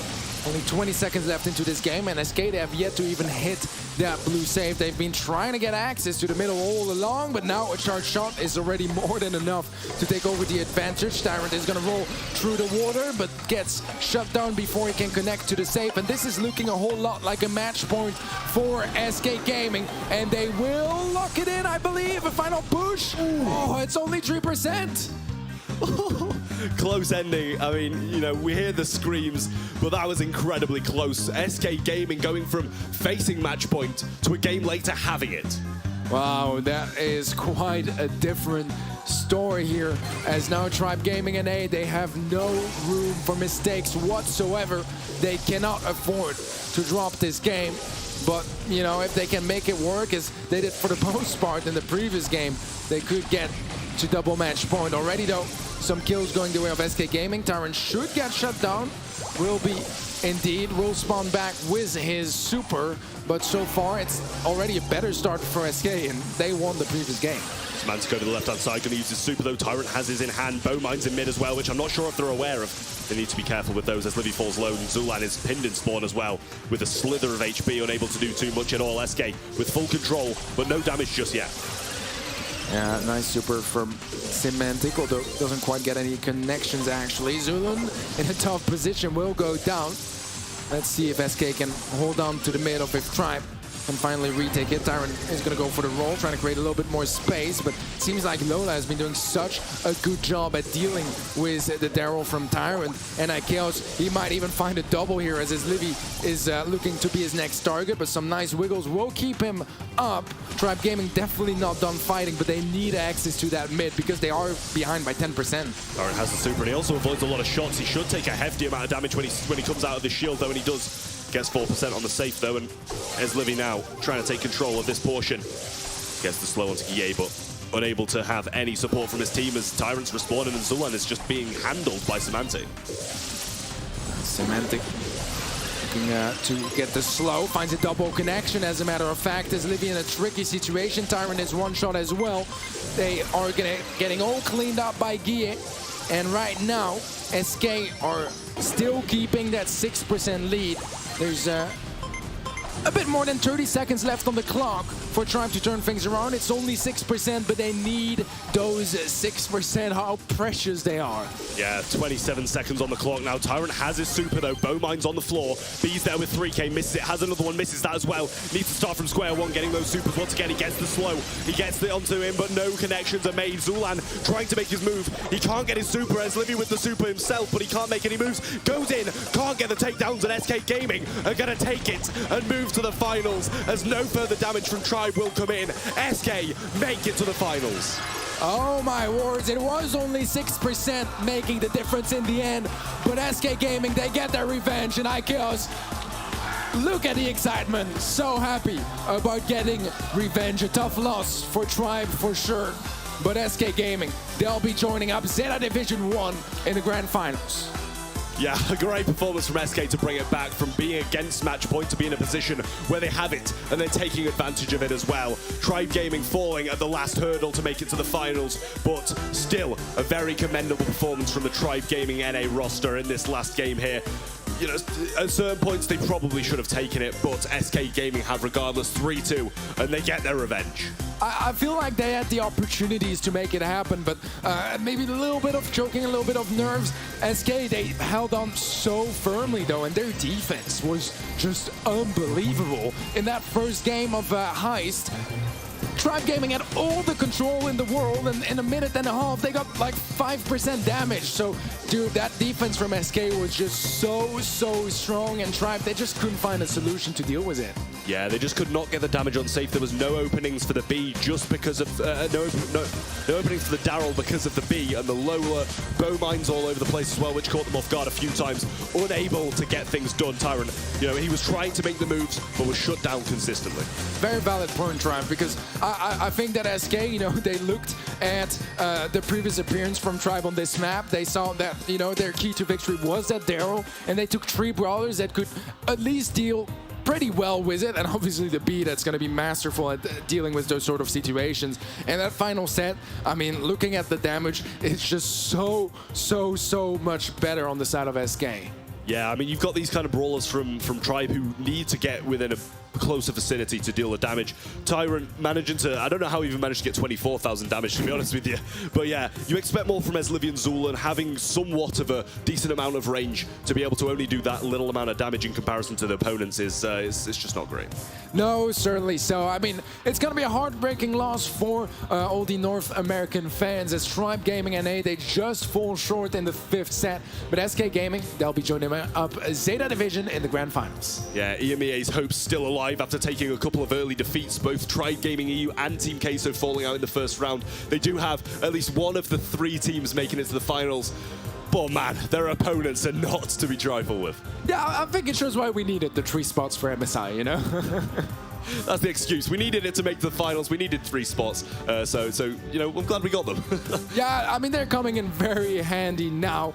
By the way, guys, the grand finals are going to be starting in just a little bit. If you guys want to cast in your predictions to win some of the awesome and very exclusive pins as well that you guys can get, it's going to be event.brawlstars.com. Make sure you guys check it out. Yeah, well, yeah, that on top of it, we're going to take a look at the bracket, see what's happened so far. If you are just joining us, we've seen quite a lot of developments, and we are into the grand final, so I apologize if you've missed the absolutely phenomenal games and only just shown up. Zeta versus SK Gaming is going to be the final game that we'll watch momentarily. All right, well, that is quite a beautiful bracket. Already quite a couple of matches behind us, but there's one left, and it's definitely going to be the most important one of the day. Oh, it's going to be an exciting final after SK's performance. You see how hyped they got on stage, and honestly, I'm a bit scared. I'm going to be staying firmly over here on the caster's desk because I don't want to be anywhere near them when they're shouting and making moves like that. But nonetheless, I believe we do have some more giveaways on the stage with Banks. He will be here momentarily, so we'll throw it to him now. You know, like, look, buddy, okay, if you tell me who took Tick's head off, I'll give you loads of merch, you know, the good stuff in the back, you know? I'll give you enough Bruce the Bears that you make a bed with them, okay? Yeah, what? Okay, so we're now down to 2.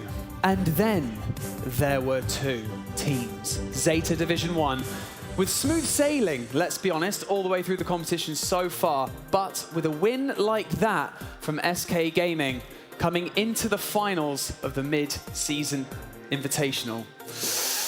I don't know what to say. It's gonna be pretty amazing, and you have to stick around to see the rest of it.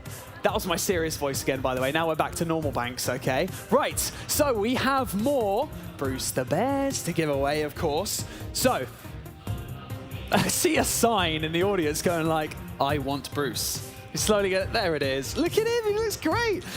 Okay, no one's gonna tell me who removed Tick's head, so I'm just gonna have to guess, but it's absolutely fine. I don't know, Rose, I'm gonna give you this. Wait, no. Or was he trying to steal it? Okay, you have a task, okay? You can either keep Bruce the Bear, you can either keep him, okay? Or you can choose to throw him in that direction, okay? And if you throw him in that direction, be mindful that there are cameras around, okay? Let's not destroy the tech. Are you gonna throw it or are you gonna keep it?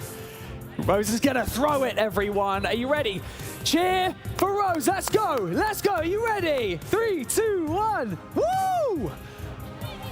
It was like throwing a bouquet, wasn't it? Like, you did it really well. I like that, I did that in style. Okay, I have 2 Brawl Stars t-shirts here. Let me remind you right now, these are small. These will not fit me, by the way, but I think they'll fit you. Mr. Brown hat, there you go, there's one. And I'm gonna do what Rose did. Did he get both of them? No, I thought he got both of them. Okay, what do we go for, what do we go for? Ooh, okay. Can I get like a spike on 3, okay? 1, 2, 3. Oh, I like that. Let's do one more. 1, 2, 3. Awesome. Great work, I like it. I'm gonna come over this way. And I'm gonna slam dunk it right here. There you go. I can't be throwing boxes of figurines around, you know? I could damage people. I have one more. Is this for you? Is this your Bruce the Bear? Okay, okay. Let's come over here. Rebecca, I'm coming to you. I'm coming to you, okay? If someone asked you who was the host with the most, what would you say? The pointing will do it, that's fine. You get to throw Bruce the Bear again, okay? Come over here. Come stand here. You could just, maybe don't throw the chair. Yeah. Oh, get on the chair. Oh, that's dangerous. We don't do danger at Brawl Stars event. Yeah, 3, 2, 1. Throw Bruce. Oh. Okay, okay, be friendly. We're here for 3 days, guys. We have plenty of merch. Do not worry, we are here for 3 days. If you're going to be coming back, that's fine.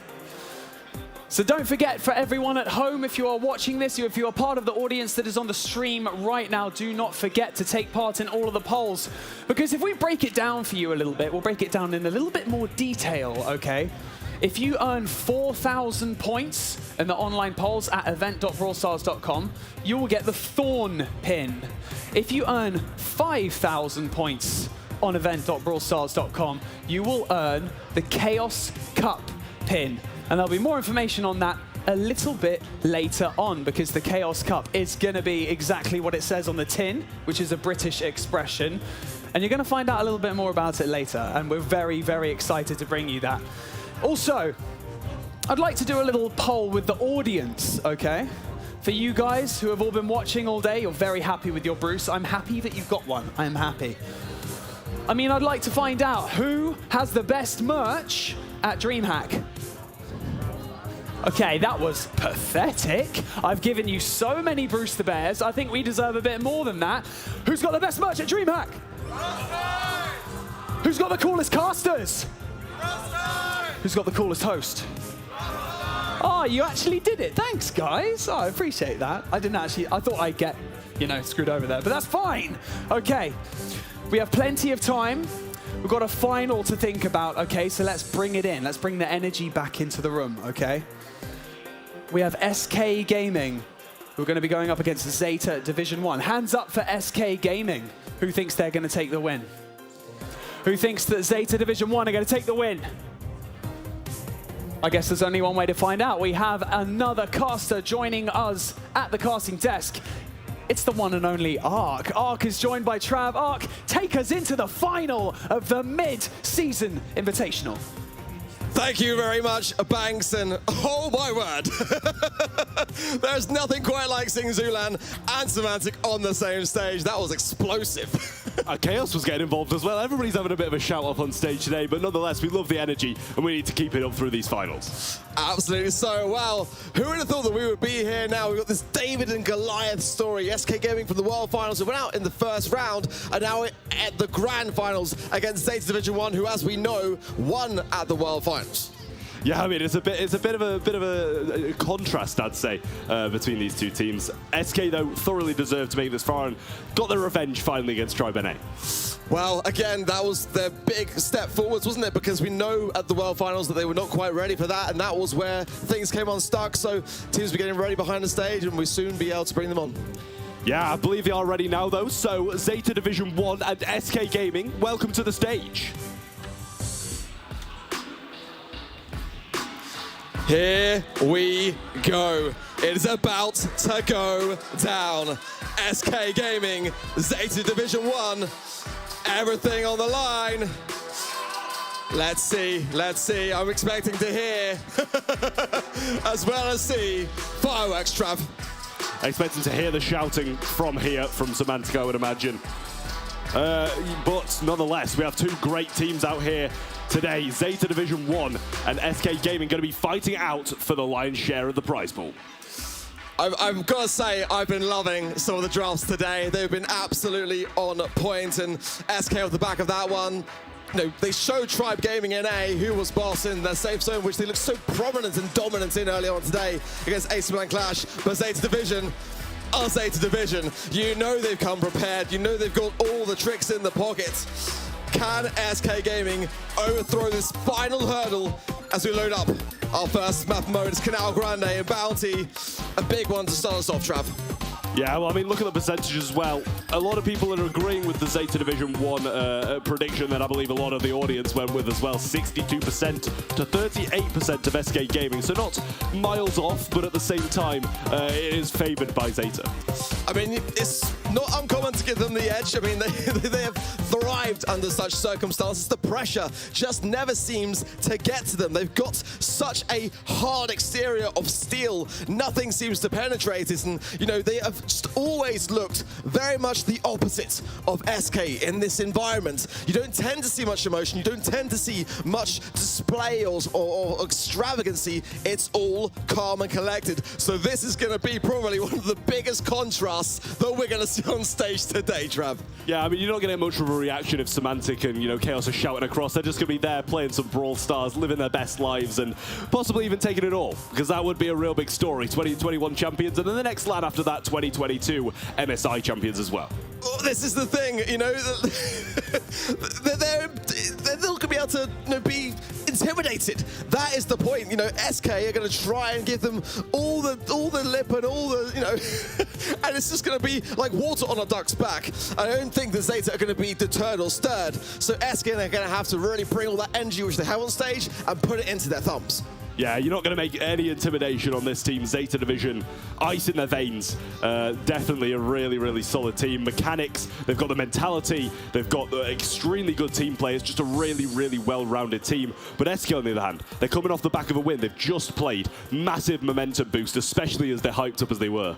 I mean, they were up against everything, and they turned it around. They just be able to deflate everything that Tribe NA were able to throw at them. But here we see the bracket of today and how we've got to this position. Zeta Division have had a very clear path. The STMN game was a very, very close one for sure, the 3-1, but they've had a clearer path. But at the same time, SK Gaming, off the back of that last game, they fought tirelessly to get through it. The question is, do they have any fuel left in the tank? I mean, as hard as they've fought, you've got to realize this is what really matters. Getting to the finals is something, but winning them is another. You have to really knuckle down, make sure you've got everything, you know, don't leave anything on the stage. Give it all, and put the energy they were putting into shouting at their opponents into playing Brawl Stars. Exactly that, and the draft has got to be on point. I did feel like that was a big strength for SK Gaming coming out of that semi-finals match, and Zeta as well, been able to demonstrate how dangerous they are with certain brawlers. I mean, going back to that bounty match earlier on Shooting Star with the Fang, and just the timing of the whole process and how they were able to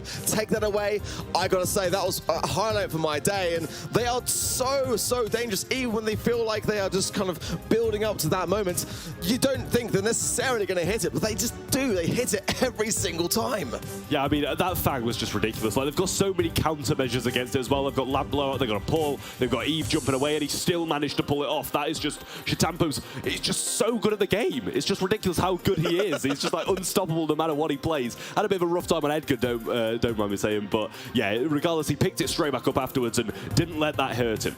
Yeah, that was a draft for me. That was probably their weaker draft of the day, actually, over in Hot Potato. And I did wonder with the spike there as well, and the Daryl, and what they were going for with that. I expected to see a Rico on the other side, and I didn't see that Rico pick. So definitely, I would say sometimes in the draft, Zeta might drop the ball a little bit. But when they get a draft that they thrive off the back of, that's when we just see them come out and just do things that no other team, to be quite frank, does. But SK at the same time have just got so much momentum behind themselves. Again, going back to Worlds of last year when they were just not able to make it to the semis to really demonstrate and prove their worth. One thing's for sure is that when Semantic saw the bracket, he said we've got Zeta Division 1 in the finals. Well, he wasn't wrong, was he? No, that's true, actually. I completely forgot about that as well. So I'm glad that you've reminded me. Yeah, I mean, they've made it this far. He's still going to be hyped up. He's still going to be, you know, at least he backed himself up and made it to the finals. That's the main thing. But now they have a massive opponent against them, and this is what they're here to play. They want to beat Zeta. They want to prove they're the best, and now they've just got to go and do it. Exactly that. They wanted this. This is exactly the SK dream happening before our eyes, but they've got to get through so much. It's going to be definitely a struggle for both sides, and I'm curious to see who is going to be the first team to really just make that little first move forwards and take that first set. Yeah, you've just got to really hope that neither of these teams crumble under this final pressure. Second's good, but first better, because you get a nice trophy along with some cash as well. So, Janet ban, Byron ban, Tick ban, Byron, Mortis, Max on the other side of things, and they're playing the Fang again. They're back again. They loved it last time, so why not try it once more?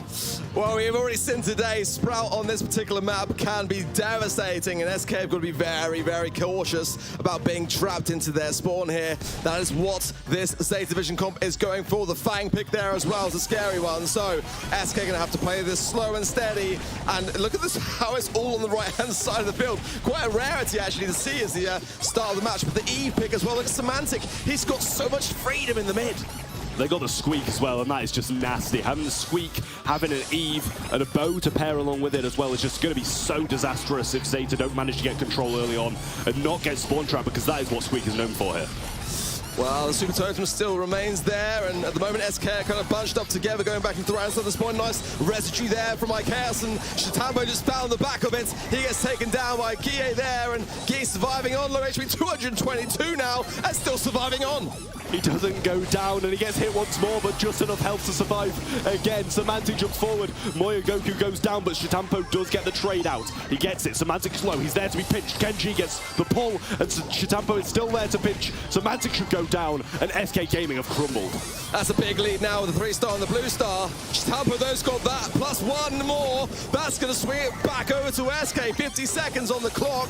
They are being pushed into that back right-hand corner. The question is, are they being pushed back too early, too soon?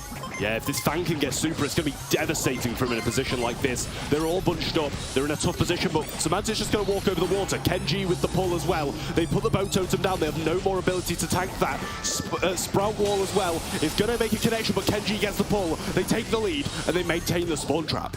A great time for it as well. Semantic, though, able to come through and actually break the side. Didn't quite get the whole wall, but an interesting thing to see nonetheless, as we are tied up very close. Just one takedown is all it would take for SK Gaming to bring back the lead here. They're on the hunt, and at the same time, Zeta Shitampo is still dangerous. He's got that super to hand. Semantic is low at the same time here as well. They don't want to be... They've spotted him. They're going back into their own spawn, but I think it's too little too late. Zeta Division 1 will take the first game. Just too indecisive of where they wanted to go. They were focusing on coming down, and I'm pretty sure they knew he was there as well. They needed to try and make the move, but too low when he has his super to actually do it. Zeta take the first game, and after such an amazing start for SK, they just managed to pinch down, ensure that Semantic couldn't get out, and retrieve the lead. And it was a great start. It was a fantastic start. SK really came in as they left the stage in the semi-finals. all guns blazing. Super Totem down. Semantic gonna reap the benefits as well as Chaos there. Register shoot down on the left-hand side as well, so that's gonna be a hazard that Zeta Division 1 gonna have to navigate around, but at this early outset, it's pretty much just everyone trying to earn the super as quickly as possible. Yeah, mine's gonna go down. There's still 2 remaining, 1 still there. Semantic gets the mid-star and jumps out. Doesn't have another jump as well, but has to tank it. And it doesn't actually tank, he still gets hit. But he will be returning to his team, waiting for them to be able to assist him now. And Shitampo really needs to try and get a super sometime soon, or as it could be too little too late. Nice wall off there, I love that from Moigonku, and now Shitampo going and gets the stealth and Gilo, but it's a trade out there. The blue star will hand itself over to SK, and therefore the advantage also. Nice bit of momentum for them, but they've got to hold on to it and ideally get more of a lead than they had in the previous game. Mine's still in mid as well, 3 of them lie there, and Kenji's trying to bait them out, Guille trying to make a move towards this mid, get some shots on and retrieve a super once more. Squeak's gonna have his now, and he's just completely spamming this mid portion of the map, not letting them pass through. Great decision, but I'm surprised nobody's going up and pinching down. Yeah, honestly, at the moment, I fear a little bit for Chaos and Guille. Semantic out of position. It wouldn't take much for a little dash across the river here. Nice wall again, and this is what I was worried about. Semantic is fully exposed on the right-hand side. The egg is down. He jumps, but it's just narrowed the wall. And Shitampo doesn't hesitate to capitalize. Yeah, takes advantage of his missed jump there. Needed to try and get back over the wall, but used it preemptively because he thought he was going to super him in that split second. They do have the lead now, 5-3. Kenji with super as well. I'm not sure they're aware of it. Well, as the final seconds approach, SK are behind here, and the pool there is not going to change it either. Shitampo goes in with a lovely roundhouse kick, and at the moment there, we just see Zeta Division 1 ending that one in style.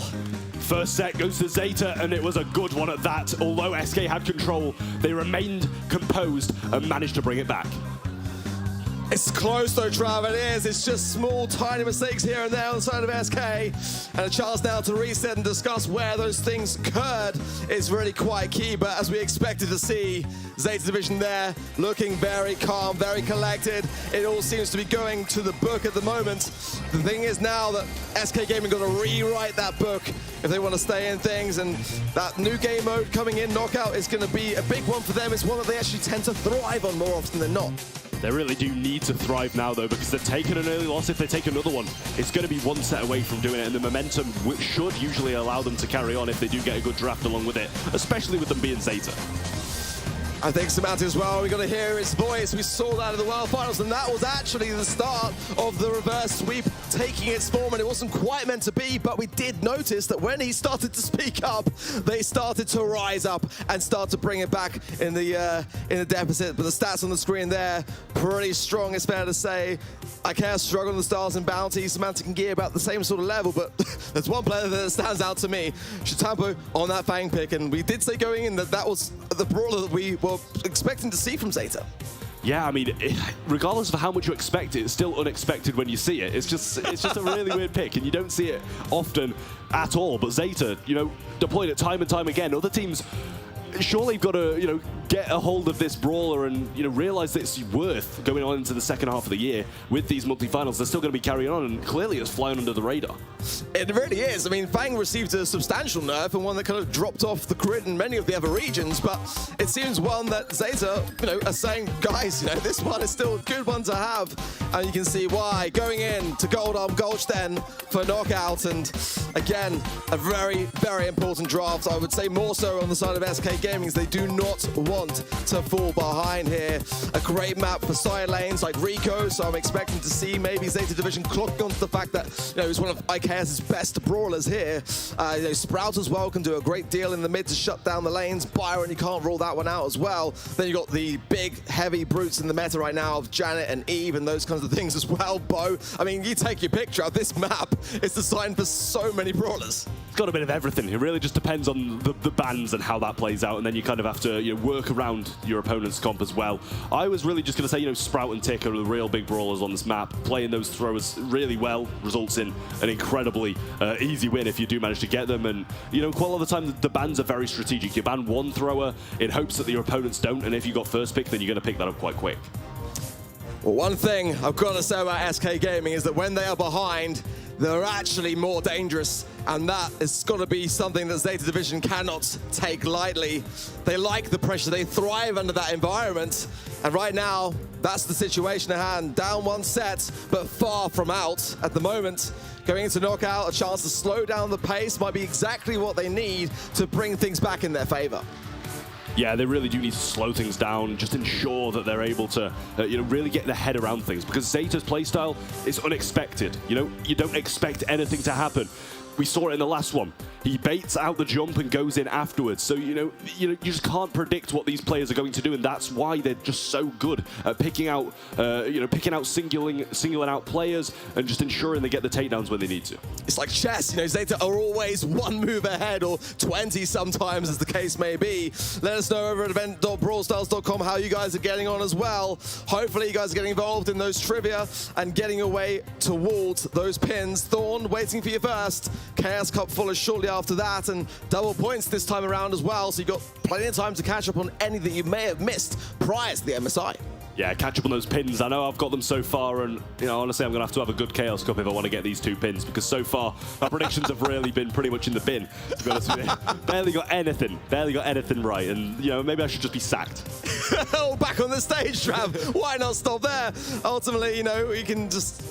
This is what I love, though, I've got to say, about being at a LAN, is that so much goes out the window in the best way possible, and it's very hard to predict sometimes how each team are going to be able to respond under the environment. At the moment, SK getting to this stage, they responded fantastically well, especially in that semifinals. But again, that question still remains of, did it take too much out of them to be able to survive in this environment here? Because Zeta Division 1, they are absolutely ruthless. I mean, it does seem to have taken a lot out of them. You don't hear them shouting, and I'm not sure that's because, Zeta just won't react to it, and it's a strategy that they, use against teams who are going to react to it and have a poor mental because of it. Zeta, they're just so chill, so down to earth. They just don't care about what's going on around them. All they care about is Brawl Stars, and that's what makes them the best in the world. Do you know what? Funnily enough, at breakfast, I was chatting to the game lead, Frank, and, we talked about kind of like who we thought was going to do well, and he did point out that last night, Zeta Division 1 did not go out. They stayed in their room until the early hours, and they were scrimming, standing up. That, to me, says passion and absolute dedication to the art. Zeta Division 1 had a great round in the quarterfinals, getting through that semis with STMN. That was a bit of a tougher one, actually a much closer one than the bracket might actually say. Made it through the sub-finals that way there. It was a bad day for Tribe Gaming EU, went out in the first round. STMN, of course, made it to the semis. Tribe Gaming NA as well. Tough round for them. Almost made it to the grand final, just came short as that great turnaround from SK brought them to where they are today. And again, this one looking pretty close. Actually, SK had some fantastic moments in that first set, but Zeta just were able to keep that composure until the end, where they were able to then capitalize. Yeah, I mean, looking at that bracket, you see both teams have had some easy games, some harder games. Their first round, both of the teams here, they started off very, very well with a 2-0 sweep, and I believe both of them were actually 4-0 as well. No games dropped, and then when they got to those semis, it hit them. That's when the challenges really started to come in. Tribe NA and also STMN, both those NA teams have been really, really tough contenders against both of these finalists, and now they meet each other here, which is where, I mean, I'm hoping the biggest struggle is if we can get this a bit further going on, because at the moment I'm unsure if SK are able to stand up to them. Well, again, it's such an important set for them, and a few technical issues on the stage right now we're trying to resolve along the way, so we should be under, hopefully, shortly. I'm sure the crowd, they don't mind, because they know that if it carries on, then Banks is going to come out with some merch, so they've got their fingers crossed and probably their toes. But yes, it is a very important set. SK have got to just start to bring down that pace a little bit. They've got to be able to just really harness in on their drafts and, call in Pedro as well, get those conversations flowing. I think we are going to head over to Banks right now on the stage for a bit of merch. For a bit of merch. Is that who I am? He just dragged me out on stage to just throw things at the crowd? Okay, I'll do that. That was a Frisbee one. And there was almost a fight. As you can see, I found out who took Tick's head. They're currently in the basement of the DreamHack facility. I'm keeping them there. And for further questioning, I'm going to get Ark on them, don't worry. Ark's going to go down, he's going to sort them out. Okay, you seem like you're very excited, okay, to have a figurine, but you're standing on a chair. You win. Okay, I'll give you that. There you go. You can share the spike. You can chop him in half or do whatever you want to do. That's fine. How excited are we for the final of the Brawl Stars Mid-Season Invitational? That's right. Thanks, Pedro. Thanks, bro. It's looking to be a really exciting matchup. SK coming off the back of an incredible win that was super close. They took it to a game 5 in their best of 3, best of 5. Then we got Zeta, who've been doing incredibly well throughout and haven't really been tested up to this point. So it's really anyone's game. It really is. You can decide, okay, I was gonna say you could throw it or you could give it or, you know, okay. She's so selfless, she didn't even need me to tell her to do that. That's great. No, but we've had an incredible day so far, and let's not forget that we're at DreamHack for 3 days. Today, obviously the Mid-Season Invitational, and tomorrow the Chaos Cup, which is going to be absolutely incredible. Reminder, we're going to tell you a little bit more information about the Chaos Cup a little bit later today, so make sure you stick around, make sure you stay online, stay watching the stream, because there'll be a little bit of information that you're going to need to gather to help to understand tomorrow's show, and we're really excited for that. I have another spike. You guys are not bothered over there. They're just like, nah, that's fine. I'll get some merch anyway. I'm going to make sure you get nothing. Over here, who wants Spike? I hear some voices that are like going, and I like that. It means you've been shouting all day. I'm really excited about that. Okay. Bucket Hat Man, come forth and claim your prize. If you can tell me the name of your favorite brawler. No, you can't use Spike. That's not fair. Okay, Spike. Okay, go on then. The panic in his face. I was like, okay, I'll give it to him anyway. Here you go. Let me find something else. Come on, we have to have more merch. There's a sea of people back here. Can I have some merchandise, please? Someone's run to go get some. I'm going to go to the other side. Hey, Semantic. I need you to be a bit louder. I can't hear you. Like, you know, I can't hear you from like the other side of Sweden. Bruce is back, baby. Woo! That's what I'm talking about, see? Squishy, furry toys just send people into a frenzy into LAN events. At LAN events, sorry. And you got an SK jersey on as well. I love that. Okay. Ooh, yeah, okay. I have one more backstage. There you go. There you go. Okay, give me one more Bruce. Let's have one more Bruce. If I can fight my way through these people, let's have one more Bruce. One more Bruce. What's his name? 3, 2, 1. What's his name? He's the MVP of the tournament so far, by the way. I just thought I'd let you know. Hey, Trav. How you doing, mate? You good? You resting your voice? You're resting your voice, yeah? Sorry, I can't hear you. Okay. Okay, I'm going to come over this way, okay? I'm coming over this way. Hold on. Hold your horses. Hold your horses. You get to throw it into the crowd. Okay? Who wants it? Who wants it? Be careful. I don't want any injuries. I want no injuries. 3, 2, you throw it, quick, go, go, go, throw it. 3, 2, 1. Throw it. Throw the bear. Throw the bear. There we go.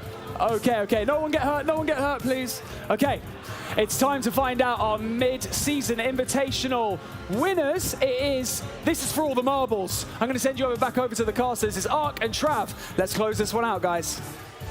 Thank you very much, Banks. And yes, we've been able to resolve those issues now, so we're shortly underway. Again, we are in the second set. Zeta Division 1 took a very, very good round in set number 1 in Bounty. So they are 1 in the lead right now. It's down now to SK Gaming to bring back the fire. Yeah, they really do need to as well, considering how well Zeta played in that first set. They just remain so composed. Well, actually, we're in the game already. Let's forget that. They've played well. They're amazing. SK are very good competitors. Let's see what's going on. We've got the Rico. We've got the Nanny on this map. And we've got the Sprout from SK. Well, we said a lot of Nanny bans today, but I didn't expect to see her here, to be completely honest. On the side of Zeta, we have the Piper and the Ruffs, which could be very dangerous if they're able to get Shitampa all souped up there. Kenji on the Grombush has been a common pick. We've seen a couple of times today coming out of the hands, but it has seemed to be more on the side of the East Asia squad. Yeah, Kenji's in a bit of a tough spot here against probably the greater brawler on this map, Semantic on the Sprout. Yeah, it's a bit of a tough time down the bottom side, but Shitampo can't really connect too many shots onto Chaos either. He's using these walls to his advantage, bouncing him off and extending his range because of it. Well, so far, pretty good signs all round as no one's really feeding too much. Hence the reason one of those supers on the field. Chaos will pop a super bouncy, a bouncy castle gadget there, sorry, to get his health back up to full HP. Oh, it's a 3 versus 1 now. Kenji goes down. A great start. Round goes to SK. Yeah, perfect start for SK. I feel like Zeta need to take advantage of the early game if they're really going to do anything at all. That Rico just seems to be too strong, and Moyogoku's sandbags really couldn't do enough against it. In comes the Nanny Peep now. We'll see how useful this is. The sandbags go down, they're baited out, but they should just keep on looping around them. He looks like he's heading for Kenji, but no, he turns back into the sandbag and gets no value. It's the thing realistically here, as long as Moyogoku is alive and well and has a gadget to hand, then those peeps not going to connect it. Oh, Shitampo will, as down there goes a Chaos Gie as well. Shortly after, Zeta Division tie up the rounds. The next round will take this first game. Yeah, power-up available as well from Moyogoku, and I'm not sure about that placement of it. Peep comes now, though, and he does have it once more. It connects on Shitampo, and he gets the takedown. No effort needed. You take out a great player. Great start for SK. Yeah, you want to make it 3 versus 2 as quickly as possible. And now Chaos is turning the screws on the top left here. Moyogoku wants to try to contest it and will have to retreat a little bit. And now Semantic finds him, low HP on his side. It can be done, Trav. If Zeta Division can get one single takedown, it will go a long, long way here. Yeah, Grom Super's pretty much their dream right now. If they do start to group up towards the ends, then that would be amazing, and he does manage to get it as well. Moyogoku is powered up too, so has, you know, a foot in the door in this game. It's not over yet just because it's a 3v2. Zeta is still very much in it. But the gas trap is about to come in soon, and that low HP there definitely going to be on the minds of Zeta Division 1 now as they separate, and up at the top there, a takedown is there as Chaos gets Moyogoku, and that super tried all it's worth. It wasn't quite enough. Yeah, I've never seen a Grom Super get 3 connections in the closing seconds of a game. You usually win off the back of it, but nonetheless, great plays from SK to be able to take this first game in the second set. Now, they do seem to be fighting back.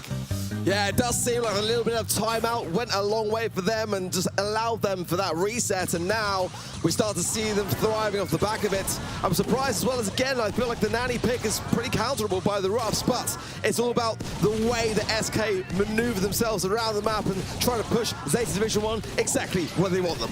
Yeah, Shitampo trying to get some shots down the mid. Now actually taking the matchup versus the Nanny, as he wasn't able to do too much in the entry seconds to the last few rounds, so actually taking up the long-range matchup. Now Sprout does take down that vision turret from Kenji, and this time Zeta are in a much better position. I like the way they're pinching a bit more this time. Nice hill back up there from Chaos and allowing him to remain on the aggressive. Nice sandbags as well from Moyogoku to be able to defend the aggression there from Chaos. Kenji going on the top part of the map, and he wants a piece of Semantic there. Shitampo very low here, has to heal up accordingly, and everyone just trying to herd SK into a trap here, which they don't seem to be falling for. And a great connection from Chaos. Oh my word, Semantic over the top as well. The peep coming in, and it does connect with Shitampo. And Moyogoku as well, he gets the double connection. They do survive though, they're still alive, 10 HP. Shitampo verta jumps, doesn't get anything out of it, and that might have been a bit of a waste, because I'm pretty sure that was a guaranteed loss regardless. I do agree, and it would have helped a little bit to open up the map and just to give themselves a little bit of an edge. Now, Zeta Divisional going to the right-hand side, and that's not a great idea, but maybe it is, because somehow they managed to get the takedown on Chaos, and that was looking like a Rico super there. Would have been perfect for him. Not to be. Great start for Zeta. Homemade recipe was a miss, but good tank coming in from the Roughs, and there it is. There's the shot from Shitampo, and he gets the takedown. Gear's going to walk in a straight line at him, though. Get him down, but the pinch and the trade, should I say, from Moyogoku finishes things off. Wow, what a position we are in now. SK Gaming really would love to have this round. A peep coming in. Oh my goodness me! A peep connection on all 3 members of Zeta. The value of the back of that, but no takedown strap. You don't even get the cycle either. I feel like that's just absolutely ruthless. If you're hitting 3 people, you deserve the cycle. But they're still in this game. Shitampo has the power up. They're just pinned quite heavily in spawn. The sandbags are down as well. Moyogoku can't do too much, and he gets hit through it as well. The beat, the return to sender, but they don't get the finish. He doesn't get the shot through, but he doesn't connect either onto the peep. And they do get the takedown. Kenji's the only one remaining in SK, looking in a position to tie things up. Great wall as well. Kenji's left with nowhere to go.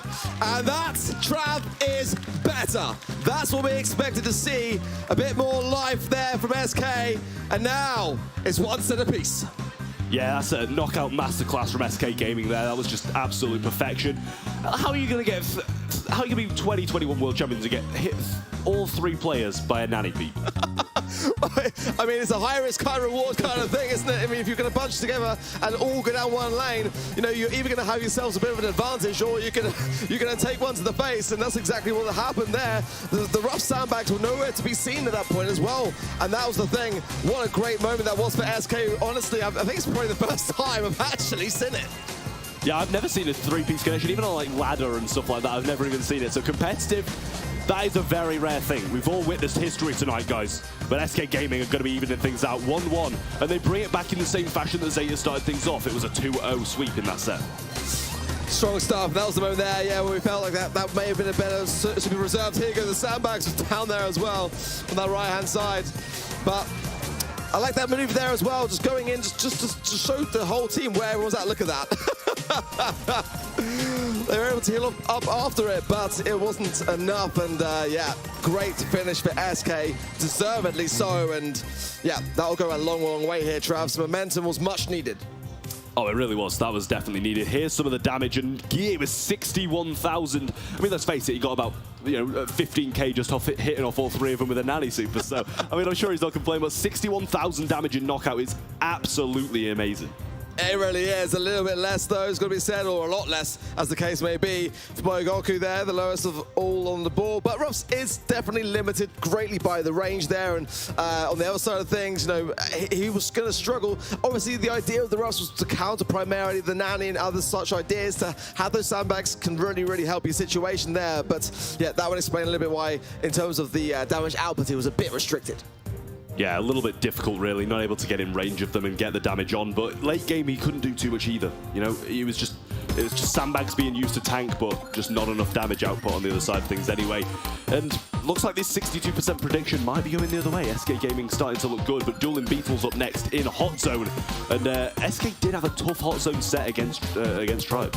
It was a tough one, but I felt they did perform exceptionally well under the pressure, and this was actually one of the maps that they performed with for the PXP in Portugal recently, so one that would be very familiar to them in the LAN environment here, and the draft, obviously a very, very important one to get absolutely right. But I have seen SK on this map be quite able and willing to actually go with some ideas which they don't normally play, so they must feel comfortable here in order to do so, and that's something you don't tend to often see. I've seen them pull out Penny here in the past just simply because they knew that their opposition was going to be playing brawlers which would be best countered by her. They literally never play brawlers like that, but they adapt under pressure. Yeah, it's all about adapting to other regions' metas, and that's something that SK just do so well. As you said, we saw it in Portugal against AQM. They've adapted to the LATAM meta, and by the looks of things, just after playing one set, they've adapted to how Zeta play. They need to try and take advantage of that now. Just, carry on this this form of play where they're able to take games, and I don't know if they've adjusted the gameplay, they had a better comp, but they really need to continue that regardless. Yeah, we need to also hear a bit more from SK, but like you say, maybe the reason they're being so quiet is because their opposition is also incredibly quiet. Do SK create the noise, or do they just follow the noise that's ahead of them as well? That's the question here, but this is the same story that we see from Zeta. Their heads are always down. They are always fixated on the task at hand. We rarely get to even see their faces because it is all about the tablets in their hands. Yeah, you've got to get that draft right, and that's exactly what they're working towards now. And I mean, so far they've been seeming to draft quite well, but I do think, it was a little bit questionable on that last one with the Grom. Honestly, it might be better off just not even going with a thrower, to be honest with you, and just playing something completely different, because I can't remember, but I imagine Tick was banned. Very true, very true. I mean, it's not my preferred go-to, but let's see here. Different draft, different map and mode. Janet, Stu, and Bo are the bans for Zeta Division 1. Byron, Leon, and Squeak are the bans for SK Gaming. Yeah, we've got that Sprout, Lola, and Gale coming in from Zeta Division. The Ruffs, Pam, and Bell, 2 very good comps, I will say. Pretty evenly matched, but if Kenji can get this control, get these supers cycled with the gadget that recycles the supers, then he's going to be absolutely incredible. But Chaos, I'm sure he'll be trying to break up the map. Yeah, Zeta are going to be looking to use those walls or build those walls, but ultimately SK are going to be trying to break them, I assume, on the side of the Ruffs, running, I imagine, the relative star power to do so. Chitampo, a bit of knockback there, but nothing too harmful. No one dipping their toe into the water just yet, but that's 2 back-to-back gadgets there from iChaos, and they are using a lot of utility early on. Both teams just sliding on for 1% here and there, but don't want to overcommit too much. Tempo's now going to try and take this lead. He does do just that, 5% to 3 though, so it's not too much at all. 5% each now as Semantic just, oh, I think it's Semantic on the, no, it's Gear on the PAM, slots in the mid and gets that percentage a little bit more. But Kenji has his super, but they've broken up their own side of the map, so he's not going to be able to use it to lock them in. Well, it has locked out iChaos, and that might be enough as a great amount of spray damage there to Guille, but the healing station is still there, and that's the problem. He's able to stay in position as a result of that. But meanwhile, Zeta are doing a wondrous job right now, holding that mid control, and SK need to start to contest that mid.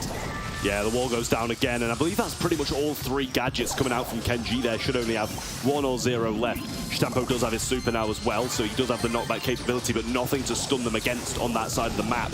Needs to try and make a move, but there's just no walls remaining on SK Gaming's side of things now, and 2 of them are powered up. Nice connection for Shatampo, and Semantic is able to stay alive off the back of it somehow, some way. Still in play on the top left-hand side. 2 nest eggs as well ahead of his path to try to deter Shatampo when he comes back in off the spawn. At the moment, Kenji is well low and has to heal up, but some great connections there from Moigoku. He goes down quickly. Now SK start to push back into the mid, and they are just almost in the lead now. Yeah, they know that Sprout can't contest without the walls, so they send Moigoku to the mid now. SK clean up. It's a 2v1 situation, but Moigoku stays alive for now. Ego's dropped, and the gadget was as well, but now it's just Kenji remaining. It's a close game, 51 to 55. It is so back and forth, so little is in this one, and SK are in a great spot using the wall against Zeta. Actually is a perfect little position for Guille just to stay on that zone. Some very, very important capture points there for SK, as now the lead starts to extend, and now Zeta really on the ropes trap. Zeta not in a good position anymore. Sprout is hung out to dry with no walls left. 15% remaining for SK to take this game. Shitampo's going to go down. Moigoku all alone in the mid. Kenji trying to provide all the help he can, but he just can't do much without any walls. Ego thrown out, gadget there as well, but they are heavily behind. 30 seconds left. It's going to need to be all of the zone to them now. I feel like at the moment SK now just able to tie this one up. If they want to push the zone, they can. It's just Moigoku there, and there's not much that he can do about it all on his own. SK Gaming will bring back a game, and this is looking now suddenly very, very good for them, Trav. Yeah, I love their draft as well. It just seems to be so good. They know what to do. Break up their own walls, even if that takes a hit for some of the rest of the brawlers. Sprout can't lock you in, and that's the main tactic that Zeta are going to try and use. So I don't know if they're going to try and do something a little bit different, play a different play style, and try, not wall them off, get early control, and just play it that way. But I mean, SK just looks so good overall on this map. Well, good start for Zeta, I feel. As Moigoku on the right-hand side going super on the aggressive, but he is marked up as well, so that is a consideration there to be had. Kenji will block off the mid just before his demise, and iChaos too low on the left and forced back as a result. There is some good time in the middle, but now as SK start to heal up, they can then have a response. Yeah, Moigoku now throwing that Ego down, and he is still marked. He hasn't gone down since that early portion of the game. Kenji getting bounced on, but the Ego and Moigoku both go down. Wall going to be broken, which means he can't really use that super to block anything off. Chaos is very low. Damage gear activated, but Shatampo slotting into this spot, and I love this. He has the walls to knock them against now, and he can stun at free will. Yeah, Zeta know that their comp is fully designed for this environment, and they're trying to utilize the walls for as long as humanly possible. A great connection there from Shatampo, and they do and are able to keep holding them in. Another wall on the left. These cycles from Kenji are just unbelievable, and look at the difference, Trev. Only 3% there for SK compared to the last game. This is all Zeta. It's night and day. Shatampo able to cycle his super so well, and they just can't push. He's in this little pocket, and they can't do anything. No super from Chaos anywhere to be seen, and that is dominance from Zeta Division. Oh my word! What a different game! It was just such a different outcome there, as Zeta really just displayed how important their comp is in the early game. If they allow SK to get any utility down to break everything open that rough side of things, it becomes very much more in their favor. So they need to get that first sign to the middle and start to batten down the hatches. And if they do that again, then this suddenly has just turned itself on head. It looked like SK were just going to storm through this set. Well, Zeta are SK making some changes now. They've sent Chaos to the mid to try and get it super early on. Bell and Pam both down the lanes now instead of Pam in mid. Gadget comes down, but Kenji can just go forward, to be honest. I'm surprised he didn't, but Moigoku getting great control early on, and SK have just crumbled. Great ego there for Moigoku as well, and position which IKS could not escape from. Guille very low there on that top left-hand corner as Chaos uses another gadget, but he's so low he can't even come in off the back of that again. This is not looking good as now Zeta Division 1, 30% in, and oh, what a wall as well. Shatampo, oh, the stun, but Guille somehow survives on. Yeah, but look at the percentage. They've already got 41. Bad wall coming in from Kenji, though. Chaos can sneak through. Can't get a super just yet, but he gets it now. Wall break coming in. He goes down the right-hand side, but it's taken down anyway, along with Lola. Yeah, I agree. If that wall had just been a bit better placed on the side of Kenji, it would have definitely caused a bit more of a problem. But now SK know they can push forwards and they cannot lose control now. Plenty of time on the clock, but ultimately we've seen what can happen if SK fall back into that spawn. Zeta love to capitalize on those situations. Yeah, Kenji's got his wall. Shatampo's got his super, has those walls to knock it back on. All of the map isn't broken up yet, but it might be in a second. He is feeding. Guille's going to try and push on Kenji. Can't get the shots needed, and the break comes through, but onto the Sprout wall, not onto the actual wall. I do like, though, this palm healing station positioning here from Guille, protected nicely in the wall as well, pushing him forwards. Nice. But that actually serves to only help out Shatampo, and he goes down very, very quickly. IKS, though, will be helping with that healing station to be able to heal up faster. He's forced to the right now, and now Zeta taking back mid-control. Oh, just a little bit of invulnerability did open up this wall, though. Shatampo just trying to get super off the back of it. There goes the healing turret, but Shatampo is just pinning them. He gets the knockback, he gets the cycle, and Guille's low as well. Chaos over the right side, can't do anything. And Zeta flip the script and bring this one back, take the set, and go 2-1 up. You cannot stir Zeta. They're just invulnerable to it, and my word, Trav, I felt like that was gonna be SK set. It just looked so convincing at the beginning. It was a slower pace game, very, very close, but they just seemed in control. As quickly as that, Zeta just go into second, third, fourth, fifth, sixth gear. I mean, unbelievable stuff. Yeah, I mean, that just goes to show the best players in the world don't care about the draft. They might have been dominated in the first game, but it's the play style that matters. If you play it differently, switch lanes, switch who's facing who, then you do dominate afterwards, even if you do lose so harshly in the first. Well, now. Zeta Division 1, in much a similar fashion as we saw at the World Finals, moving on to this fourth set in a fantastic spot. Exactly as we saw in the World Finals, actually. We'll have to see how they will feel going in, and I mean, they're going to be feeling in a great position, of course, but after that draft, of course, which makes all the difference there. I know, we actually get to see a little bit of emotion there from Zeta, but oh my word, that zone percentage, Trav, just so much heavily in terms of weight in favor of Zeta Division 1. I mean, that just shows how dominant the lanes were as well. Like Shatampo just completely keeping his lane pinned in spawn a lot of the time, and he actually managed to get some percentage himself. Whereas if you look at SK, they get 12 and 8% for those lanes. So they're not kind of taking over when their mid goes down and still securing the percentage. They're just like kind of waiting for the mid to come back up and try do it again. Whereas Zeta, they seem to very much be playing as a team and taking over when someone falls down. Well, Coach Pedro coming in and giving a little pep talk to the team, giving them some ideas and keeping the morale going strong. But it has been a quiet grand finals for SK. Had a few glimmers, but I feel like we need to hear their voices to know they are still in this one. And sneaky pills for Brawl Ball. It's a tough one. It is a tough one, very tough to draft on as well. You know, you've got a lot of possibilities, the tanks, the healers, you know, just the general control brawl as well. This map can be played in very, very different fashions. So it's really difficult to predict the comps on this one, but you know, you can take the Crows, the Byrons, stuff like that, and also, so it's just also the ability to play the majority of brawlers. Ashe is a big brawler, and regardless of the NAEU meme, it's actually been used quite a lot by SK. Yeah, this is the map where actually it can be so good, and we've seen SK bring it out. They like to play it here, and I wonder whether Zeta, for that same reason, are going to draft it out in the ban side of things. It really is one that could come out of the woodwork here. Squeak as well, I feel, is a fantastic choice. Ems as well. Lola can have some great times here too. There's a lot of possibility. I like to see Janet as well, maybe potentially come out here. Eve, as we know, she is really causing a problem right now in terms of the meta for many teams. So there is choice. I mean, I wouldn't be at all surprised if IKS wants to bring out a Rico pick here either. I mean, it has been a bit more of a risky one. Some other brawlers perhaps are better at showing up where the brawlers lie within the bush. But draft inbound. It's going to be Janet Ban, Rough Ban, Squeak Ban for Zeta Division 1, Crow, Lola, and Gale for SK Gaming. Yeah, Kenji's chosen to take the Leon paired with the Rosa and the Surge as well. And there it is. There's the Ashe. That's what I was talking about. And they're going to pair it with a Spike and a Ems. So they've got a very anti-tank kind of route paired with a tank. Yeah, I've got to say, you know, Rosa here could be a big one for Zeta Division. They have not got the max to pair with it, but by choice. But SK get a great flying start. It's only Kenji alive here. It's the 3 versus 1.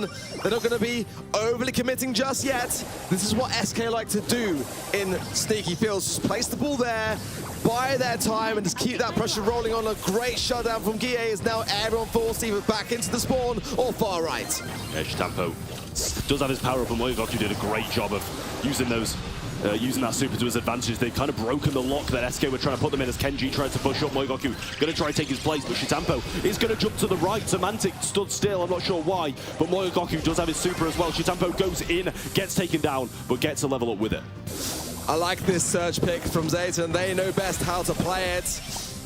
Let's see now, though, they are still against the ropes, and SK are just continuing to try to break these walls down. Shitampo doing his best to shoot these shots, and Kenji goes in a little bit prematurely. It's just Moyogoku knows the best place for the ball is the corner, but plenty of time for SK to bring it back out, and that is the first goal going the way of SK. Yeah, complete dominance in this first Brawl Ball game. They've really shown why this comp makes moves, should I say. Semantic just over the right-hand side, dominating on Ashe. Shitampo's going to jump forward, and he's going to get shut down. Rats going in will take care of the lollipop drop, and again, it's a similar story again as everyone buckles down for Kenji, which they know is the tanker of everyone. Great defense there from Gear. The life plant was beautifully timed. Shitampo's very low here. He's forced back, he's going to have to heal, but SK don't even need the goal, but they want the goal. They want to be going on with this game in the pocket, moving forwards, and it looks like they're going to do just that. Semantic in front of the Rats, walk it in. Second goal is SK's, and that is their game. One goal to one game to even things out now. One game stands in between them and that set 5, which is where real things happen. SK looking very, very good in that one. Complete dominance. I don't think even Zeta got out there half the map. I would love to go to a match point, Trev. I'm not going to lie. A 5th and final set will do it for me. And I don't think we've ever been in that position at a finals before either. Let's see.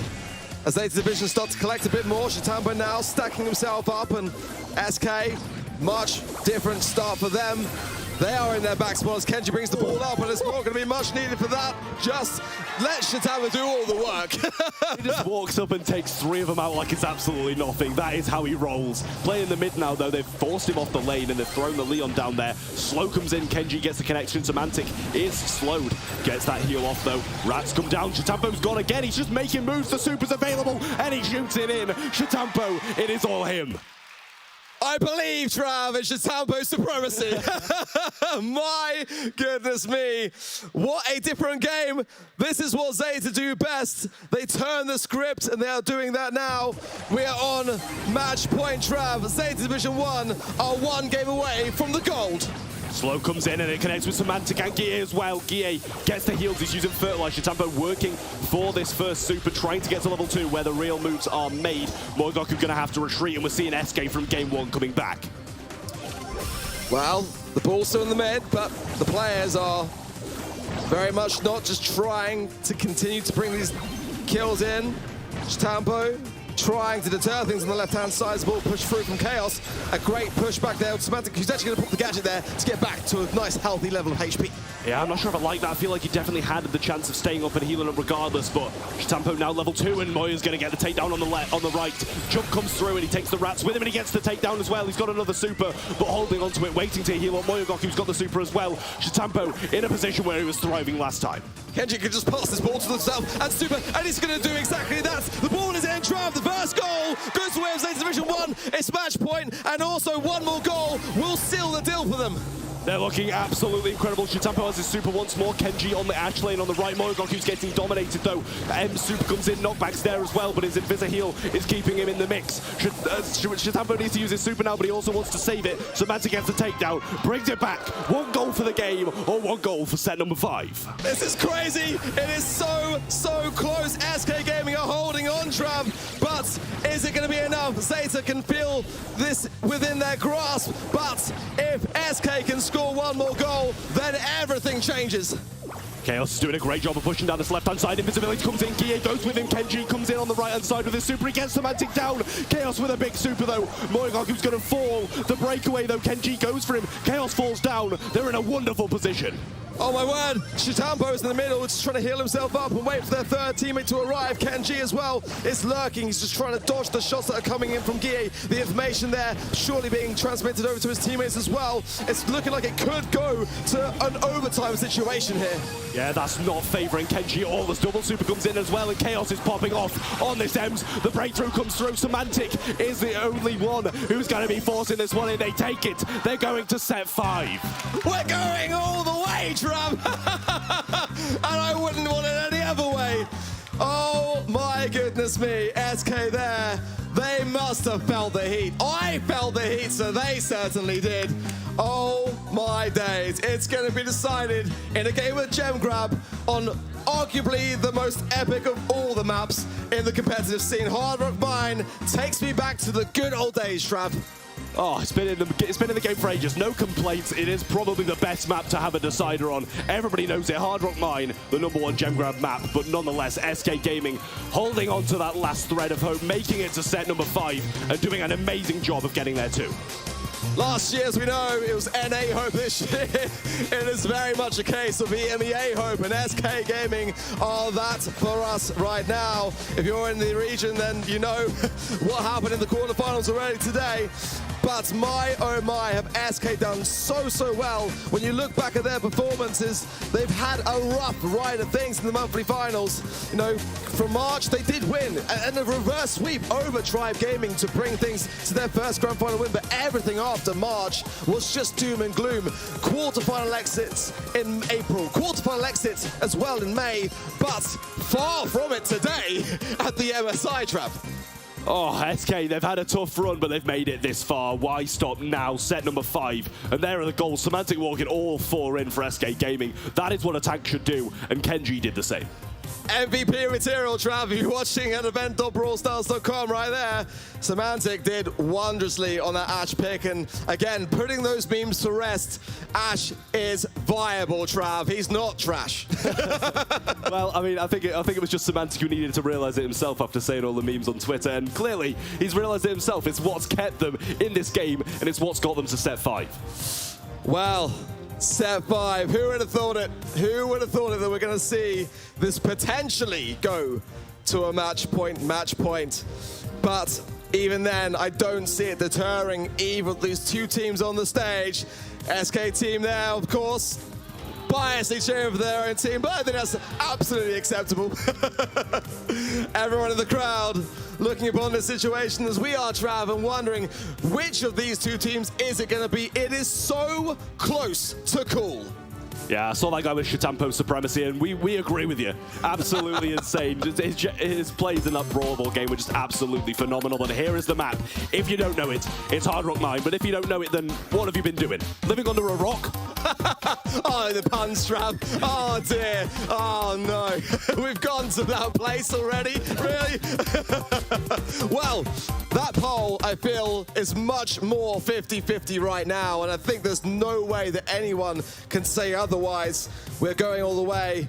And honestly, I wouldn't want to have it another way. This is how this should end at the MSI. Going to the 5th and final set, Hard Rock Mine. This is the most important draft of the day. It's got to be right. It's got to be absolutely perfect, let's face it. Both of these teams, their entire first half of the year has come down to this moment. This set in Gem Grab, Hard Rock Mine, the drafts need to be perfect. Any mistakes will be taken advantage of, and it could be disastrous for them to lose, even if it goes to double match point. If you're losing double match point because of a draft, you're not going to live that down. Exactly. Well, This is where Coach Pedro comes in, you know, making sure that everything plays to the playbook and no stone left unturned. Zeta, as we've come accustomed to see, heads down, a little glance of every now and again, but we're going in, Trav, to the bracket. As a reminder of how we got to this stage today, this is Division 1, the early knockout of Team Queso, followed then by the knockout of STMN to be the first team to qualify for our grand finals today. A rough day for Tribe Gaming U, a rough day for STMN. Tribe Gaming NA did wondrously well in the semi-finals, but SK flipped it over. They were up against so much pressure in that grudge match, which we all wanted to see, and we didn't know which way it was going to go, even to the point where, like, when we were in the final moments, the match point, I didn't know which way it was going to go, but the draft is in, Trav. Yeah, the bans are Janet, Ruffs and Rico, Byron, Squeak and Max. Zeta have chosen to go for Jean, Gale and Stu versus the 8-bit Spike and Bo of SK Gaming. I've got to say, this is tough. Zeta are fantastic on the Stu. We've seen that today. The Gale is a rough one as well, because against those sidelines, you can be stunned out of play, but I love the 8-bit mid. I've been saying all season long, once I was becoming more accustomed to why it is so good with the speed gear into play and everything else able to, you know, utilize in terms of the gadgets and the plugged-in star power. This is a good come on both sides. I think both sides have got a great draft here. Yeah, they've got their weaknesses and they've got their strengths, but Kenji did manage to pick up 3 gems as a result of Moyogoku's aggressiveness off the start, but he gets absolutely melted by Gie in the booster, and Moyogoku might be following him soon. He does just that. Shitampo is the only one defending the gems, and SK are starting to close down. This speed zone gadget for the Stu side of things for Zeta Division is giving them so much value. Chaos knows it. He wants to get it taken down. That's a great curveball connection, actually, and almost got it taken down. Kenji, though, comes and responds with a great pull, a lamp blower as well for good measure. This is exactly what SK have got to do. They've got to get further down the lanes and really start to drive home this pressure.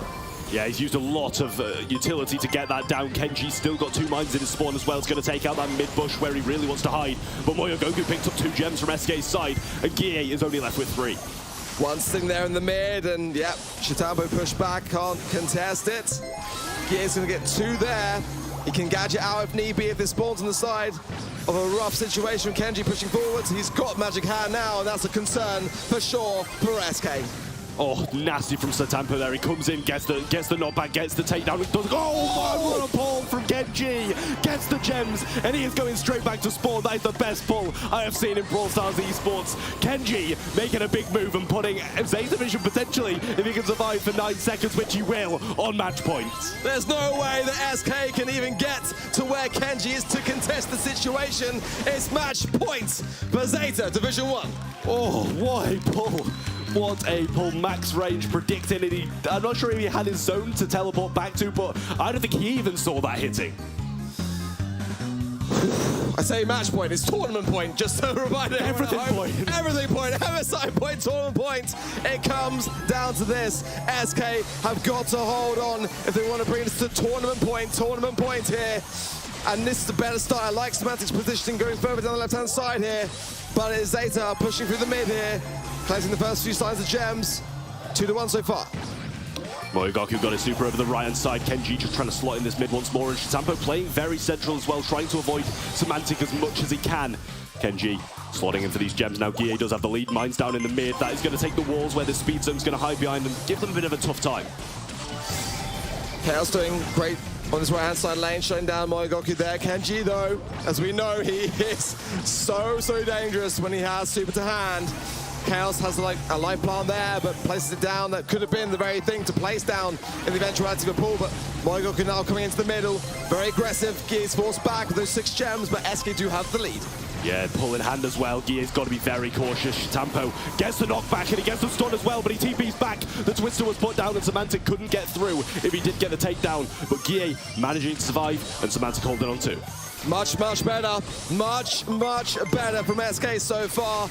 Itching nearer towards that countdown. That's the 9th gem for Gie. But this next one is so important. And Zeta know they're pushing forwards, but a little bit too heavily for me. Chaos coming in for support. Shitampo, 4 HP! Oh, he goes down and Semantic picks up all the gems. SK survive on a little bit longer. Not all of them. Moya Goku's going to retrieve a few, and now they don't even have countdown either. Shitampo's back through mid with his super again, but Moya's going to go down. Chaos gets a super onto that as well. Kenji is in the spawn. He's trying to make a move, but he can't. Countdown starts for SK Gaming. Nothing Zeta can do now except get a takedown. It's going to be on Semantic here. Gemzo are also split between Guille, so actually anyone who goes down here will reset Chaos in a bit of a perilous position. Kenji trying his best to contest this situation as well, but it's not going to be enough, Trav. It is exactly what we asked for. It's tournament points, tournament points. Woo. This is what we wanted. This is what it comes down to. One game to decide the winner of the Mid-Season Invitational 2022, Zeta Division or SK Gaming. Without doubt, the most important game of the teams on the stage's careers of this year. Who is it going to be? Is it going to be the current reigning champions of Zeta Division 1, or is it going to be EMEA Hope, Trav? We're about to find out. Dominance from Zeta starting this one off, and Moya's just on an absolute rampage here, getting some heals from Kenji now, but Chaos is behind. 3 gems on the floor. He's going to be trying to pick those up. Gets a third, but now SK are just trapped in a really tough position. Kenji's got that pull as well. Moya's going to go back and try and take down Chaos. Chaos come out the gems, a great pull from Kenji, does get the takedown to Guille. Shitampo is in a very, very good chokehold here, and with super to hand, he is very, very dangerous. Chaos as well on the right-hand side, dancing with Moya Goku. Nice curveball connection there as well, forcing him back, and Kenji has got 4 gems to the mid. 1 there is tickling him for the 5th. Yeah, there's another 2 spawn. Kenji takes 6. Shitampo's very low though, gets the knockback, the stun. He will get out alive, but that was maybe a bit of a tough waste of super there. Didn't get much cycle onto it. Heals coming through though. Kenji has the pull. Guille's got to be scared. Chaos has got 3, so he can't aggress. Otherwise, he could turn the game himself. 7 in the pocket for Zeta Division 1, 1 more there, which will go into the side of SK. There's 4 to the 7 of Zeta Division 1. Kenji has with the magic hand, and he can exit onto Semantic, pushing it forward and forcing Guille back there. Has got the plugged in, yeah, he's used the gadget there to be able to go back with the cheat cartridge, but the mid control driving the aggression. Zeta are all over this mid. 9 gems in hand. Kenji's waiting for the last. Moya's aggressing. Chaos needs to make something happen. Kenji has the 10th. The countdown has started. 15 seconds between Zeta Division and the MSI Championship. Shitampo is keeping him back. Guille is nowhere to be seen. Kenji still on the gems. 5 seconds, and Zeta Division are going to be the MSI 2022 champions.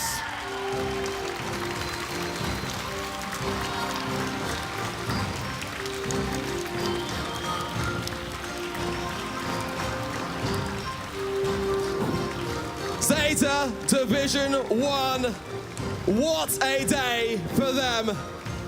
They fought so tirelessly, but you gotta hand it to SK as well, taking the world champs all the way to the bitter end. The match point, tournament point that we all wanted to see. And we've got one thing left to do now. You got it coming? And that is to hand the gold over to the champions. Banks, take it away. There you have it. Zeta Division 1 are your MSI champions of 2022 Brawl Stars. Congratulations. They will take home the lion's share of $150,000. And we have Frank here, who is game lead from Brawl Stars, who is going to give them the MSI trophy. Congratulations, guys. Congratulations. Once again, give it up for your champions, Zeta Division 1.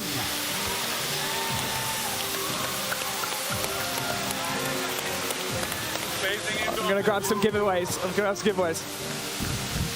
Yeah? Should I give it to the players? Yeah. Okay.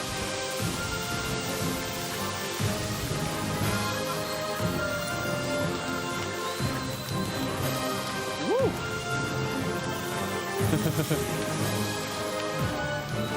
Guys, I'm gonna give these to the audience. Yeah. If you can.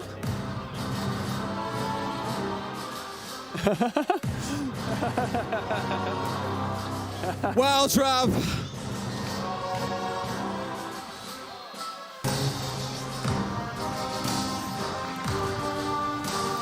What a day it's been. What a fantastic result for Zeta Division. They are not only the world champs for 2021, they continue to reign supreme. Our MSA champions, and deservedly so. Yeah, definitely so. Zeta Division taking it in the last possible second. SK Gaming coming a close second, taking it to double match point. But Zeta win it, and rightly so. What a performance today. Every region around the world is going to be looking at this situation now and thinking, oh my goodness me, they are still as strong. I honestly left it there on purpose. No, I'm kidding. Everyone's going to be looking upon this and thinking, well, we had the question coming in to the MSI thinking, you know, are they still as good? Have they dropped off? Has Straf thrown them off? No. No. There's your answer. It is a firm no. They have still got it. They've still got the team play. They've still got the synergy. And it's just absolutely incredible to watch them play. Well, we're going to back to some highlights. And my goodness me, there are so many highlights from this epic, epic battle. SK, again, that pull, that Kenji pull there. Unreal stuff right when it mattered most. But I was so impressed, Trav. SK, they gave us quite the show. They went all the way with the world champs, and not many teams, if any teams in the world can say that. Yeah, not many teams can do that at all. Like, it's how good they are is just baffling to me. And SK, a team who has struggled through these second few months of the monthly finals, to come back and make a performance like this, that is going to give them some huge momentum into the second half of the year as well. It's a crazy thing to me to think that actually Zeta Division 1 have only lost to one team this year, and that has been their own organization, Trevor. Zeta Division 1 have only lost the match to Zeta Division 0. Yeah, well, I mean, I'm sure they all could be proud. I'm sure they'll be proud. Yeah, we do have our champions, though, in Zeta Division. Yeah, it's just insane how well they play. They've got everything, and they have not dropped off since Worlds. I love that grand final position of the brackets, but, you know, how we got there. Zeta Division 1 took down Team Queso, then they took down STMN, that secured their spot. Tribe Gaming NA was the biggest resistance there for SK before then. Sadly, it wasn't to be their day, but Zeta Division 1, it's fair to say, they're going to be partying hard tonight. Yeah, well, I hope so after that win. And they've also taken home a lot of money too, so I'm sure they'll be pleased about that, on top of all the monthly finals they've won this year as well. Well, Trav, the MSI has a conclusion, but the fun is not over yet. There's more fun to come tomorrow. Bags, talk us through it. Thank you so much, Ark and Trav, for all of your hard work. You've done such an amazing job today. And yes, Ark is correct. Tomorrow we have an incredible show planned for all of you, with loads of amazing surprises and twists and turns along the way. But we made a teaser video just for you guys at home. Check this out. So you might be wondering, what is Chaos Cup? Don't worry, we've got you covered. The Chaos Cup is a tournament full of surprises. Before each match, you can vote on different challenges on event.brawlstars.com to throw a wrench in each team's plan. Maybe they're swapping devices, or how about changing players mid-game? Anything could happen. We've got an 18 bracket with all your mid-season invitational attendees, and you can help decide who will face off. We'll be running polls on @Brawl_Esports on Twitter before the MSI weekend, so you can help choose who you want to see matched up in the quarterfinals. The name speaks for itself. The Chaos Cup will be going down on Sunday, June 19th, and you don't want to miss it. You're definitely going to want to tune into the show tomorrow, believe you me. So I'd just like to say thank you to everyone who contributed to this amazing event at DreamHack today. Thank you so much to all of the players, to the casters, to Ark, to Trav, and to Teddy. You guys worked so hard, and to everyone in the production team. You worked tirelessly to put this show on. And of course, to all of you at home for taking part on the website and in all the polls. We truly couldn't do this esport, and this esport wouldn't be anything without you guys at home, our audience. Remember, okay, that from the monthly final in July onwards, all points to be earned by our teams are doubled. A spicy little mechanic that we put in to ensure that some ground can be made up from some of our teams in the race to the World Finals. Don't forget, we've got the Chaos Cup tomorrow. My name is Banks, and I'll see you then.